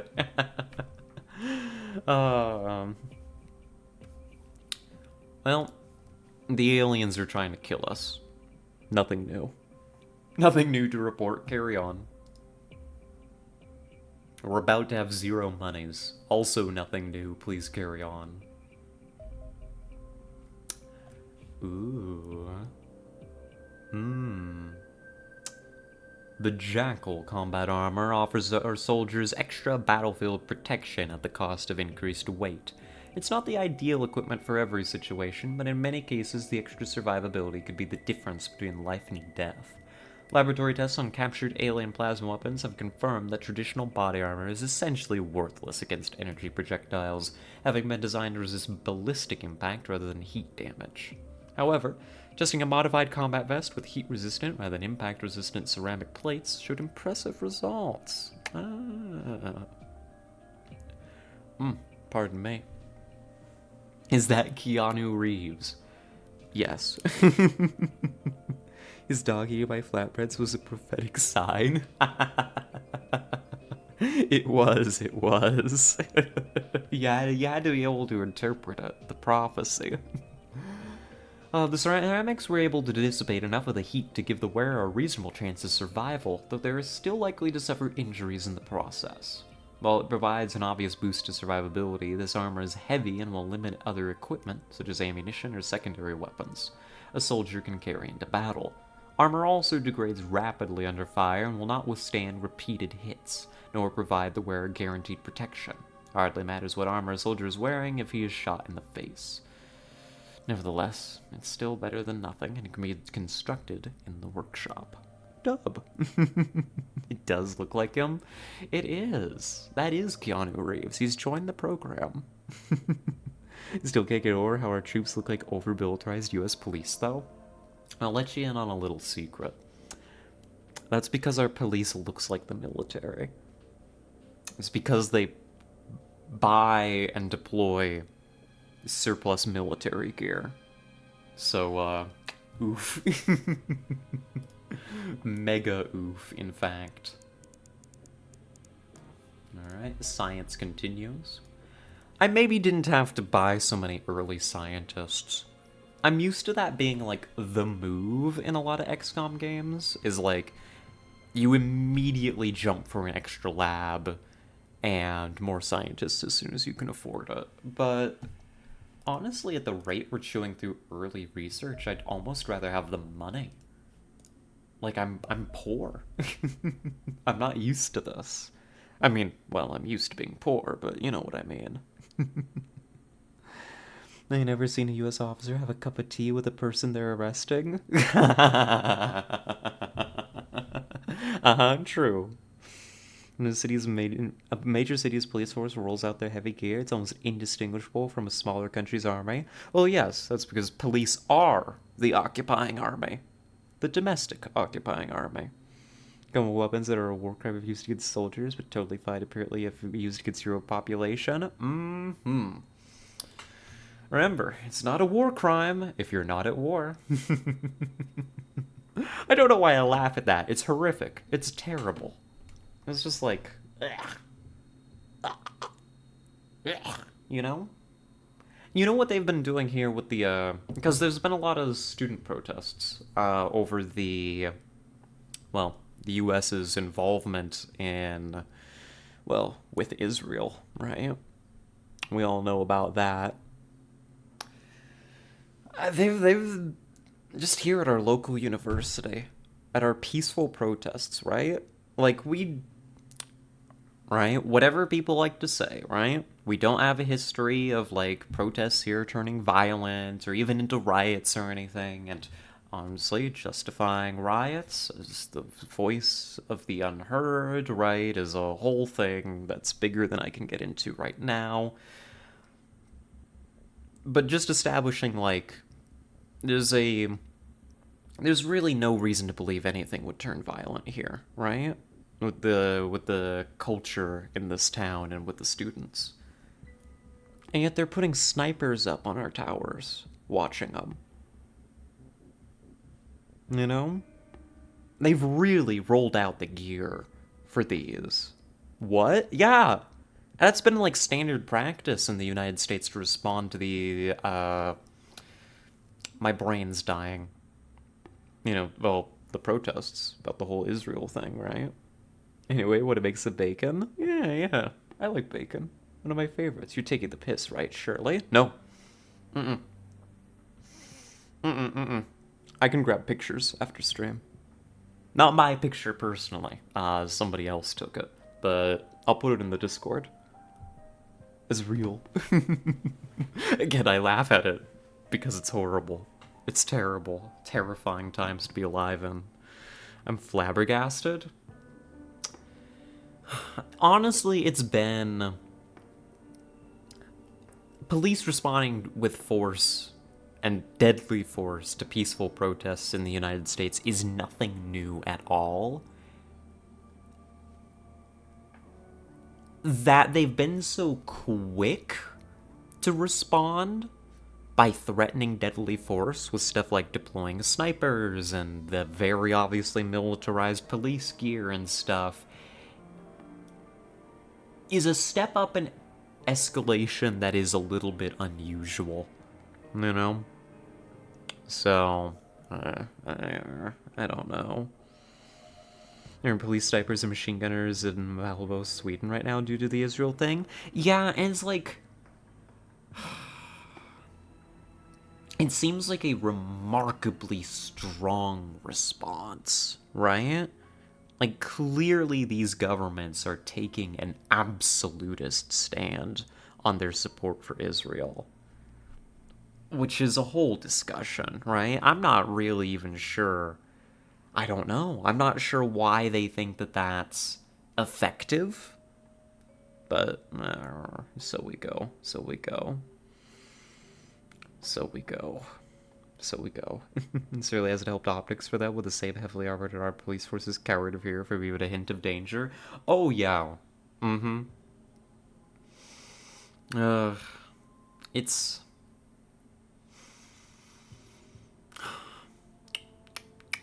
If this was earlier in the stream, I would happily spend the next hour thoroughly rambling about the police state and all of that. But I'm running out of steam rapidly, so I'm gonna keep my comments fairly surface level. That it's bad, and I don't like it, and it's spooky. And fuck the cops, you know? So, I've got reading to do, by the way. It just occurred to me that you putting the pic in Discord is dox yourself. Maybe don't do that.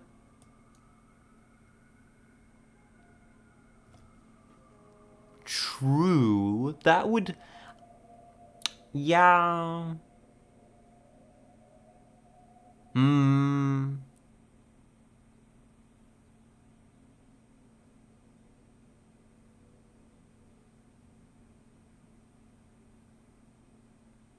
Hmm. Yeah, maybe. Maybe. I'm thinking about it. I might do it anyway. What's the worst that could happen? Testicle binding you up? I don't want to think about what the actual worst that could happen is. But it's also like, it's not like it's gonna show my house, you know? The city I live in, maybe. Well, I don't know. I'll think about it. It's probably fine. Hell, frankly, people could probably already figure it out. There's a fun game I like to play with myself sometime, right? God, someone's gonna ship her a crate full of jammy Dodgers. Dear God. Sometimes I like to think about, like, how much information that's, like, could be used to dox me, right? Have I just casually let slip during stream? How much could somebody actually put together? And I've thought about it, and I think that right now, keeping in mind that I do have a move coming up, so this is going to shuffle things a bit. Right now, I think that you could get down to 2 subdivisions on the same street. If you really, really paid attention. You know? I'm talking like watching hundreds of hours worth of this stream. You know, getting like out the red string on the corkboard and all of that. I think you could get it down to that. And even then, you wouldn't know which building. You can get the state just by just showing your taskbar. Yeah, and like, but the state I live in is larger than some European countries, so I think I'm fine. Like, someone would have to be really dedicated to it. I mean, not to make light of it, these are the risks, right? But it's also like, whatever. I'm not gonna live my life in fear, you know? Speaking of fear, let's talk about the Sazian. Sazian? Am I even pronouncing that right? Sazian? Kazan? Sazian. This also like fucking try something? Yeah. You know. I may talk about, you know, roughly where I am, but I don't talk about my home defense options. It's a humanoid alien that stands approximately 5 feet 7 inches tall I imagine you share a surprise that they resemble humanity so closely. Statistically, we believe the likelihood of this occurring by chance is effectively zero. Sazians are physically weaker and less hardy than humans, with bone fractures occurring at only 60% of the force required to fraction human bone. Both are likely to be the result of prolonged exposure to a low gravity environment. Their physiology is intriguingly similar to our own, with most internal organs present in a recognizable form and a remarkably similar skeletal structure. A couple of exceptions are worth noting. A substantially enlarged cranium contains a corresponding increase in brain tissue, and vocal cords are atrophied to the point where verbal communication would be impossible. Just like me, for real right now. The entire internet knows what city I live in, comes with the territory of being a whore. Yep. Yep. For home defense purposes, I do support the musket option. It's what the founding fathers intended. One of my favorite memes. Defensive measures include human-sized rat traps, and several gallons of flammables, alcohol. At least, maybe more. Movie watched back? Who died?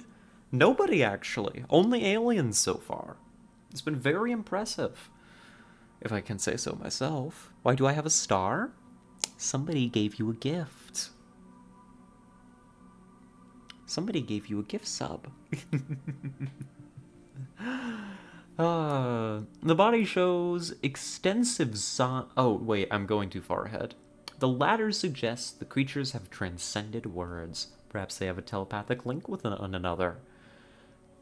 I love how our head research is immediately like, psionic powers? Question mark? Huh? What does that mean? God, how do I explain that? Yeah, you get cool emotes and no more ads. That's it. No more founder badges available? Oh, are we out? I've been so used to it. I made the cut? Yeah. Assembled here are our founders. I can lord it over the latecomers? Dub. Exclusivity. That means I'm gonna have to commission an actual sub badge now, actually. Wait, am I an old member now? You are. You're in. Yeah, I'm gonna have to commission an actual sub badge now. I didn't expect that to happen for a while longer. That's okay. God, is this how all you feel constantly? Yes. The body shows extensive signs of genetic modification at the cellular level. Sazian tissue possess only a single sex chromosome, and more importantly, samples taken from multiple enemy combatants show they are genetically identical. That is, they're all clones. Genitalia are present but heavily atrophied. They do not fuck, sir. Asexual reproduction is obviously at work, but almost certainly facilitated by some form of technology. A metal valve on the upper spine is linked to the creature's circulatory system, which may indicate an artificial method of blood filtration that replaces excretion. An undersized liver and kidneys suggest it is certainly possible. Indeed, if administered regularly, this blood filtration could also remove the need for consumption and digestion of foodstuffs entirely. Nutrients could be fed directly into the blood serum. Has extraterrestrial technology surpassed their biology? Frankly, this corpse poses more questions than it answers. Cool. Dub, as they say.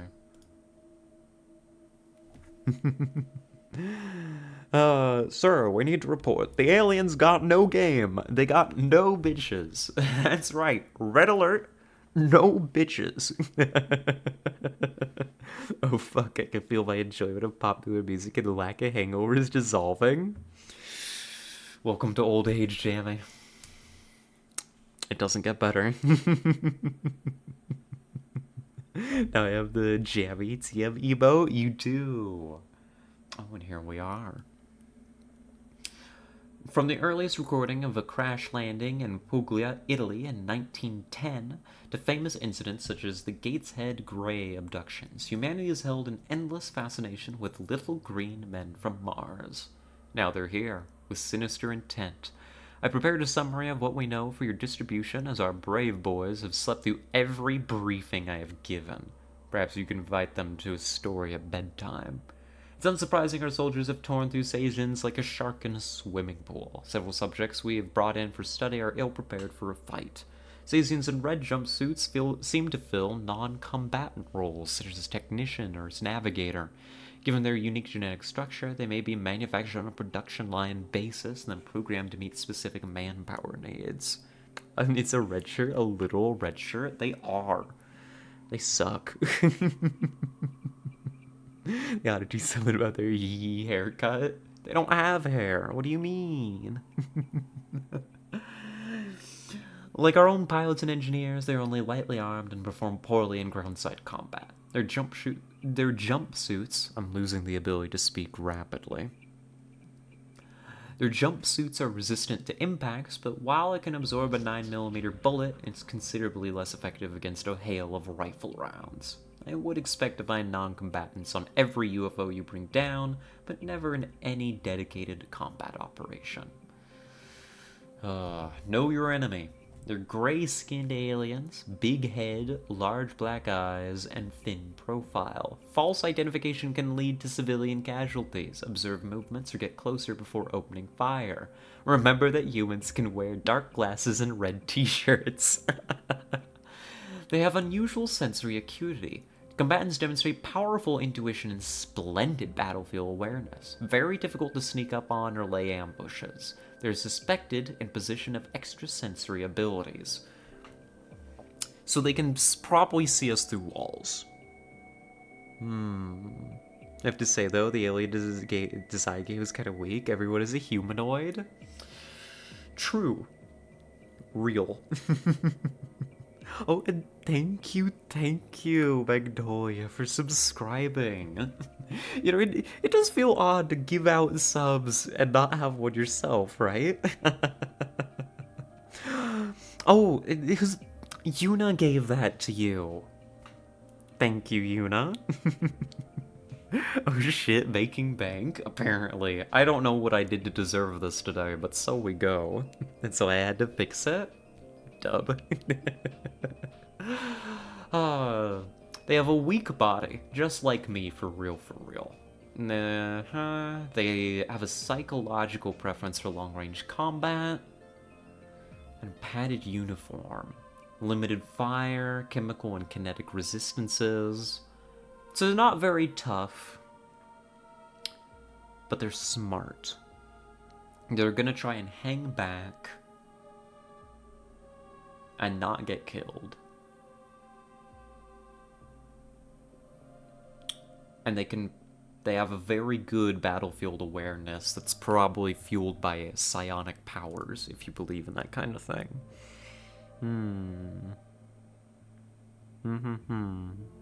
Magnolia's giving me multiple subs on Kira's channel. Aww. Very generous. Very sweet of them. Alrighty. I would like to at least set up another mission for us before I go. My voice is beginning to die on me, and I know my voice acting principles. We do not continue to speak while our voice is dying. It's just I'm having so much fun. And then the game decides, you're gonna read more. I went to clear my throat, and that irritated it only further. I'm okay, I'm fine. Rat is dying again? I am. Thank you for the hydrate, Autumn. Is she here, by the way? Trans girl from Ireland? Dub. Huge dub. Welcome, trans girl from Ireland. It's a pleasure to have you. Thank you very, very much. The alien plasma rifle is a two-handed alien infantry weapon, approximately 30 inches in length, and 3 kilograms in weight. It is a vastly more capable combat weapon than the alien plasma pistol, generating a plasma bolt that is significantly more powerful and cohesive than its smaller cousin. Without the space constraints of the plasma pistol, the aliens have mounted a more substantial generation array inside the weapon's barrel. This gives it a similar operational range to most ballistic assault rifles, but far higher damage and armor penetration potential. Laboratory tests suggest Jackal combat armor may do just enough to allow the wearer to survive a direct hit, but unarmored troops would likely be killed instantly. Indeed, we believe this weapon is even a credible threat to our Hunter armored cars. It would appear that the versatility of the alien plasma rifle makes it the default armament for alien combatants. It's powerful, light, accurate, and capable of burst fire. In short, vastly superior to anything we possess. Oof. 30 inches. I know, right? No. The plasma pistol was more accurate. I need to shut the fuck up.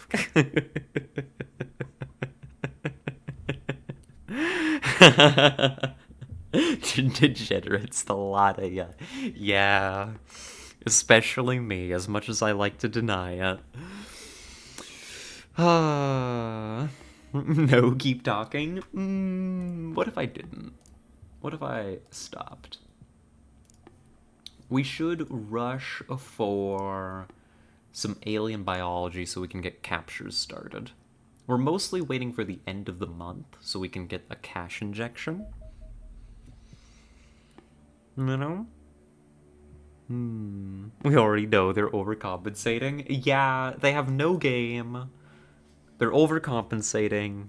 I can see why these aliens are invading Earth. They gotta figure out, like, what we're doing so right down here.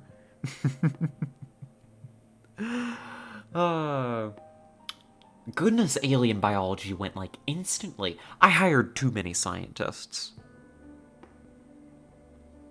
I hired way too many scientists. I do not need 30 this early in the game. We are chewing through this research way too fast. This is the first month. Oh well. Tissue analysis on the remains of different extraterrestrial species has allowed us to compare them with one another in an attempt to find characteristics common to them all. Though we have no definite answers, there are hints as to the origins of the aliens.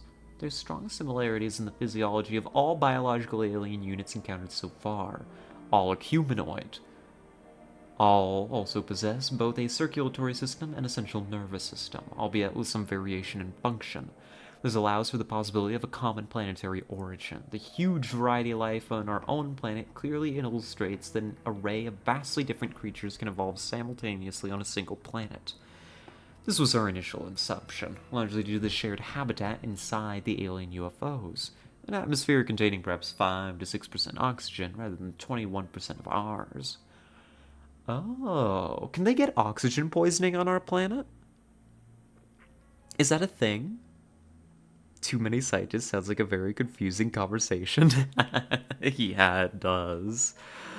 We can start working on advanced E? Yeah. The aliens respire via oxygen in much the same manner as humans do, using a common vector distributed around the body, a semi-synthetic protein that mimics the role of human hemoglobin, but much more effectively, and giving alien blood a distinctive purple tint. However, the fundamental organic chemistry is so dramatically different between alien species that a common origin cannot be possible. The reason these species can share a common habitat is not evolution, but rather extensive genetic engineering. This oxygen-carrying protein bears no resemblance to any other part of any of the corpses studied. In other words, it appears an external force has engineered these creatures to be capable of breathing the same air that they do. The identity of this external force and the reasoning behind this decision remain obscure. At least for now.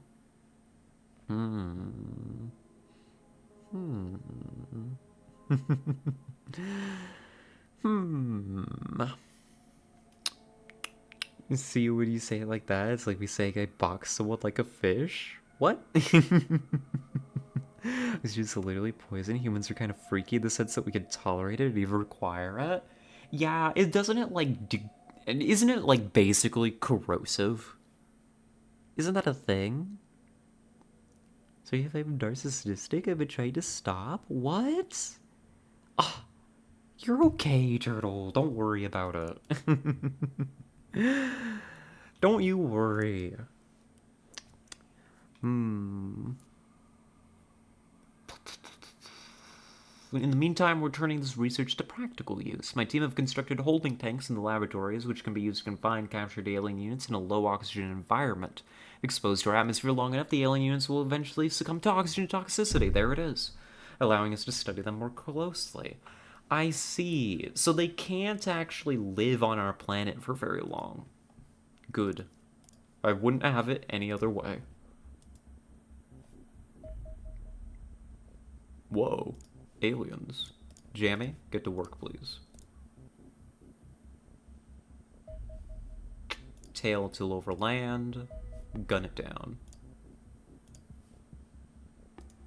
And that's our next job. I'm gonna get the craft on the way. But that's it for me. I'm not gonna last through this mission. My voice is gonna explode. Wait, even air's bad for my skin? Yeah, oxygen is, like, messed up. The air only has, like, 27% oxygen. The low amount is what allows more oxygen intolerant organisms to survive. Oh, that makes sense. Isn't it the case that, like, the reason there's so much oxygen in our atmosphere is because, a long time ago, a couple years back, when life just existed in, like, the oceans and stuff, didn't a bunch of, like, little microorganisms, like really early ones, breathe in, I mean, just carbon dioxide and stuff, and then turn it into oxygen? You know, early, like, plants. And they did this so much, they radically changed, like, the makeup of our atmosphere. And that resulted in was that the Cambrian explosion or something else? Some kind of major shift. It was like apocalyptic. Yes, algae. Ah. If you die, I call dibs on your founder badge.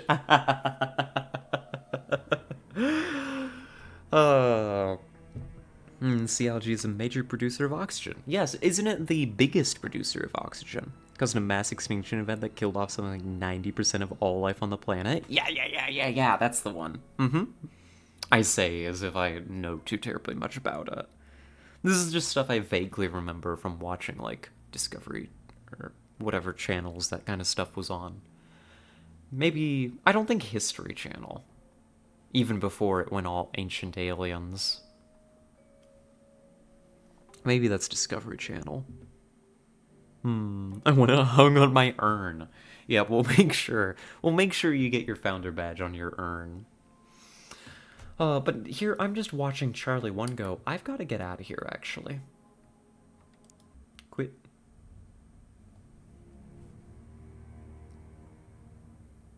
These 3 very critical military men stare at you. They await your decision, Commander. The snipers I sent to Jammy. Oh no. There, let me close up shop here. Let me get us out of here. But I'm tired all of a sudden. That's crazy. I'm eepy. I need to go make dinner and go to bed. Honk shoe. Thanks for the stream for being so welcoming when I raided you. It was one of my first raids. Oh. They're so scary, aren't they? Like, for real, raiding people's terrifying. And it's like, I know fully well, like, when people raid me, I'm always happy to receive raids. You know? It's never like, I'm never gonna be like, oh, a raid? You know? Like, who's gonna do that, right? But for some reason, when you go to do it, it's terrifying. You know? You're like, what if I'm a bother? What if they think this is attention-seeking behavior? What if? I'm so glad you get it. Oh my god. Because all these people, they think I'm crazy. Because they don't have to do it. They're just part of the raid. It's not their fault. They don't have any responsibility. Right? but us. It's our name on it. Shaking my head.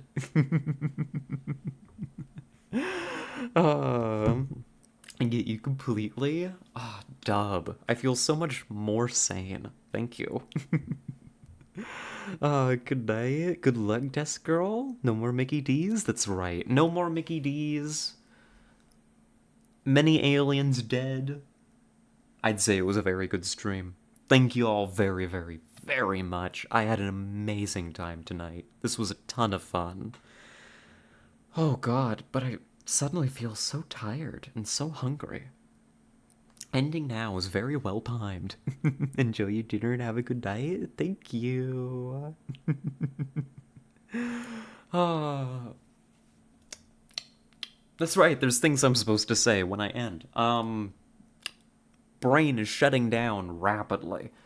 Thank you all very, very much for tuning in. As we already said, had a delightful time today. And a huge thank you to our chatters who make it all possible. It is a blast talking to each and every one of you. I mean it. Thank you so much. I wouldn't have nearly as good a time if I didn't get to talk to all of you. Thanks so much, Fee. Of course, Micro. I'm glad you had a good time. You can flex the Koai's raid alert again? Something like that. And VOD watchers, Mike, have a good one. You know? Dub. Good for you being a VOD watcher. Respecting your time, having a schedule. Pop off. Good luck, Dober Knees Girl. Thank you. Nice to have some more girls to show you. Dub. Can't wait to see more Warhammies. Thank you for the hydrate. Let me see if I've got somebody to raid. Talked a big talk about raiding being absolutely terrifying. And do I know anybody? Does anybody else stream?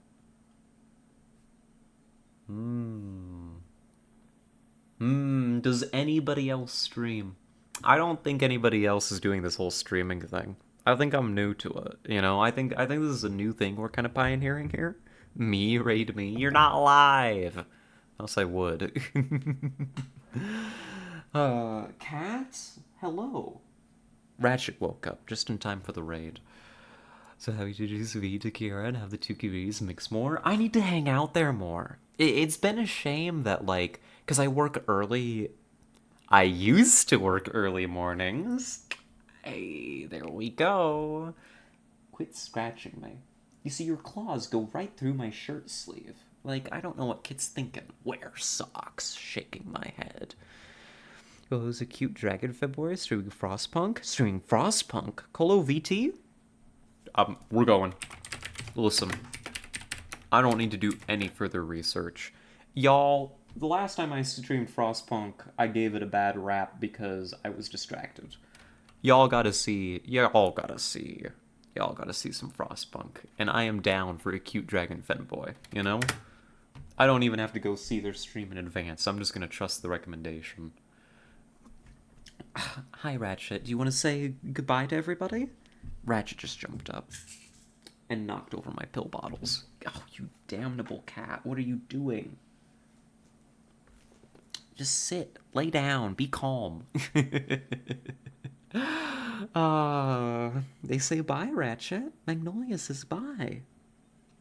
You're licking my headphone cable. Shaking my head. Damn it, V. Say you like my other girls too, or I'll cry. Well, of course I like your other girls too, Autumn. I just didn't want to say that while I was here in front of everybody. Yep, it's a rant raid. We're going on over to Colo TV. Gonna watch some Frostpunk. Check them out. And yeah, that's it. I'll be back tomorrow. Same time, same place. 3:30 p.m. Eastern Standard Time. And I think we're either going to be playing some Phoenix Wright or a point-and-click game. Maybe Day of the Tentacle, I think is what it is. So we'll see. But you're all headed out there. Be safe. Make good decisions. Take care of yourselves. Brush your teeth. Maybe floss as a treat. Your dentist would be happy. And bye-bye.